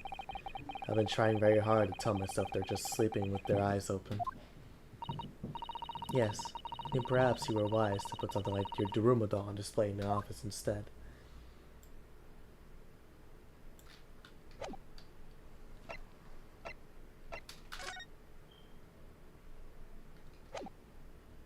Of course, I'm missing something again, aren't I?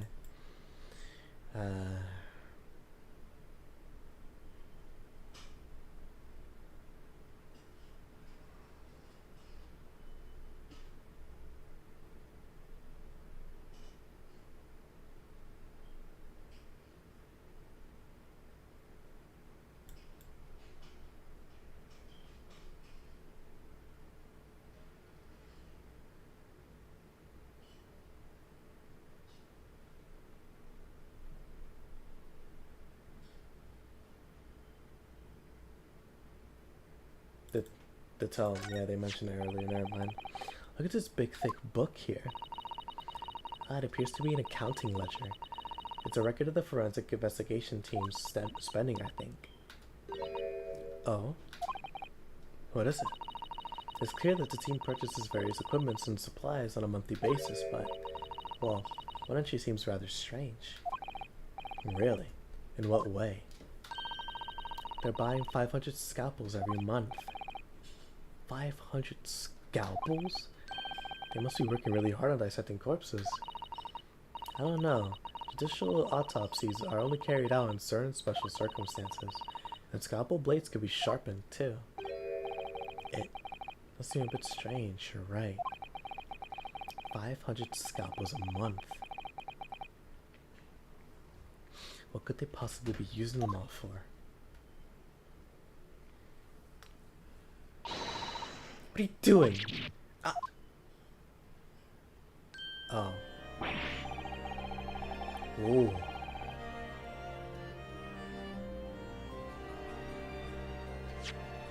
Shut up, Cordyceps theme. My goodness. What are you doing? Sorry, we had something we wanted to ask you, but you weren't here, so...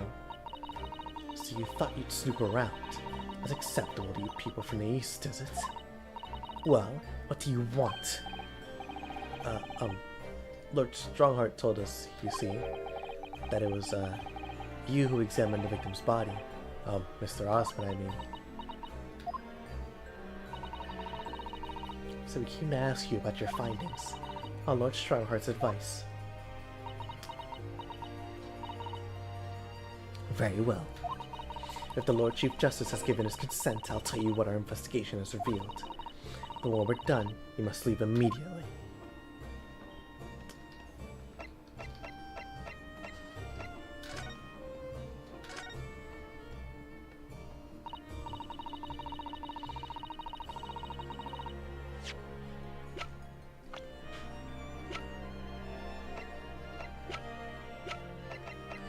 Alright, Coney Syfe, Scotland Yard coroner, leader of the forensic investigation team, and one of Lord Strongheart's most trusted allies.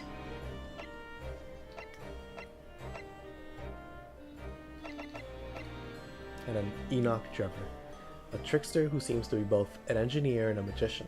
He constructed a machine for Professor Harebrain's demonstration.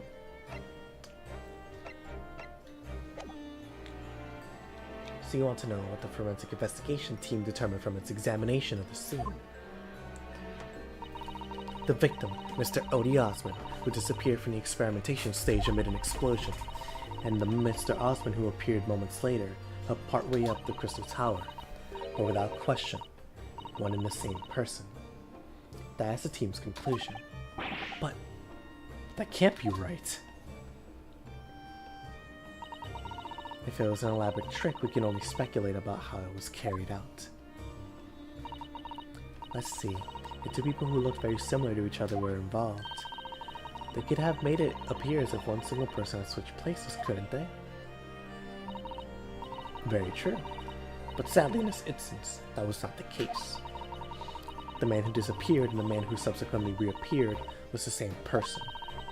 The fingerprints at the scene made that quite evident.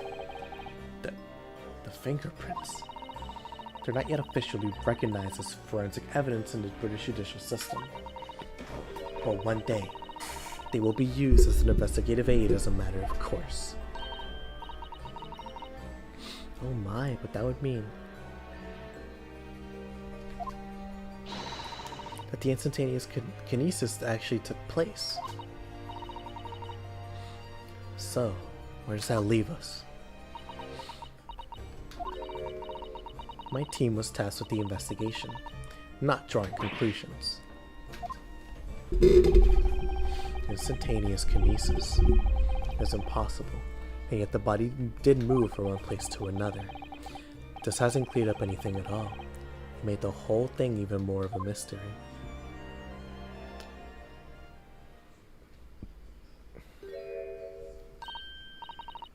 Mama, what is this? Where did she spring from?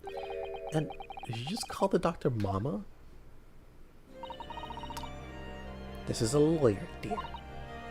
Oh. Hello. To meet you. Pleased to meet you. Yes, I am a defense lawyer. Ryunosuke no... Mama? Yes? Can I cut this one open? What? I've never seen inside an Eastern person before. I want to know what it looks like. Of course you can't. It's a live specimen, as you can very well see.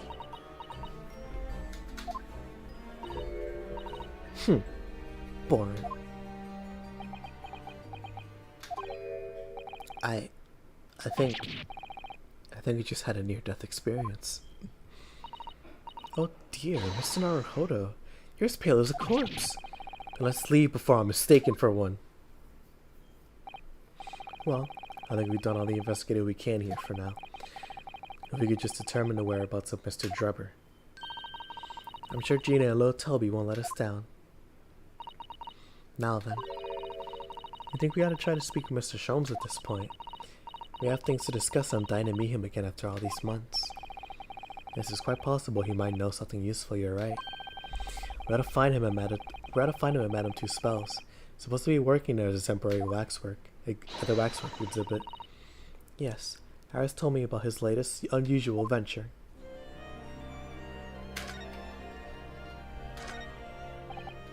So, what are you doing at the moment, Doctor? Keeping a close eye on things so no impertinent Easterners think they can look around my office. Are there such impertinent Easterners around? How terrible. Yes, you. She hasn't meant her words, Miss Suzutel. I think perhaps it's time we left.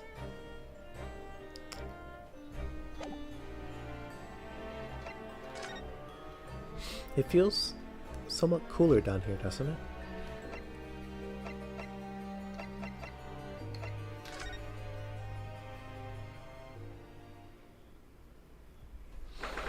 Alright, 23rd of October, Madame Tussauds Museum of Waxwork.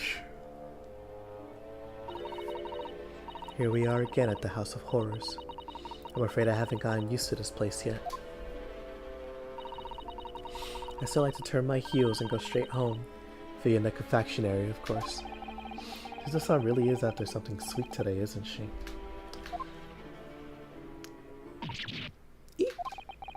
What's the matter? Look, Mr. Naruhodo, look at the waxwork. I'm quite sure it wasn't there before. Looks exactly like Mr. Sholmes down to the very last detail. Aha. What is it?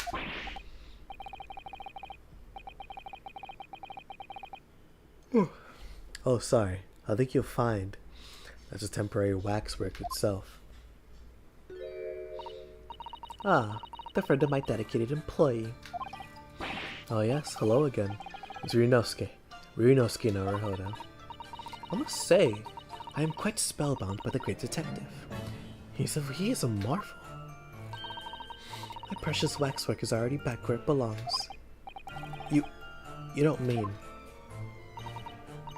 But yes, the mystery is solved already. Oh wow, Mr. Sholmes could really engage his brain when he's hungry enough. As you can see, he has returned to his habitual duties. Yes. His habitual duties? Alos. Do not disturb her.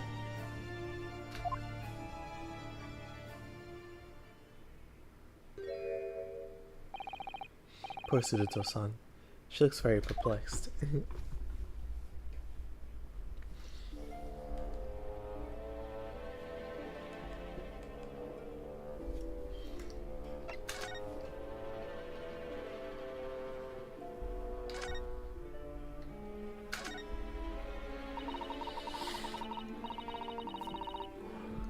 are you doing to speak to Mr. Sholmes?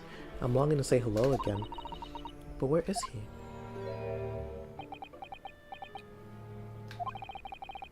I think you might find. He's quite nearby, actually. Oh! What the... Indeed, my dear fellows, it is I! The world-famous great detective in waxwork, Sherlock Sholmes.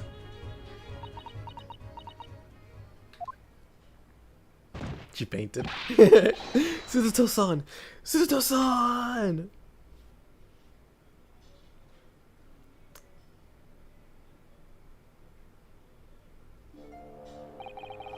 My most humble apologies. I thought I died and gone to eternal paradise for a moment, via London. My dear madam, allow me to make amends by offering you a tasty-free deduction at some point. As long as it's not of questionable street food quality. I don't understand. Why are you working as a waxwork here, Mr. Sholmes? Merely as a secret identity, you understand. Oh my goodness, I'm so tired.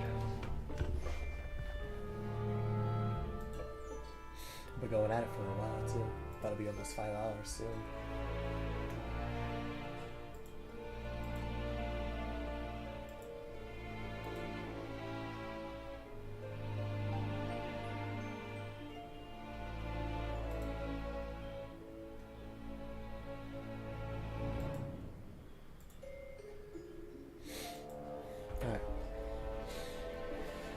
Though the case is largely solved now.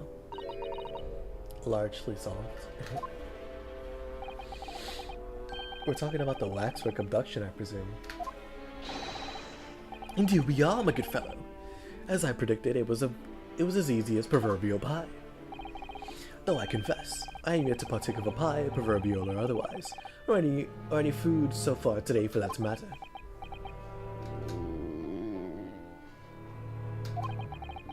That stomach rumble echoed around the whole museum. So how did you manage to solve it so quickly? Oh well, do you remember I said it was largely solved? Anyway, I simply negotiated with the culprit. Are you familiar with the so-called telephone? Ah, yes. It's the most modern invention allowing you to hold a conversation with people from far away.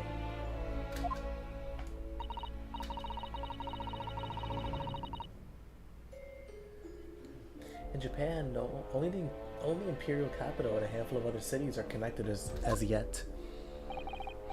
This morning, a telephone call was received here from the perpetrator of the abduction. As such, I was able to negotiate terms, and in the end, the waxwork was returned. That's amazing. Just between you and I.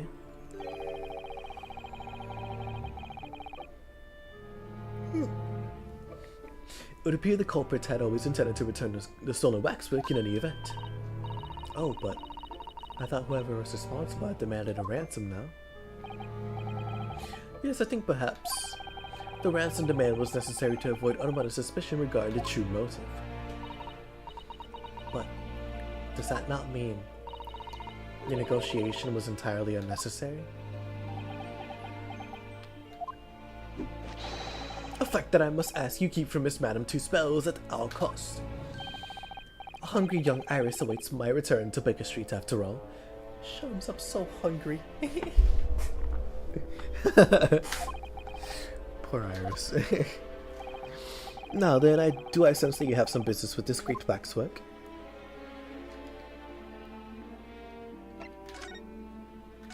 Enoch Dripper. We're in the process of trying to track someone down.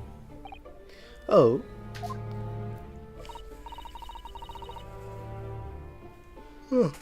Yes, a man by the name of Enoch Dripper. He's the swindler who duped Professor Harebrain and the engineer who built the kinesis machine. A swindler and an engineer. Quite the modern man.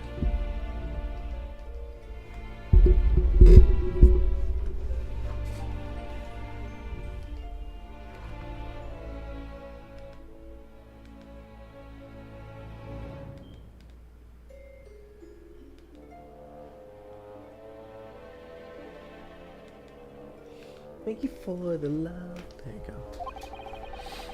He also seems to be a conjurer of sorts too, with considerable knowledge of stage magic. You're gonna need to locate him before the trial resumes tomorrow morning. We have so few clues to go on that's the trouble. Do you have any good ideas? I have no data yet. It is a capital mistake to have good ideas before one has data. If I knew something of the man's appearance, at least I may be in a better position to help. Yes, Trevor's appearance. Fortunately for you, however, presently I have little to occupy myself and little to fill my stomach. As soon as you find any clue, no matter how small, I should gladly give you my thoughts on it. Mr. Sholmes, did you lie to us? My dear Naruhodo, stay that piercing stare. What is this about? Last winter, when we were first on our way to Britain aboard the steamship. Your words are very clear. So then, let us unravel this mystery. Discover what events led to this curious murder. You told us that it was a murder, and you examined Kazuma-sama's body. Indeed, and wherein there lies the problem. We met him earlier today. The victim, Kazuma Asogi. You're quite sure? He was wearing some sort of mask, but was apparently suffering from amnesia. But yes, I'm quite sure it was Kazuma Asogi. Kazuma-sama. You must have known at the time, Mr. Sholmes. that he wasn't actually dead.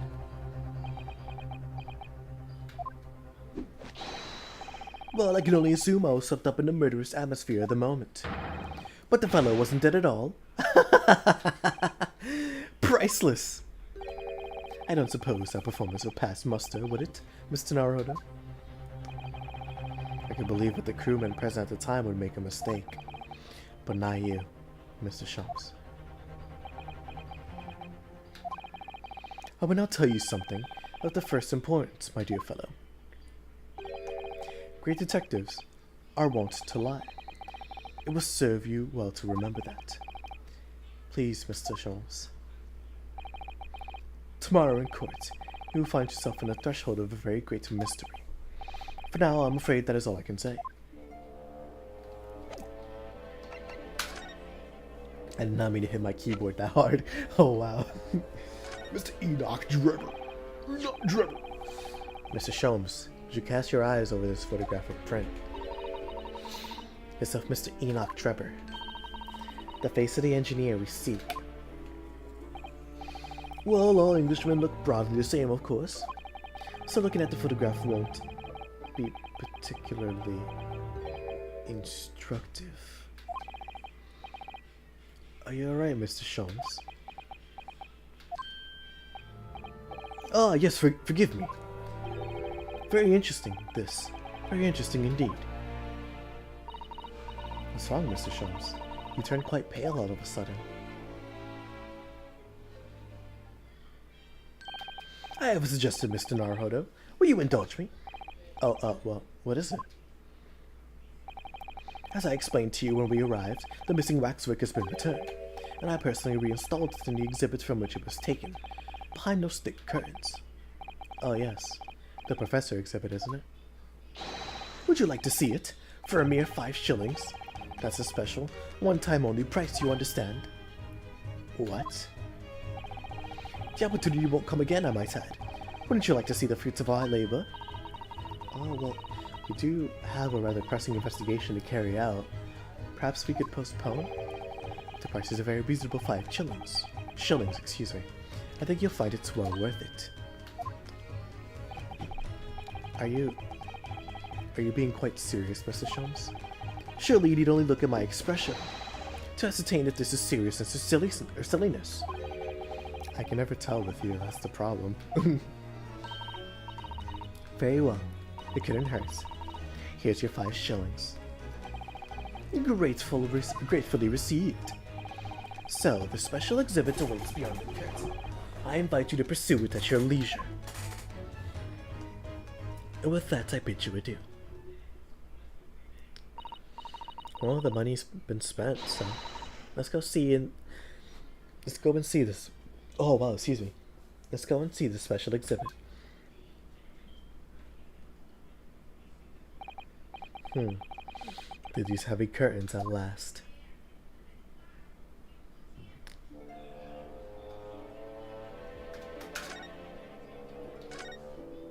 Yeah, he's still there. He's gone back to his waxwork. Oh yes, Mr. Shums is renowned as being a master of disguise, you know. Does pretending to be a waxwork count as a disguise? I guess inherently it does if people really can't tell that it's him.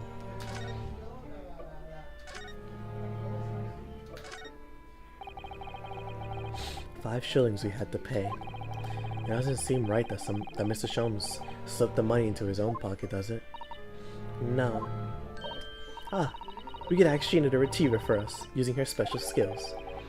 Pickpocketing police officers and diddling detectives. Is this what makes Britain great? Not to mention demigod prosecutors taking the law into their own hands, or chip-loving inspectors. Inspector Gregson comes off as rather well in that list, I think. Yeah, he has nothing wrong with him at all, except that he's a... Whoa, wait a second. 23rd of October, Madame Tuspel's special exhibit.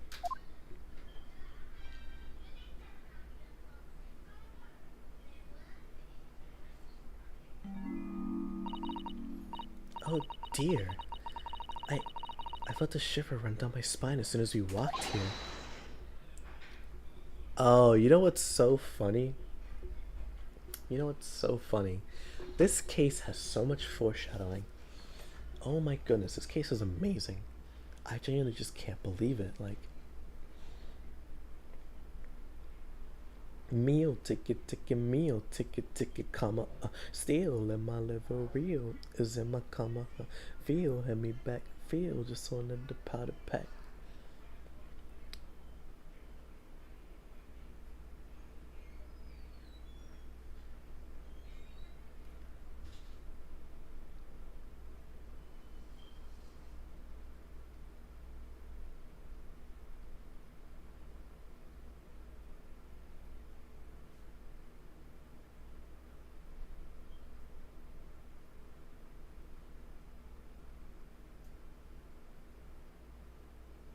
Poor thing, young pups playing war games. You want yacked?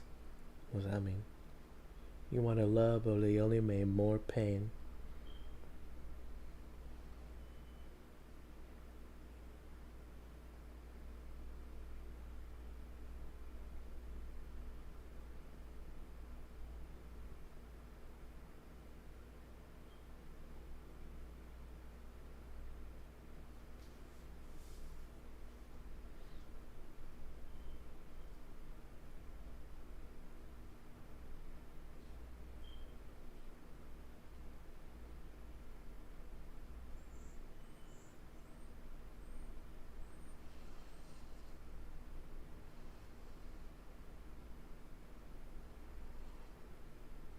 Poor thing, young pups playing war games. You want to love, but they only made more pain. Poor thing, young pups playing war games. You want to love, but they only made more pain.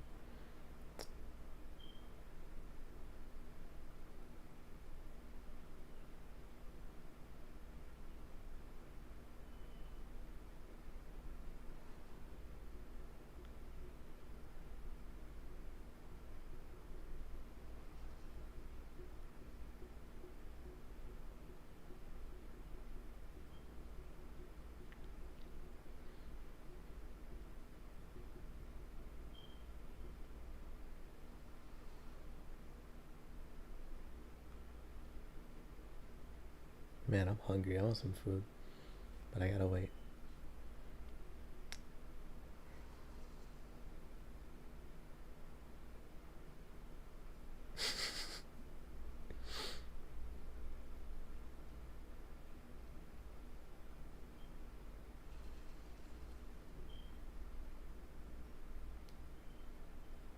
Get that out of my face.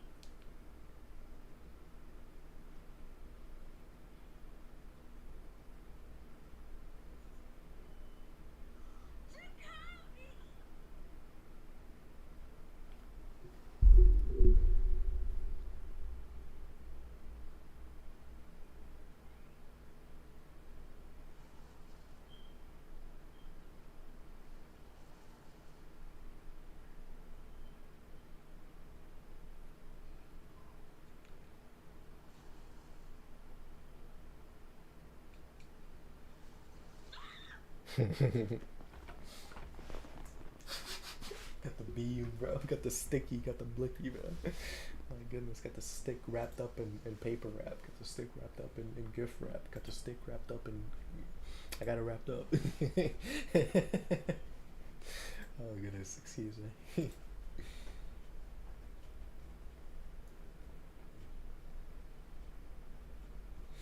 You know, honestly, I'm glad. I'm glad I live stream. I'm glad I live stream because it's always fun playing games. Um, well, playing story games I've been wanting to play for a long time, or have been trying to play for a long time, but didn't have the money or the time. But you know, when I'm by myself, playing a game by myself just doesn't seem so doesn't seem interesting. It doesn't seem appealing at all. Which is weird because the game is I'm just not playing it for a stream, but when I'm doing it for a stream, it's so much more appealing because I want to continue the game. It's the strangest feeling. I don't know why.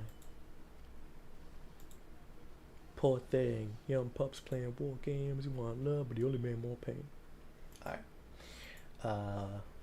Almost 5 hours. We're almost there. Are we gonna surpass the what's it called? The where are you?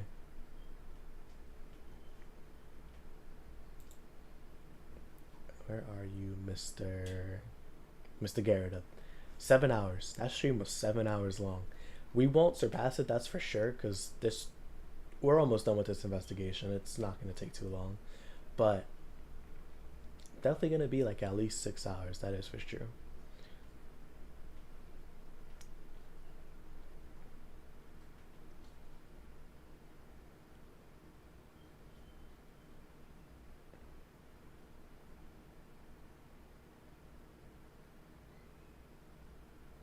Where in the world? There you are. Okay.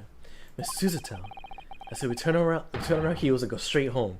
We are a really big confectionery. We certainly can't do that. We've paid 5 shillings already. True. Actually, now I'm looking a little more closely.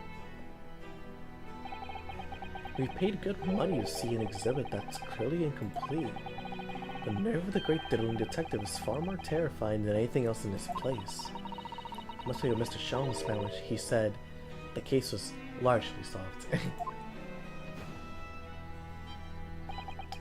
Be that as it may, Mr. Sholmes heavily implied that there'd be a clue about the engineer here, didn't he? But where? Since we paid 5 shillings, let's do 5 shillings worth of investigation, shall we? Yes, we will get what we paid for. Is that fear or frustration that's making Suzuto-san's voice tremble?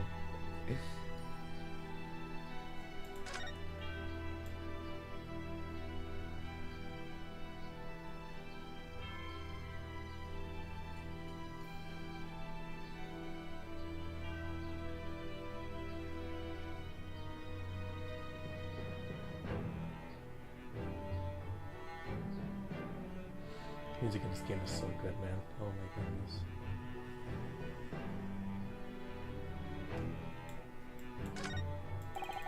Now I'm gonna click on that. Whatever, cuz. Alright. This must be the killer. The fiend known as the Professor. Yes, I think so. According to what Madame Two-Spouse said, he killed 5 victims, all of noble or royal blood. The waxwork is so lifelike, isn't it? Like all the models in this place. I know. Looks like it could start moving at any moment, doesn't it? If only it had a head, that is. Perhaps we should examine it in a little more detail.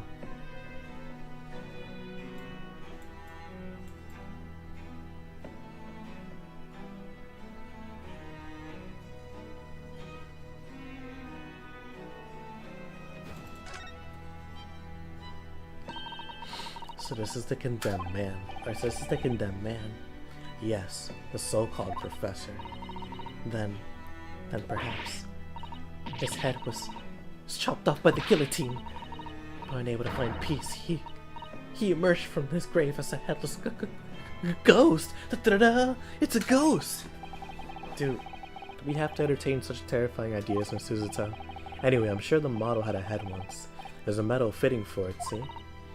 Then perhaps Mr. Sholmes absent-mindedly forgot to reattach it. That's an extremely absent-minded detective you're describing, isn't it? Or perhaps the thief absent-mindedly forgot to include the head when he or she returned to the museum? And I will be an extremely absent-minded thief. Could there have been some reason why only the head wasn't returned? Well, whatever the reason, it means we don't know what the face of the infamous professor looked like, do we? Oh. There's something caught just inside the convict's jacket here. It was like a piece of broken glass. It's starting to come together, isn't it? Oh my goodness. This case is so good. They did such a good job with the mystery, man. It's so good. Like, oh my god, it's so tough. It's so tough. Quite a big piece, too. It's very thick, isn't it? About 5 times thicker than a normal window glazing, I'd say. Where could such a thick piece of glass have come from, I wonder? I suppose it must have been made thick to increase its strength. But why? Well, perhaps because the glass had to span a particularly wide area, such as in a big building, for example. Well, we've seen a large glass building recently, haven't we? Some of the glass was broken too. You don't mean... Exactly. The Crystal Tower at the Great Exhibition. Why would glass in the Crystal Tower be lodged inside the waxwork's jacket? It makes you think, doesn't it? It makes you think. The piece of broken glass had been entered into the core record. A small fragment of very unusual and thick glass that was found in the folds of the clothing of the Professor Waxwork. It would appear to be from the Crystal Tower. Earlier in court, we established that the kinesis experiment was a trick, and now we discover this fragment of glass here in this waxwork. Is it just a coincidence?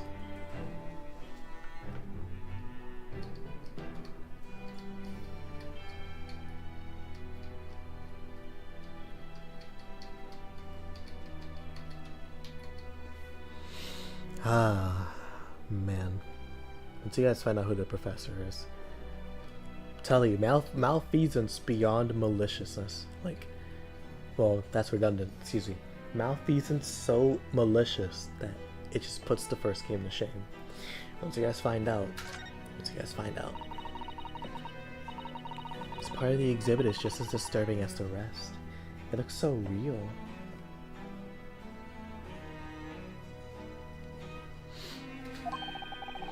Seems to be a young man in a white overcoat.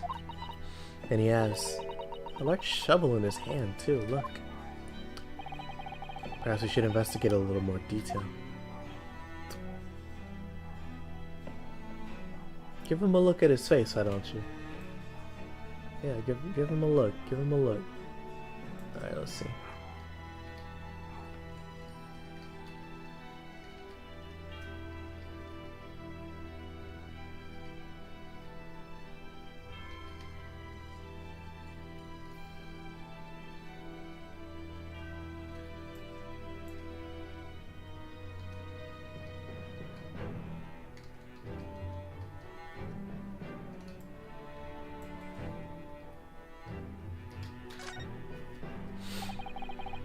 What's this here? Well, this would appear to be a lens in the middle, so I believe this is probably a camera. A camera? It's so small. British technology is incredible, isn't it? I mean, what about Mr. Sholmes' skin prints? I think perhaps you should treat Mr. Sholmes' inventions as exceptions to the rule. But anyway, why would the man be in a graveyard at night with a camera? I wonder. Perhaps he was trying to capture the moment a dead body came back as a ghost on film. We'll just borrow this for a little while, I think. The camera has been entered into the core record. The camera from around the neck of a waxwork and the Madame Tussauds special exhibit. By looking at the photographic plate inside the camera, we can see what picture was taken. It's the photographic plate. It's a piece of glass coated in a special emulsion that reacts to light coming in through the glass. If we open the cover at the back of the camera, we should find it. Let's have a look. You should see yourself, Suzuto-san. Or you should see yourself, Suzuto-san. Your eyes are shining. You do like machinery, don't you?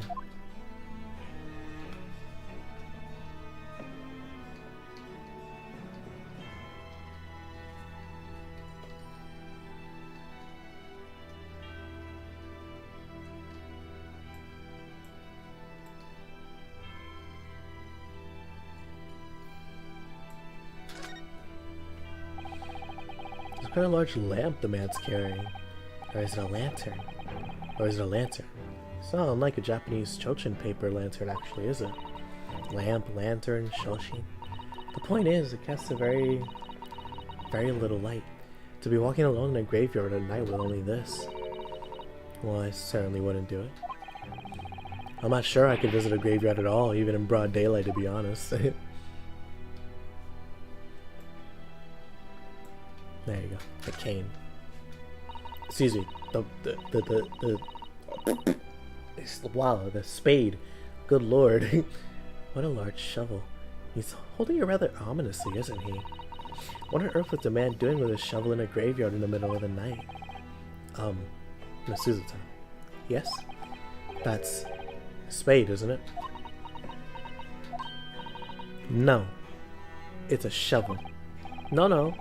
Shovels are for digging. That's for scooping up loose material. It's a spade. You've been through this, Mr. Naruhodo. It's a shovel. No. Although, If we consider trolls, we've allowed ourselves to be distracted, I feel.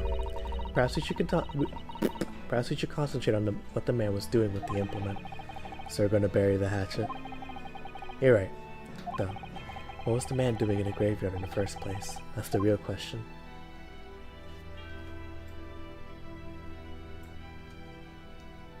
There you go. I can't see his face very well, can you?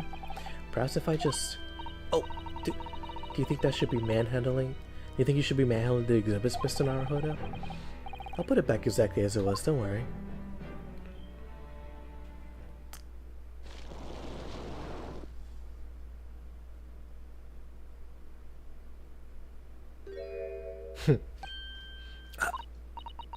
What on earth?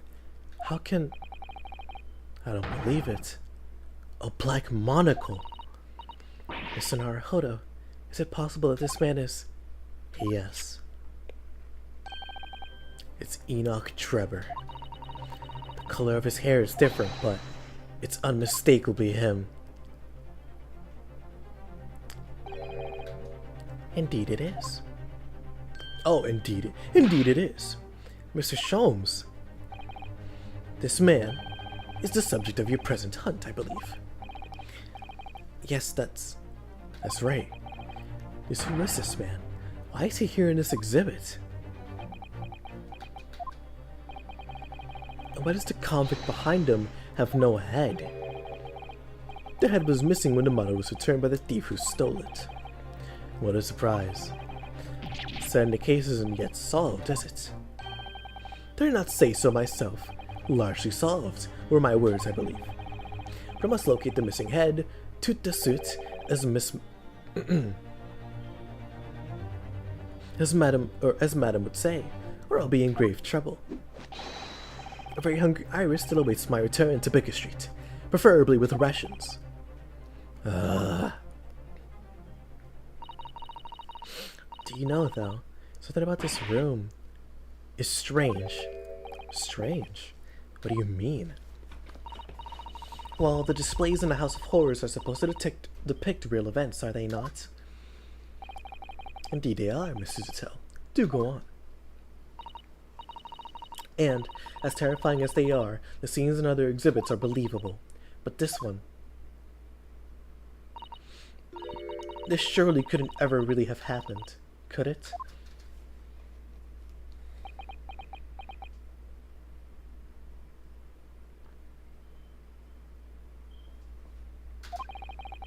I think it's time I educated you a little.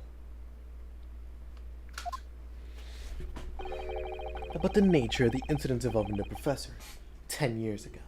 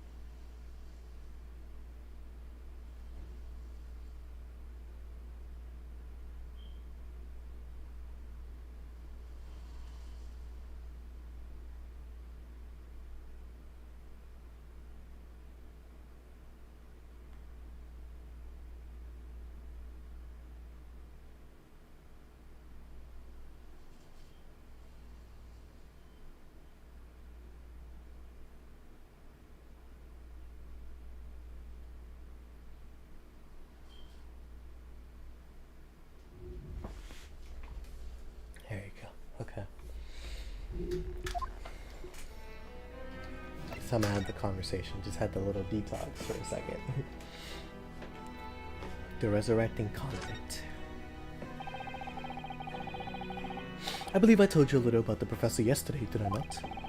He took the lives of 5 victims, everyone being either a member of the aristocracy or royalty. All were attacked by an enormous hunting hound and had their throats ripped from their bodies. Oh gosh, an enormous hound. How awful. After taking the life of his victim, the killer was apprehended. It was a case of unprecedented magnitude in Britain, you understand. Accordingly, the professor was tried in a closed court. No members of the public were permitted. A closed court? So you mean that the professor's identity? As you surmised, my dear fellow, his identity was never made public. Naturally, he was found guilty and was summarily sentenced to death by hanging. He was buried in a grave at Lowgate Cemetery, which adjoins the rear of the prison where he was being held. However, that was not the end of that. That was not the end of the affair. Oh? The very night that he was buried, the convicted man came back to life. Came back to life? He clawed his way out of the ground and emerged into the moonlit graveyard. The exhibit here depicts that very scene, as described by the sole witness to those chilling events. There was a witness. But of course, my dear fellow, it was none other than the young man in the white overcoat. Enoch Trevor. He saw it happen.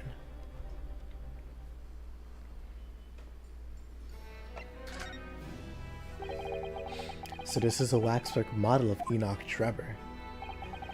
10 years ago, the convicted professor, having been gibbeted? Never heard of this word before. I imagine beheaded, but still.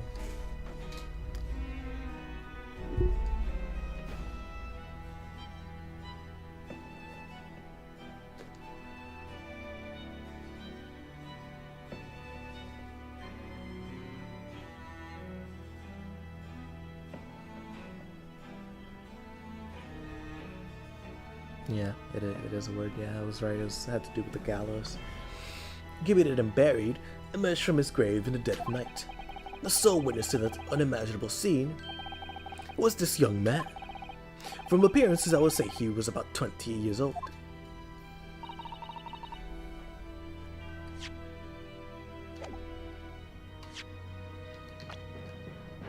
Yeah, 25 or so. 24 to 25. It's so horrifying. Scared out of his wits, the young Dremel ran to a nearby police station to report the incident.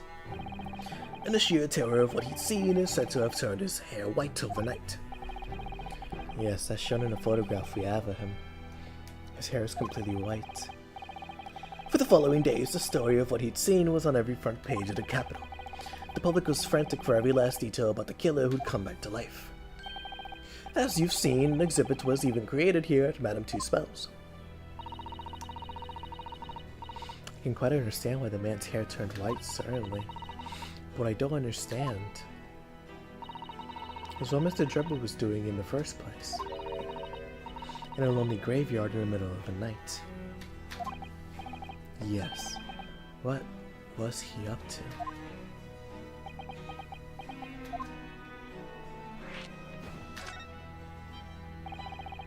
The professor's acts of terror threw London's upper classes into complete panic 10 years ago. It was a great scandal, one might say, at the very highest of levels of society. And since the killer's identity was never made public, rumors abounded. After all, no killer had ever before systematically employed a dog as a murder weapon. Yes, I can imagine the impact the case must have had.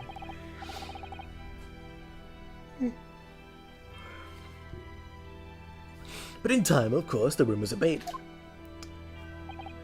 So too did talk of the shocking witness accounts of the convict who came back to life. It was forgotten, dismissed as a dubious ghost story, as a preposterous parlor tale. But why did people stop believing it? Why? Simply because there was no resurrection to speak of, as we've established in fact. What do you mean by no resurrection? The police investigated the grave in Logate Cemetery and published their findings. The convict's body was found to be buried exactly where it had been following their execution. No. But that would mean Mr. Drebber must have lied to the police and the newspapers. That would appear to be the only logical explanation, yes. The young man subsequently vanished from society and nothing has been heard from him since. It's rather striking then that he should be surfaced now, don't you think? Of course, the convicted murderer couldn't really have come back to life. That's not possible. But Drebber's hair is unusually light. If that really did happen overnight as a result of shock.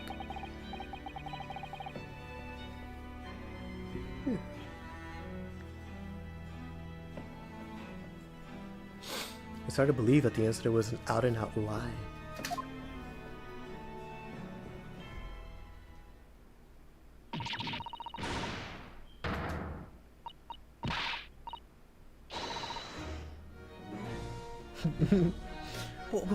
What the bloody Noah, Odo? What have you gone and done? Gina, what are you doing here?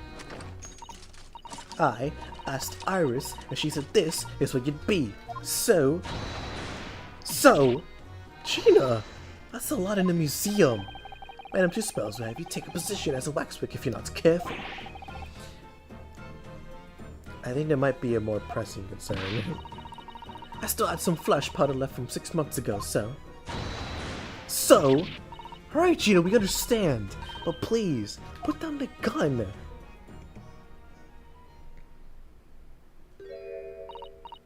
Sorry, I got scared. Should try being the one on the other end of the barrel. So, what brings you here, Gina? What brings me here? What do you think? We found it. We found a dodgy Cole's workshop. What?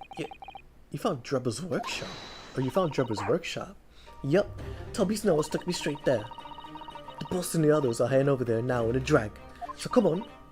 Here's the address. Get the boss to write it out. Oh, thank you, Gina. We'll make our way over there at once. Alright then. See you there.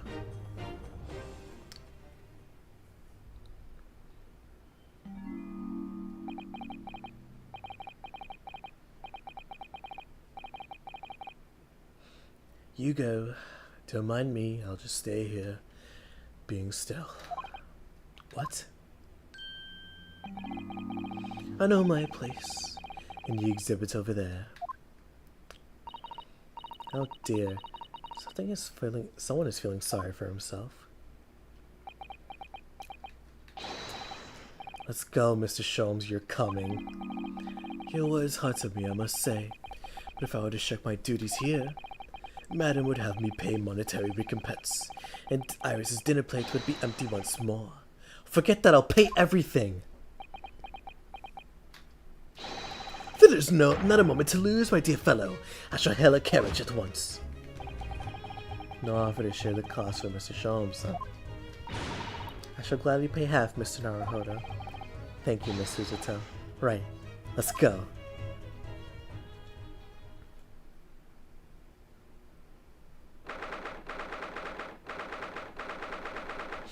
23rd of October, Enoch Drebber's workshop.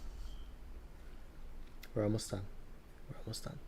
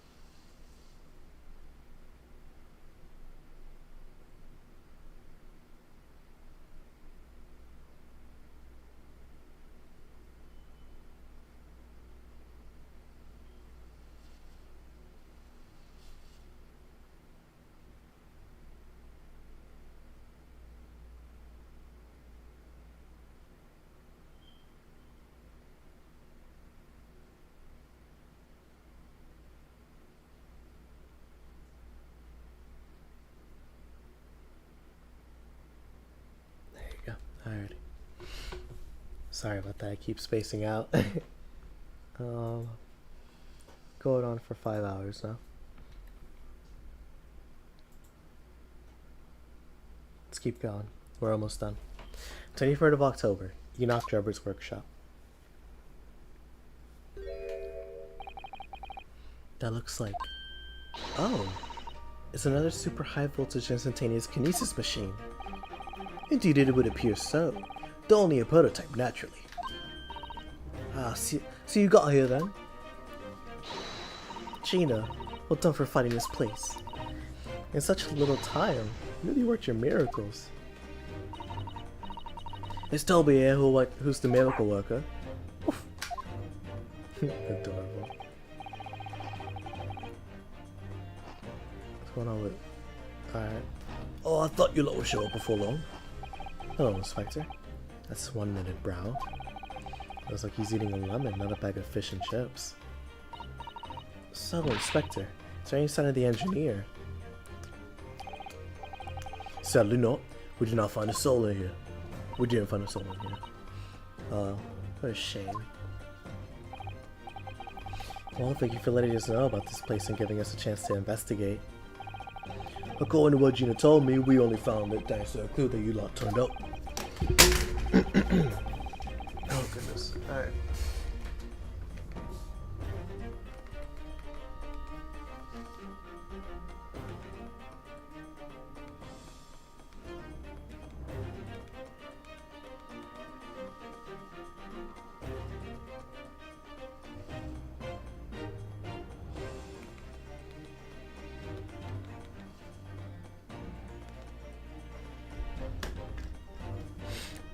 I wouldn't want to say, go to Paris to the debt of gratitude I'm paying now, would I?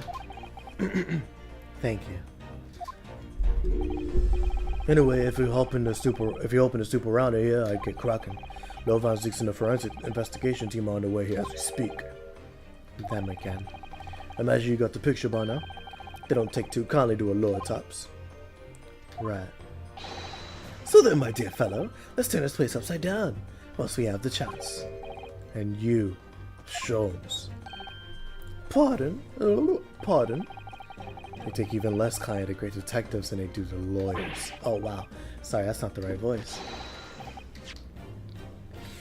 They take even less kindly to great detectives than they do to lawyers. Very droll, Drixon, very droll. But you may consider me nothing more than an inconspicuous waxwork model. Right then. See what we can find here. Alright. Well, will you look at that? It wouldn't just so happen to be a bunch of arrows in a quiver. This is a European-style quiver of arrows with steel bolts inside. Oh, do you suppose crossbow bolts those? Are these? And just the right size for the bow you lot turned up at the exhibition grounds. In other words. Yep, the more evidence to support your theory. It all goes to show that Trouble was the one pulling the strings behind the scenes of the whole scum. The details of the crossbow have been updated in the court record. A crossbow found hidden behind a tree under the experimentation stage at the exhibition grounds belongs to Mr. Enoch Drebber.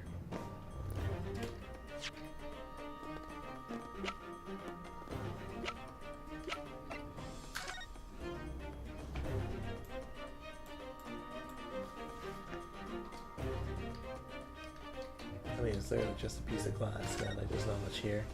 This piece of glass is almost as thick as it is wide. Yes, I've never seen anything like it. If you were to compare it to a human, only Mr. Sholmes has such thick skin. There's really no need for such comparison, Mr. Naruhodo, as you well know.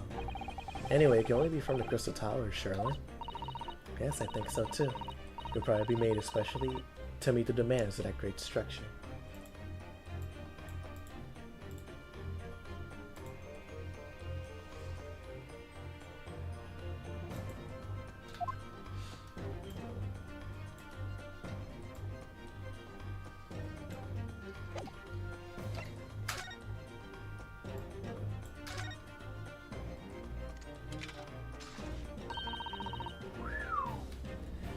wonderful machine. You love contraptions like this, don't you? Oh yes. Anything mechanical I find absolutely irresistible. Almost irresistible, surely.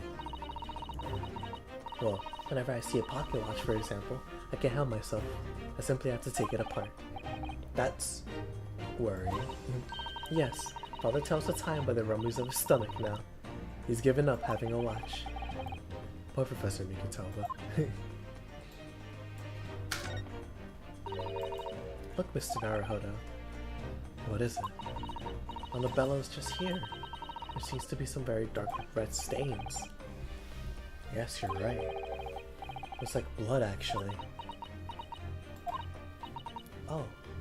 Oh my. I'm sure it's not what you're thinking.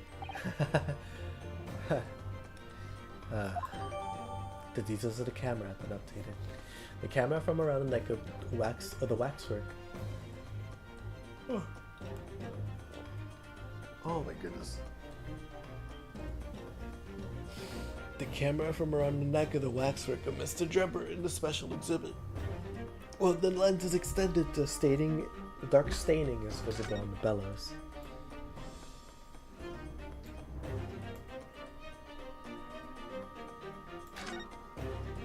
There you go, thank you. Oh look, the cover came open. Yes, now, there should be a glass plate inside. You have to change the plate with each new photograph you want to take, you see. Something wrong? There is no plate. It's been removed. What a pity. I suppose if you think about it, this wouldn't be the actual camera that was used at the time, just like the waxwork isn't the actual person. So we never found a photographic print of the executed convict coming back to life anyway. Oh, yes, you're quite right, of course. Poor Suzuto-san. She looks so devastated.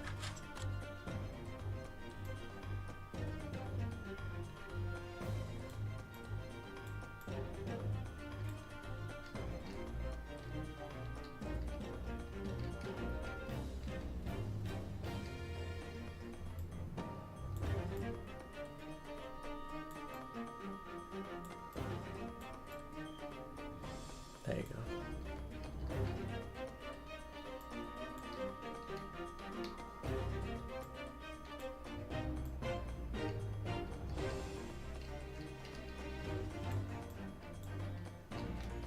Alright, but there should be everything from that side, so now we got the bow and all that stuff. I have a shovel here, but it seems like it's no, it's like that one. Can't interact with it. I'm sorry, Mr. Naruhodo. That machine is covered by the Special Dispensation for Scientific Equipment Act. There will be serious repercussions if we were to examine it, from the Crown and the government. Seems like those two don't care, though. Well, those two don't seem to be holding back. It's quite hollow inside. No working parts or devices of deception to be seen, my dear fellow. No loose change dropped on the floor or nothing. Not even a bone for Toby here, my dear fella. British people are very much ruled by their own ideals, aren't they? And it's just these two, Miss Suzuto. Yeah, the whole thing. He was number one. Ah, this appears to be most interesting. Yes, most interesting indeed, wouldn't you say? It's impressive looking back It's an impressive looking back massager, that's for sure. No doubt if you hit your shoulders a few times with that, your aches and pains would soon go away. It's a Wales Society trophy for excellence in science. A young scientist could wish for no higher honor. Ah. Would you like a massage? No, I'm fine, thank you. I had no idea it was such a grand thing. Things becoming increasingly clear that there's much more to this Mr. Enoch Drebber than conjuring tricks. I couldn't agree more, my dear madam. And how about you, Mr. Naruhodo? Wouldn't you take it with you? Would you like to take it with you? For your tired shoulders, of course. He's not gonna let that go, is he? It's curious, though, isn't it? You would expect such an important trophy to be proudly on display somewhere, not haphazardly cast aside. English gentlemen can be quite a mystery at times. a Royal Society trophy for excellence in science that was found in Mr. Drebber's workshop. It's a very prestigious award for a young scientist.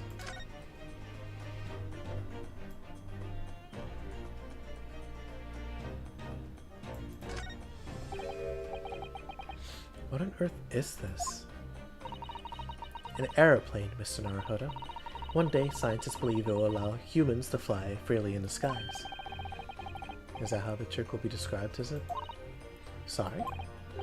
Well, it's actually suspended by a thin but very strong cable, isn't it? Oh, well, this model is... Yes, but a real airplane would actually fly high in the sky. Well, suspended from somewhere even higher in the sky, of course. Because large metal objects obviously can't really stay in midair unsupported. So to you, the solution is even taller towers.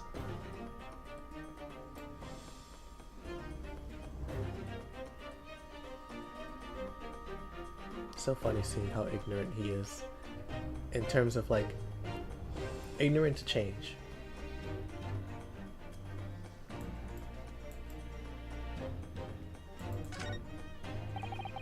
This door doesn't want to open. Yeah, looks like I got a pretty hefty lock on it. There's a specialist locksmith all the way. There's a specialist locksmith on his way over from the yard, so hands off until he gets here. With permission, Inspector, I could have that lock open in less than a minute. Well, you don't have permission, and no one's giving it to you. Harrison looked as though he really enjoyed that. Well, there's no sign of anybody on the other side. No, Jera must have fled at the first sign of danger.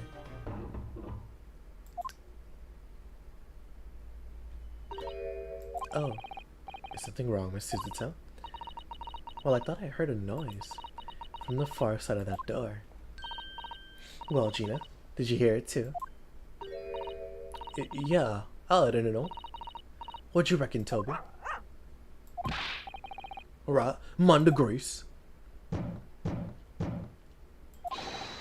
Whoever's in there, open up. There's Scotland Yard.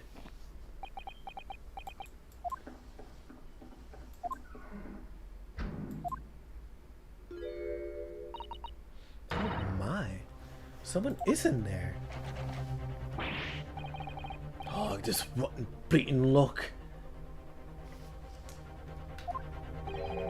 My dear Gregson, as I said only a minute ago, if only it were continents, I could unlock that door in less than a minute.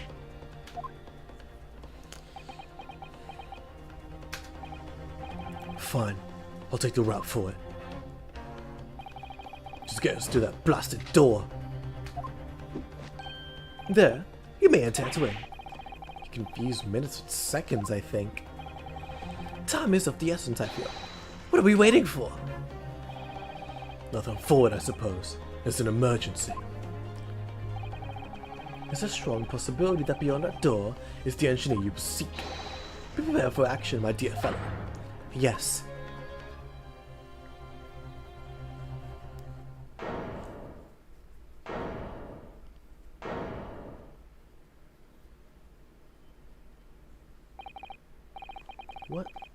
What's happened in here? Why is everything upside down? Rats! Ain't no one in here after all.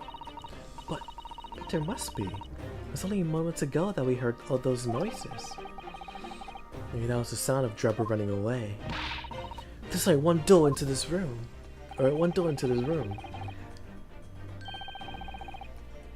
And no windows that could afford an escape route. Those skylights are too high.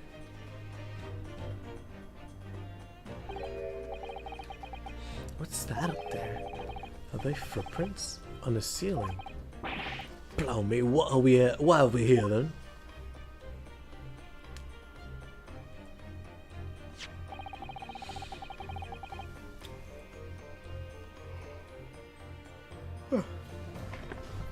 Looks like someone was trying to burn something in the hurry.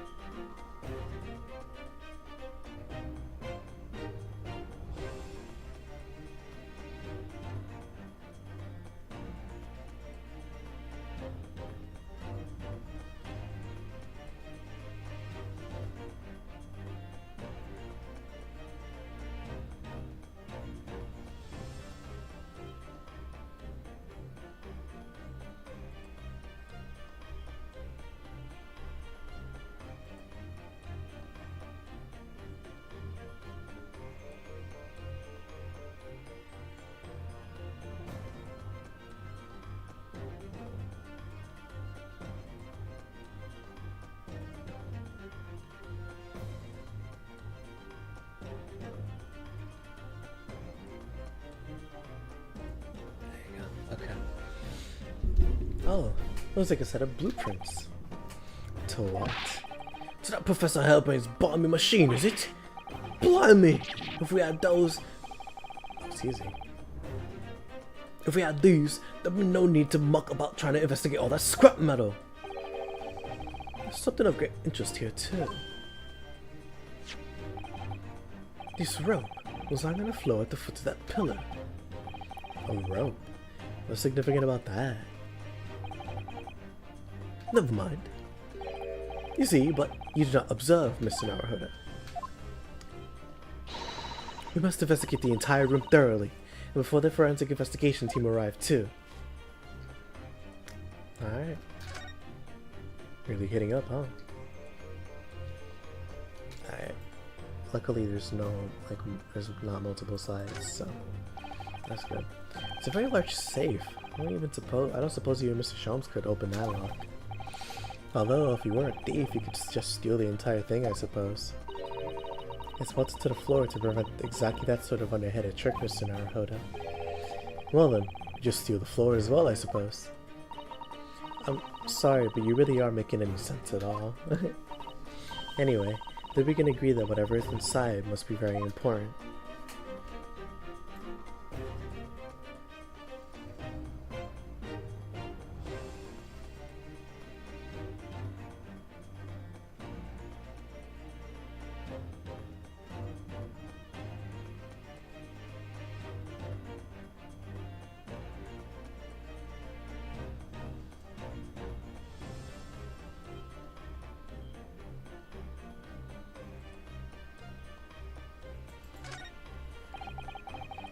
It's a really lovely model. Looks just like a real flying balloon. I think it's probably staying aloft in the same principle as a full-size balloon, using gas. A green flying balloon. It does have the hallmarks of that amazing deception at the Great Exhibition, doesn't it? Could it be that the whole thing was planned here in this very workshop?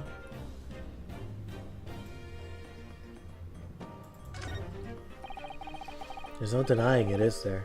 They're footprints. Yes, it would appear so. As if we can imagine how they came to be there. Isn't there a Suzuto shoot up or something? Like a Suzuto takedown, I mean? I'm no Wonder Woman, Mr. Naruhodo. That'll make her almost superhuman, I suppose.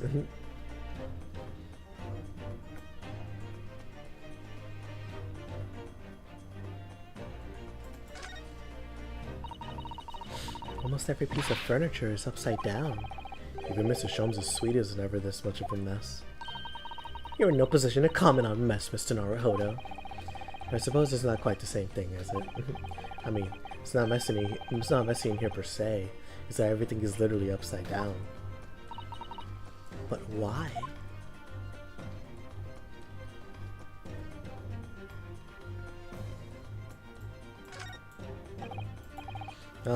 Mr. Sholmes, have you found something?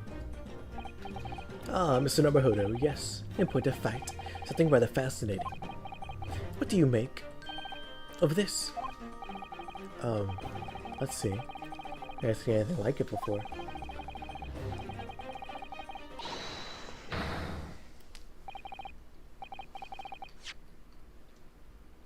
Looks like a bundle of thick cigars wrapped up in a large watch to me, but... Mr. Suzuto, what's the matter? That's a... Surely that's a time bomb, isn't it?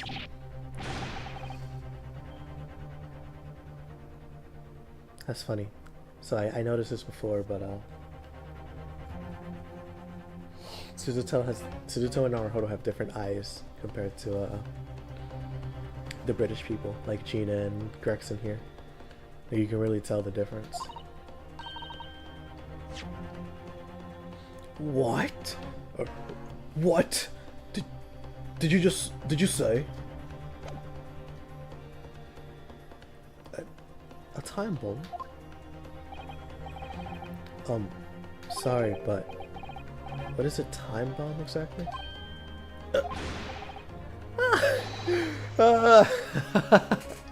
Truly one of a kind, Mr. Naruhodo. even Sholmes too. If you look at his eyes, you see the difference. It won't. It won't take. I won't take that as a compliment. Ha! You don't know nothing, do you, Odo? You haven't got a clue what it is either, do you? Or have you, Gina? I invite you to consult the dictionary later, Mr. Naruhodo.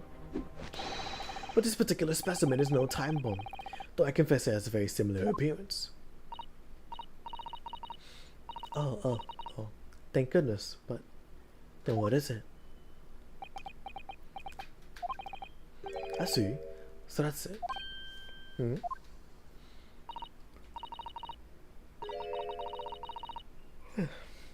Goodness. Mr. Sholmes, have you seen the heart of the matter? There are times that I consider my luck most unnecessary or most unfair. For I'm fated to never know how fierce a flounder as you do when a puzzle presents itself. But I have learned to accept the hardships that come with being a great detective, Miss Susto. Here we go. I feel a great deduction coming. Once again, I can draw two conclusions from the scene we see before us. The first is that the inverted nature of the furniture in this room is the work of Jabba himself. Oh, but how could you...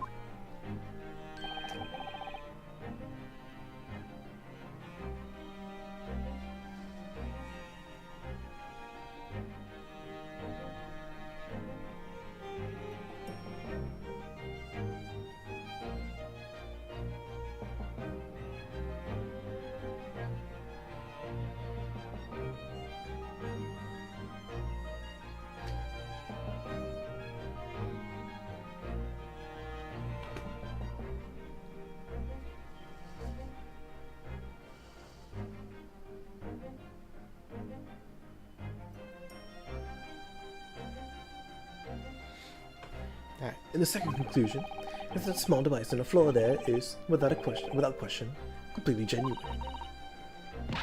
Please, Mr. Sholmes, you must explain everything. It would be a pleasure.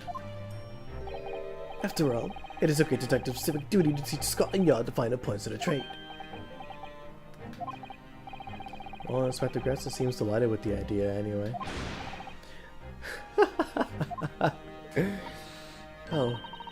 Oh, you deflected the inspector's glare with such fortitude there, Mr. Sholmes. Well done. You're too kind, my dear madam. I hereby dedicate this great deduction to you. Kindly stand just there, Mr. Dutel. Oh, yes. I'd be delighted. So, shall we begin?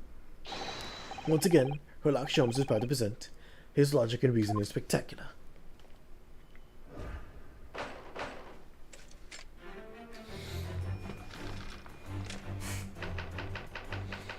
This is why I was hesitant to continue earlier, because I knew this was coming. It's plain to see that this room is in complete disarray. The bed and tables and chairs, the lamp, everything is upside down. Almost as if every item in the room had until recently been happily positioned on the ceiling, before falling straight down onto the floor. Every item in the room was on the ceiling. Are you suggesting that? Indeed, the key here is gravity. Oh wow, this is cool. What the heck? That's cool animation. Oh wow, this is sick. It would appear that technology has at last succeeded in freeing us from the great pull of the Earth.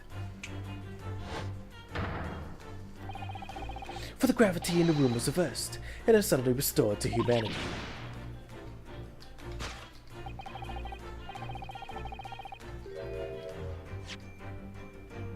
Normality, there you go. The inverted furniture clearly reveals the truth about the part gravity played in this whole business. I quite understand your skepticism, Miss Suzutel. I too was incredulous at first. However, my conviction and analysis was cemented when I observed this. An anti-gravity device, almost identical to the one that featured in a dream of mine only the other day, in fact.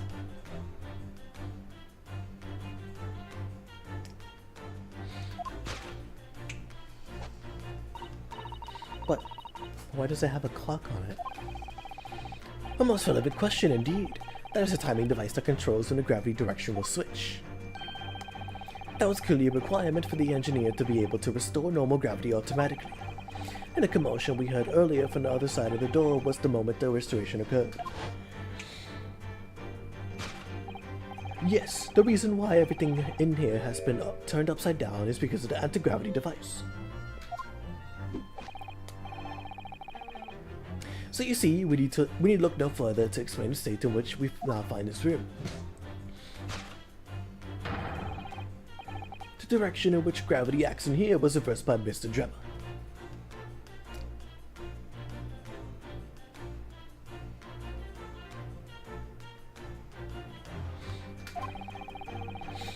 Before being restored to normality in an automatic fashion sometime later by the timer device. I have witnessed precisely this scene in a dream once I had when I fell out of bed. Flip furniture, because gravity was reversed.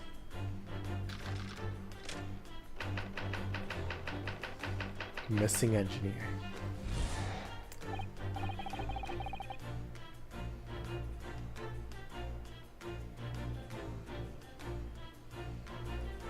Now let us consider the next conundrum. What was our engineer friend's aim? Indubitably, the greatest clue we have to explain his actions is above our heads. Yes, how it is possible that there are footprints all the way up there on the ceiling? A question whose answer will lead us deeply to the truth, my dear man. The reason there are footprints on the ceiling is because of the nearby skylight. Of course, Jabba's aim was singular, to escape. However, there is but one way into this room.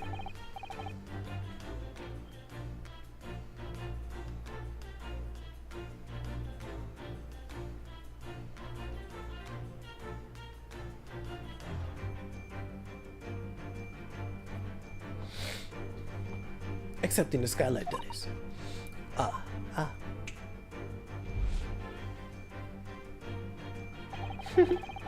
By inverting the gravity in here, Jabba was able to fall conveniently to the ceiling and make his escape via the otherwise inaccessible skylight, leaving these footprints behind on the way. But the ceiling in here is very high, Mr. Sholmes. If the gravity reversal was sudden, wouldn't Mr. Jabba have fallen up to the ceiling rather violently?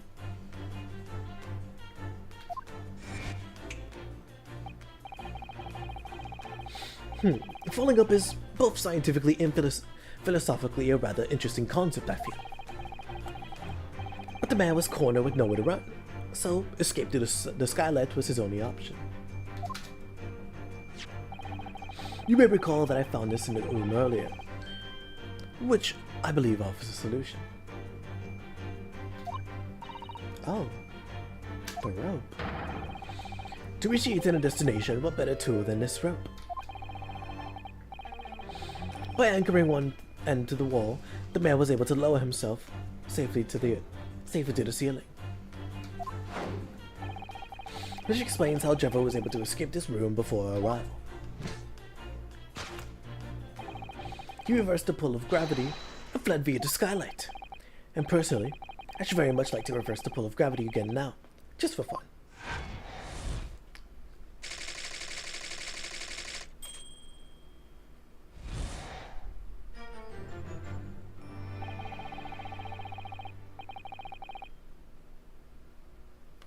There you go. This concludes Herlock Sholmes' great deduction of this topsy-turvy puzzle.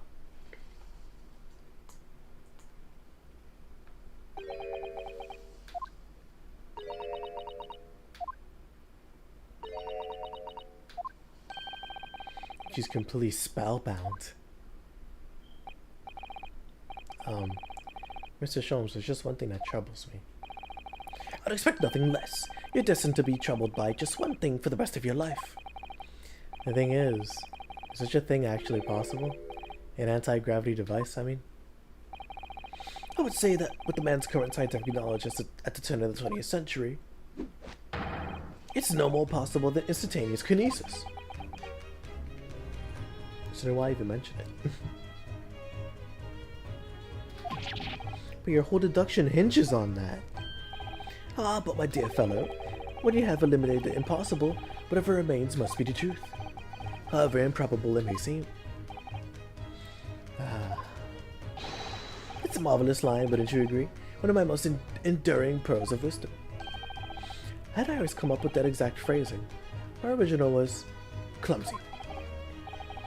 Yes, I have a feeling I read it in something that Miss Suzuto let me once. Objection! Actually, there is one other thing, Mr. Sholmes. Ah, the spell's broken at last. The rope you found was on the floor, wasn't it? Indeed it was. In lonely coils near the wall. But if Mr. Drebber had used it to escape in the way you described, wouldn't it still be tied to the wall?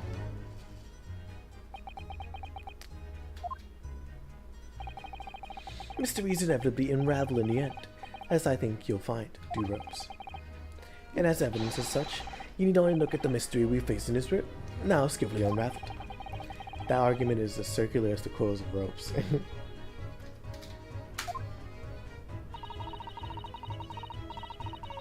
I think perhaps you might need to give Mr. Sholmes the usual little helping hand. Oh boy, I can't wait.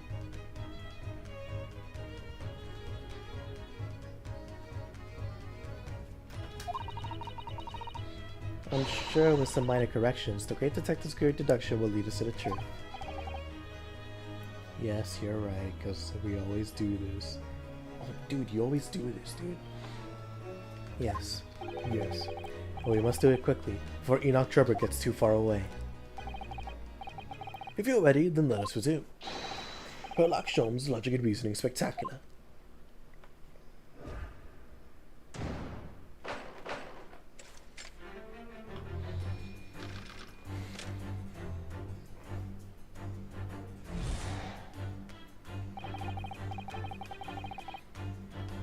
It's plain to see that this room is in complete disarray.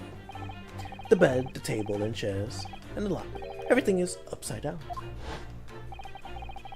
Almost as if every item in the room had, until recently, been happily positioned on the ceiling. Before falling straight down to the floor.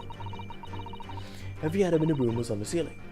Or every item on the room was on the ceiling. Are you suggesting that? Indeed, the key here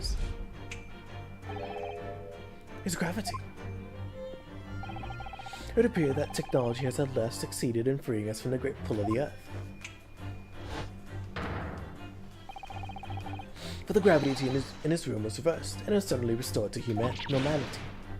Goodness. The inverted furniture clearly reveals the truth about the part gravity played in the whole business.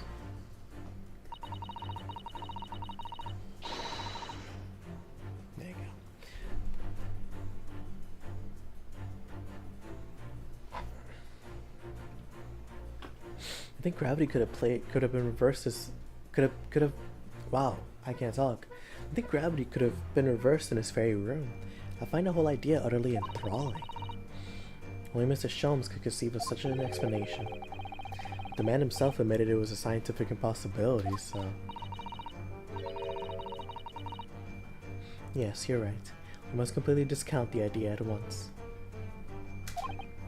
Ooh, it's unusually merciless of you, Miss Suzuto. When you have eliminated the impossible, whatever remains must be the truth. The great detective himself said so, didn't he? Or refusing to part with his dreams of anti-gravity devices. Yes, I suppose so.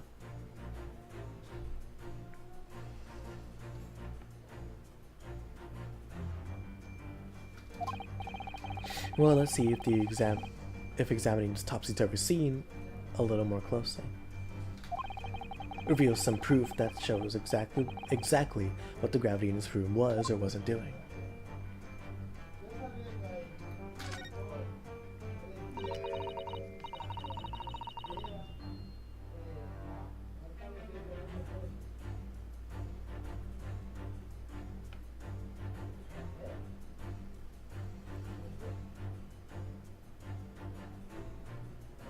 There you go.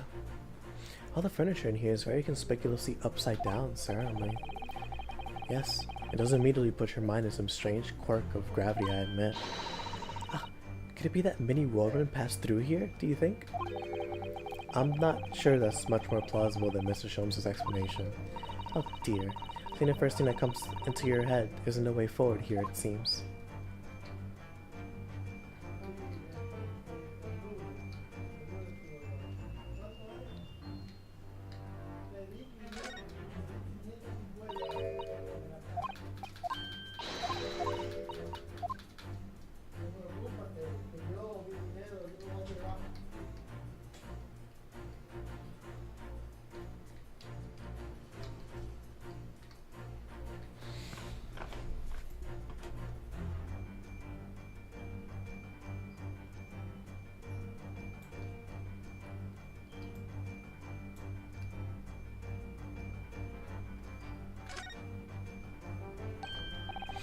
Ah, look, Miss Suzuto. When everything seems to be upside down in here, let's see if you conspicuously right way up. Have you noticed? Yes, that's true. But look more closely at the safe's feet.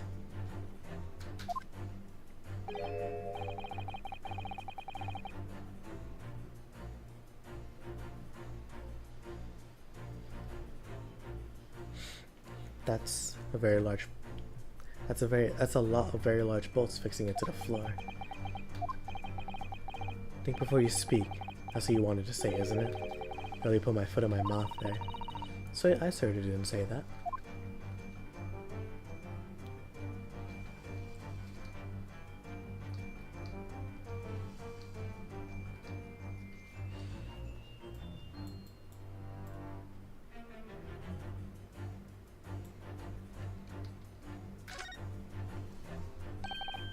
Well, wasn't expecting to find a pretty bunch of flowers in here, that's for sure. Oh, look at that. I know, that some little vase looks like it's about to topple at any moment, but the flowers are thriving. That's how it makes you think of the fragility of life. What would you say? To be honest, Mr. Naruhodo, something else about it made a rather deeper impression of me.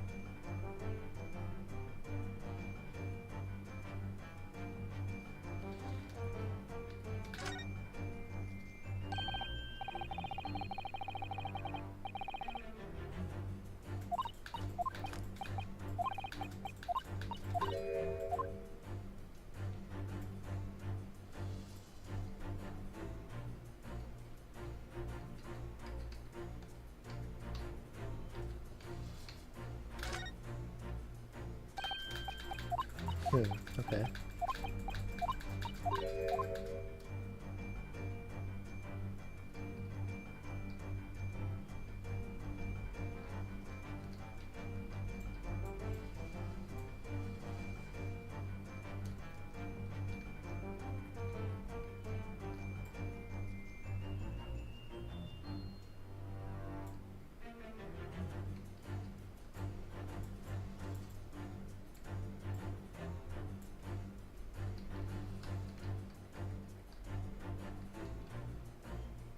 What am I supposed to be looking at here? Because it's just furniture, safe in the vase. I mean, if it's the vase, then I mean... Take that! Yeah, I guess it's the vase. I don't know why it's the vase, but it is. The upright vase clearly reveals the truth about the part gravity played in this whole business. Upon my word, Mr. Naruhodo, you surpassed yourself by completely turning my argument on its head. Trying to impress your assistant here, perhaps? No one is trying to steal your spotlight here, Mr. Sholmes, trust me. As you rightly say, though it appears at first glance that all the furniture in the room is upside down, this unassuming Sunday vase is standing cleanly to our attention. Unlike the large safe, there is nothing affixing it to the floor.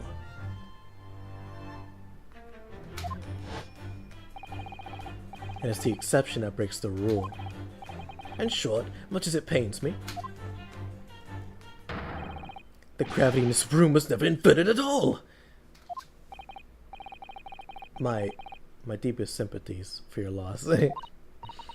Oh, poor Mrs. Sholmes. But the show must go on, so let's continue with our deductions. Now that we know... Oh, whoa. That is not what you sound like, bro. Say wallahi, bro. Say wallahi. Say wallahi, bro. Say wallahi. Now that we know this contrivance is not in fact an anti-gravity device, there remains but only one other possibility. You don't say. Someone deliberately turned over every piece of furniture in here. Which might sound obvious, but leaves one mystery very much unsolved. Namely, why would anyone choose to do that? Quite, and naturally there is an explanation. Yes, the reason why everything has been turned upside down is because of the anti-gravity device, which is not true. I call cap and not rap.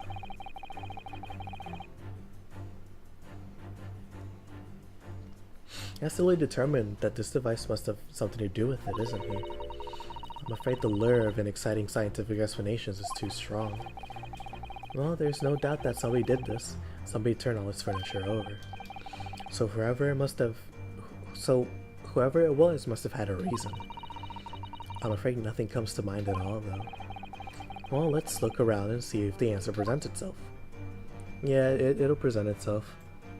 Because it's right here.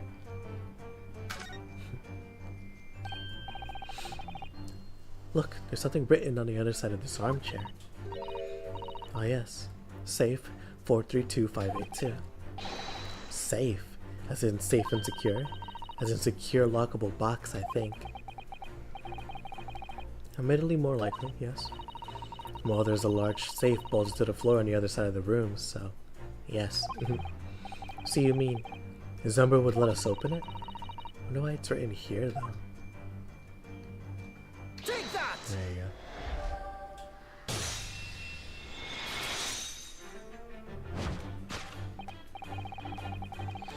Yes, the reason why everything in here has been turned upside down is because of the safe combination. There you go. Crossover combination. I'll take you for a ride. Precisely. I believe, Mr. Naruhodo, that you had a very similar experience once, did you not?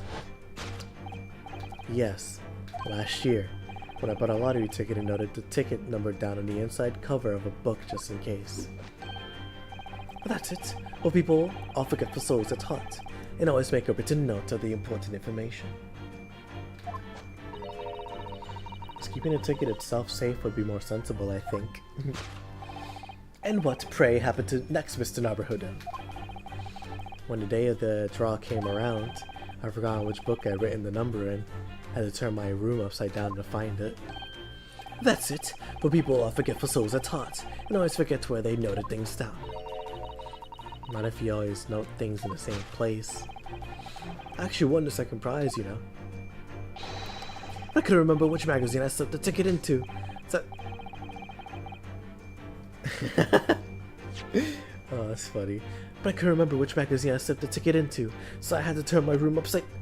Thank you, Mr. Naruhodo, but I believe I proved my point now. Which is a very similar situation that's clearly unfolded in his room. Finding himself requiring access to the safe, the occupant of this room needed the combination code. He remembered that he'd written it on the other side of a piece of furniture, but forgot which one.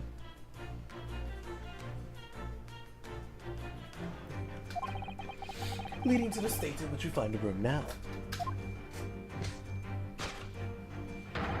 Yes, Mr. Jabba overturned the furniture in here in a desperate hurry to locate the combination code that would unlock the safe.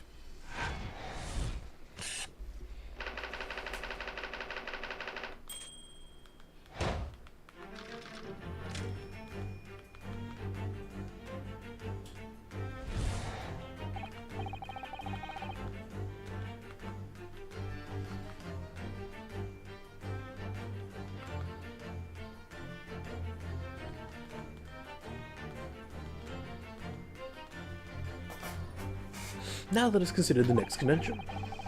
What was our engineer friend's aim? Indubitably, the greatest clue we have to explain his actions is above our heads.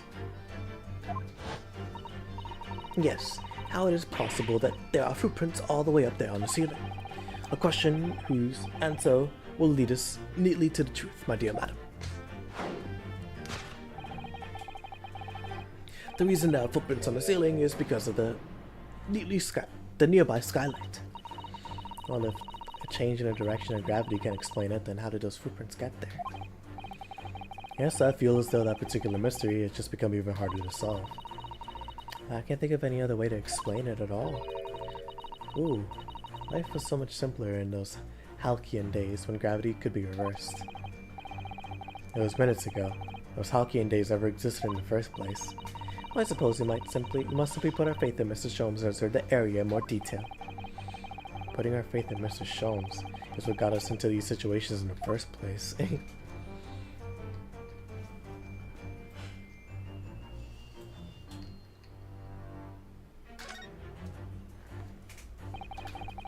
It's hard to believe, but there's a shoe up there, look. Oh yes, and there's some footprints on this little balloon too. Perhaps the shoe was thrown up there and became lodged, do you think? Ah, if so, then judging by the number of footprints, it must have been thrown up there several times. Why do you want to be throwing shoes up there at the ceiling, though? Oh dear. It's beyond me, I'm afraid.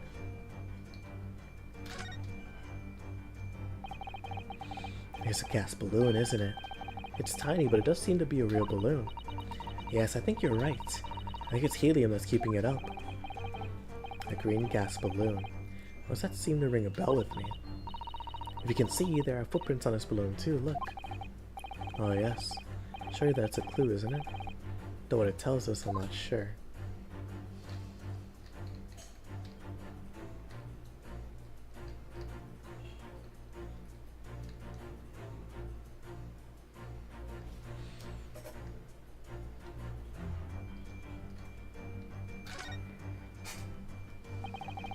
Looks like these are the only windows in the room. In other words, if I wanted to escape without using the door, these skylights will be the only way. Yes, that's true, but even so, we're next to the only escape route we notice some telltale footprints. Nevertheless, as we said many times now, gravity can't explain how they got there.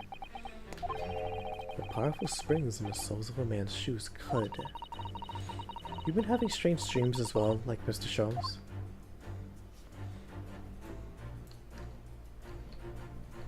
Take that!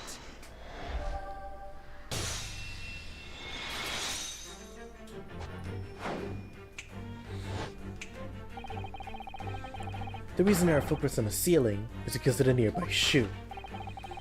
And on closer inspection, there are clearly footprints all over the balloon as well. In other words, the aim was never the skylights at all, but the balloon. But for what purpose?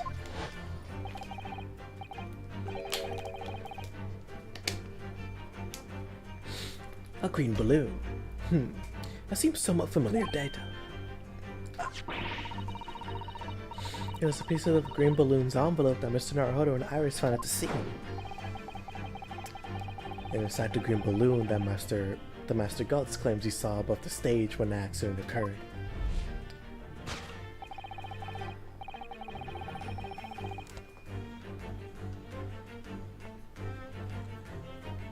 Was the second birdcage the crux of the whole instantaneous kinesis deception?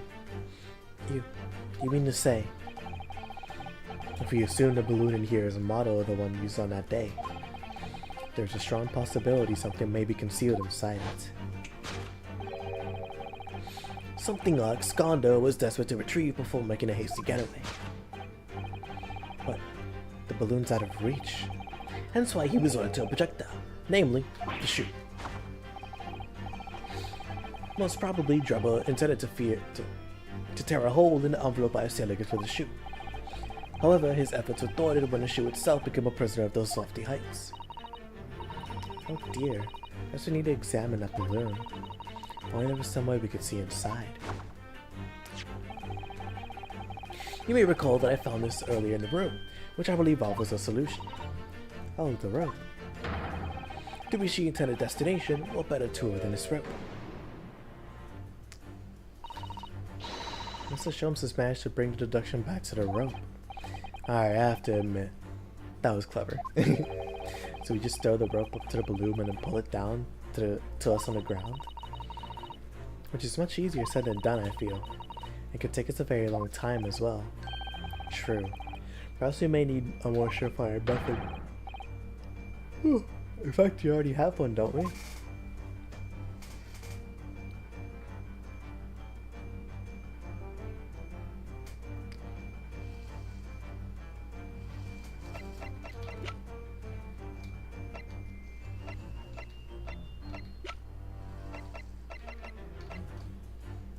Take that!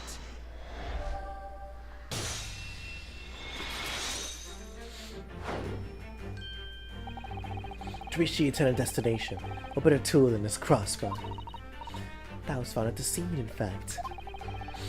And in all likelihood, belongs to Mr. Drebber. If the man had only brought it away with him that day, he could have avoided losing a shoe at such a critical time as this.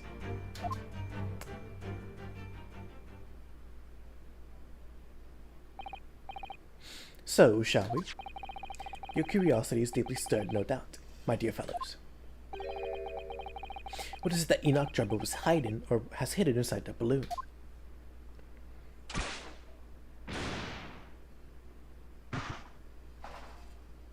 There it is.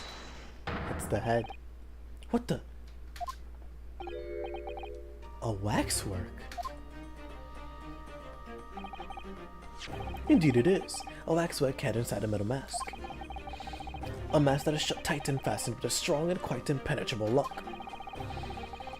So we can't see inside the face, or can't see the face inside, that means. Just a moment. Is the head of a waxwork model. Does that mean... Oh, goodness.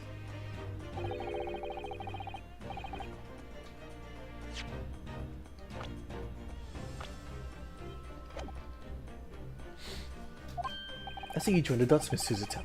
Excellent. A headless waxwork model. The case of the adopted Madame Two-Spell's model that you'd largely solved. It was only the head of the killer that was still missing. Indeed it was. But I believe Madame Two-Spells will now have to settle her sizable account with me. This, as you now have surmised, is the head of the infamous professor. Yes, but why is it here? This conclusively confirms my suspicions. The man responsible for stealing the professor from Madame Two-Spells and returning it sans tête. Let me see.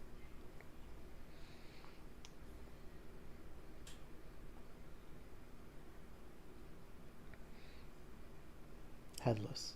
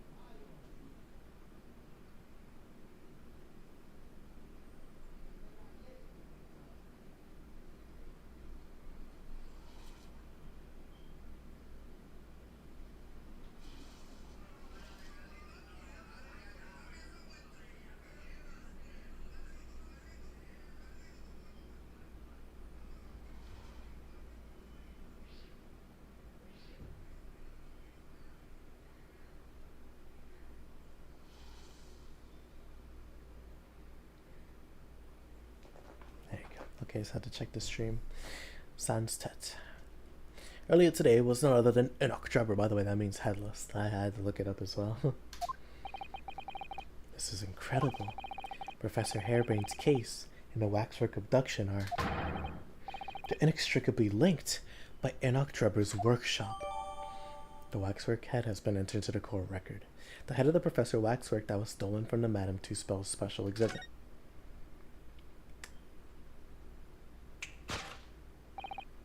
Well, it appears our logical pleasure cruise has come to an end, my dear fellows.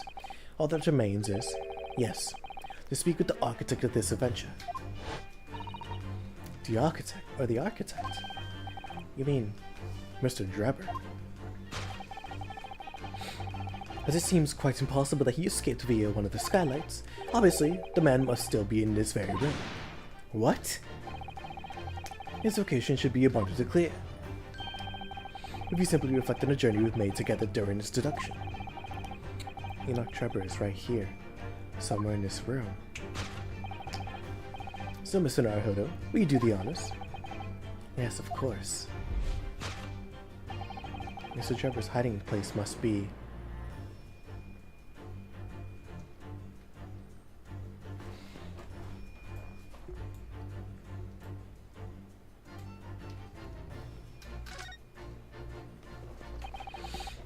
If you need to hide, there's no better place than the wardrobe. I stand firmly by that. Ah, yes. Had some experience of that yourself a year ago, didn't you? You'll find him in there. Mark my words. He'll be curled up in a ball, trembling and hungry. In fact, my own hand is trembling just thinking about making that discovery. Never mind, Mr. Naruhodo. He'll be hiding somewhere else, you know.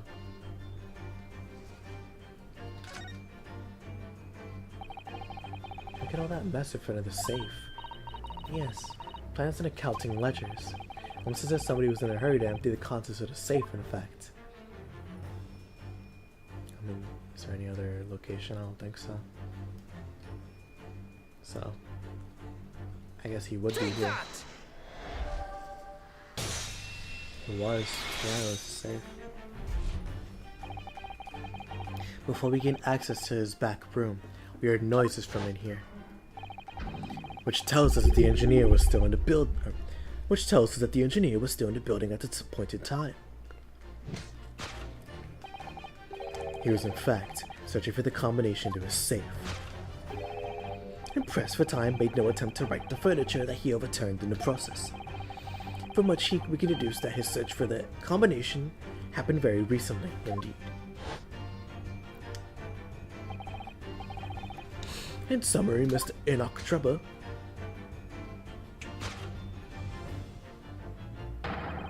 is at this very moment inside the safe.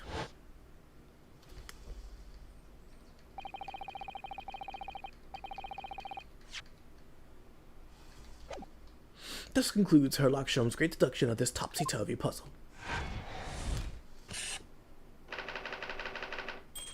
That one was definitely a doozy. Not in terms of difficulty, but like that changed significantly. And it's only the third case too. They're really going hard for these ones.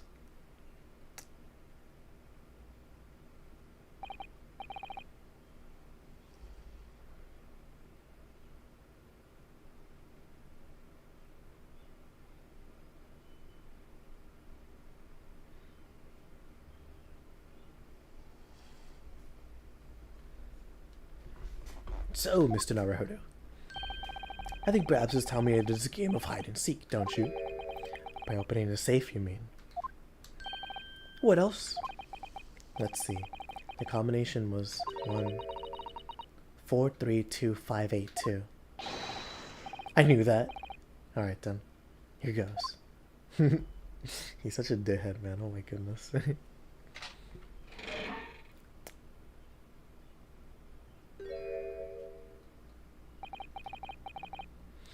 Okay, I never thought I'd be here trying to find a voice for Mr. Enoch Trevor. Seems ghastly, so. You found me.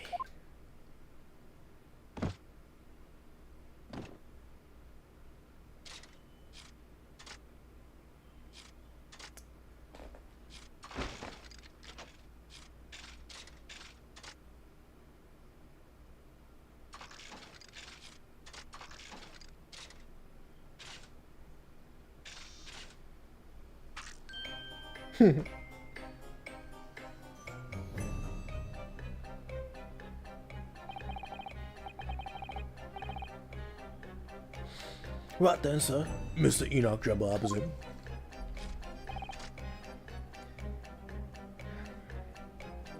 Because he's more robotic the way he moves. Correct. You better start talking. You tricked Professor Hairbrain with that bogus machine you built. And you have to explain the theft of the waxwork from Madame Two Spells as well. Most I would be delighted to answer your many questions. Personally, I would advise that you deactivate my little parcel first. Deactivate?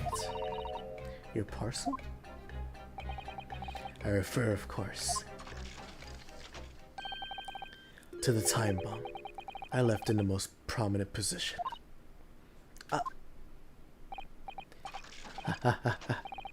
I see. Stunned silence. You're all gearing up to die with me then? No! Toss it out the window and kill someone randomly. Mr. Sholmes, with only 7 seconds to spare. That was too close for comfort. I got one foot in the grave already. You try to hope to... Oh my goodness. Oh my goodness, I can't talk. You try to help us get a killer or get us killed. Mr. Sholmes' seductions can be completely life-altering, can't they? More than my dear fellows, that was a close shave. The resemblance to an anti-gravity device is really quite startling, I must say. Anti-gravity devices don't exist. Whew. What I'm pushing, Mr. Sholmes. Oh, look who we found, right? Look who we found.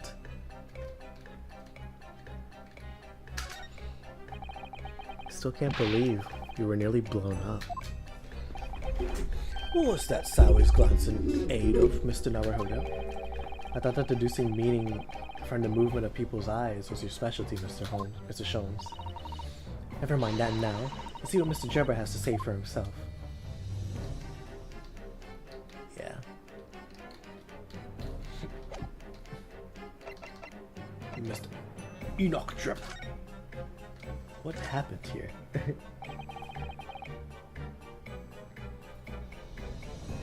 What on earth happened in here? You found me, haven't you? No need to screw me down any further. Everything in here is precisely what it seems. Yeah, well, we'll be giving it a thorough going over, don't you worry, Trevor. What fails to click with me is how you were able to locate my workshop. Though I was not expecting. When I heard whistling from the other room, I knew it was time to bolt. Whistling? Ah, that would have been me. Oh. For some reason, I woke in fine fettle today. No words, just highly squeezed chips. Clearly I must have a screw loose, though, as I couldn't remember the combination for the safe. Another one loose, as I couldn't remember on which piece of furniture I had written it down. I used to find a rope over by the wall. Yes, I had hoped to exit through the skylight, but sadly the rope was too short. So then I set about searching for the combination code to open the safe. But in the incriminating blueprints, don't forget. Regrettably though, you failed to retrieve the head from the balloon among the rafters. And after that you hid yourself inside the safe, having first set this parcel ticking. Well, I had no intention of being nailed by the police.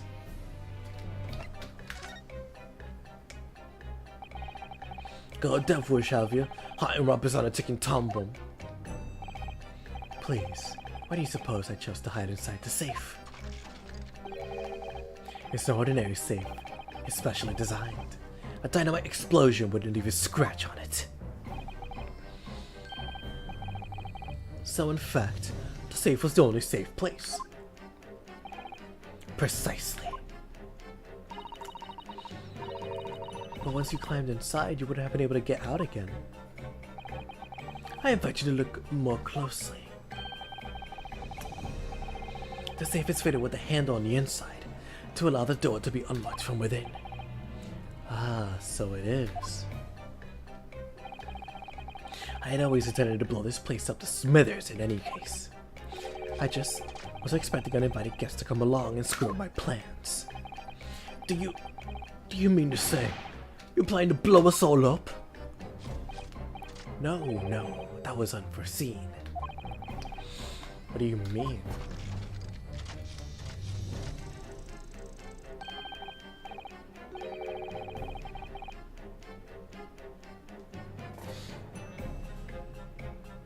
Most people run, you see, when they see a ticking time bomb at their feet.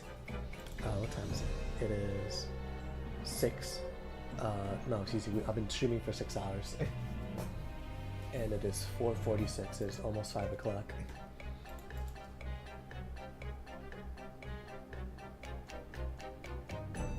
It's gonna be a long one for the playlist. It's gonna be interesting indeed.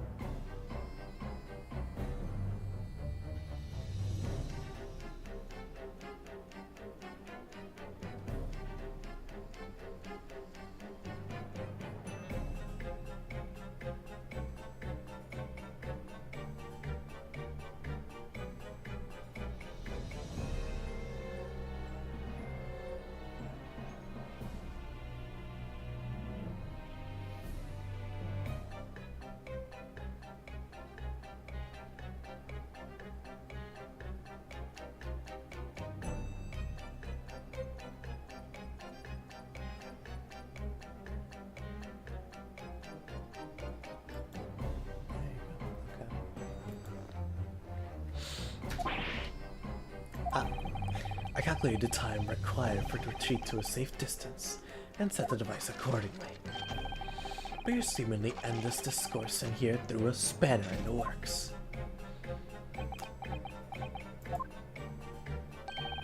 Is something wrong, Gregson? Do I have something on my face besides the usual eyes, ears, nose, and mouth?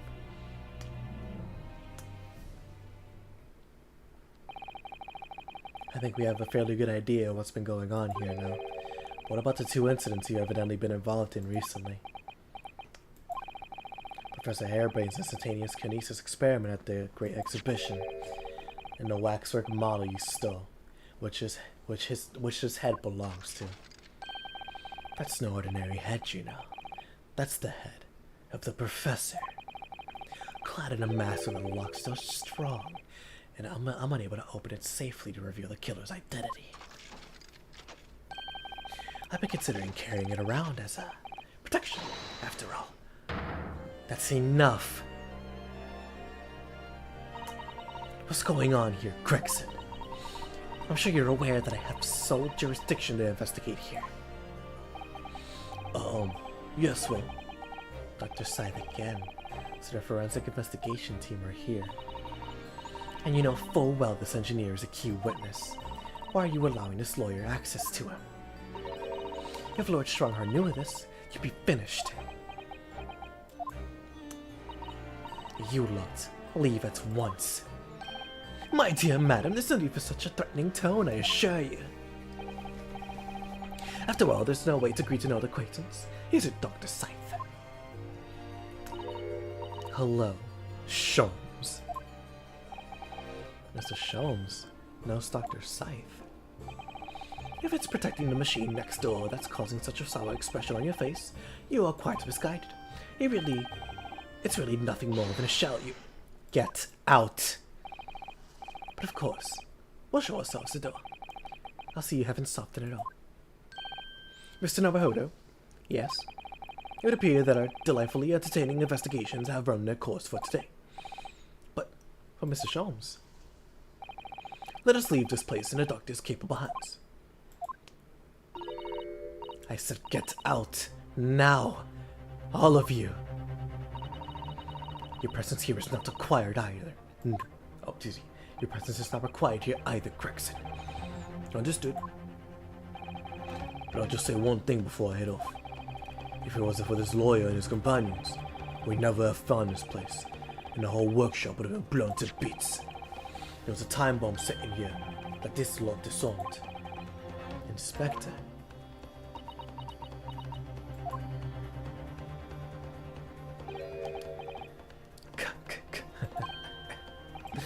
Something giving you a chuckle, has it, Drebber? so sorry. Didn't mean to offend. You're quite right, of course. You did disarm the time bomb, didn't you? Yes, you did disarm that one. What are you... That one? Yeah, you mean...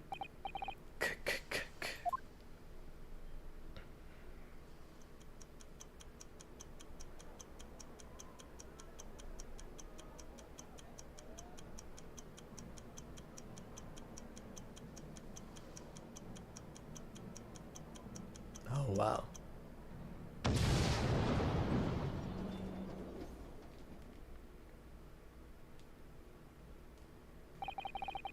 It was an hour later that we heard the news of the enormous explosion that ripped through the experimentation stage of the Great Exhibition. Professor Harebrain's invention and all its secrets were blown away forever. To be continued.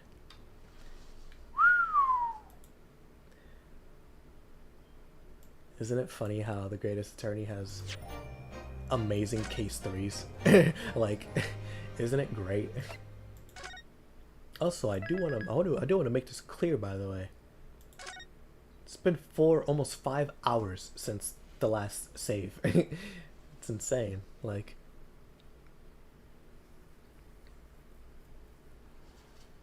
my goodness, I was on a tear, huh?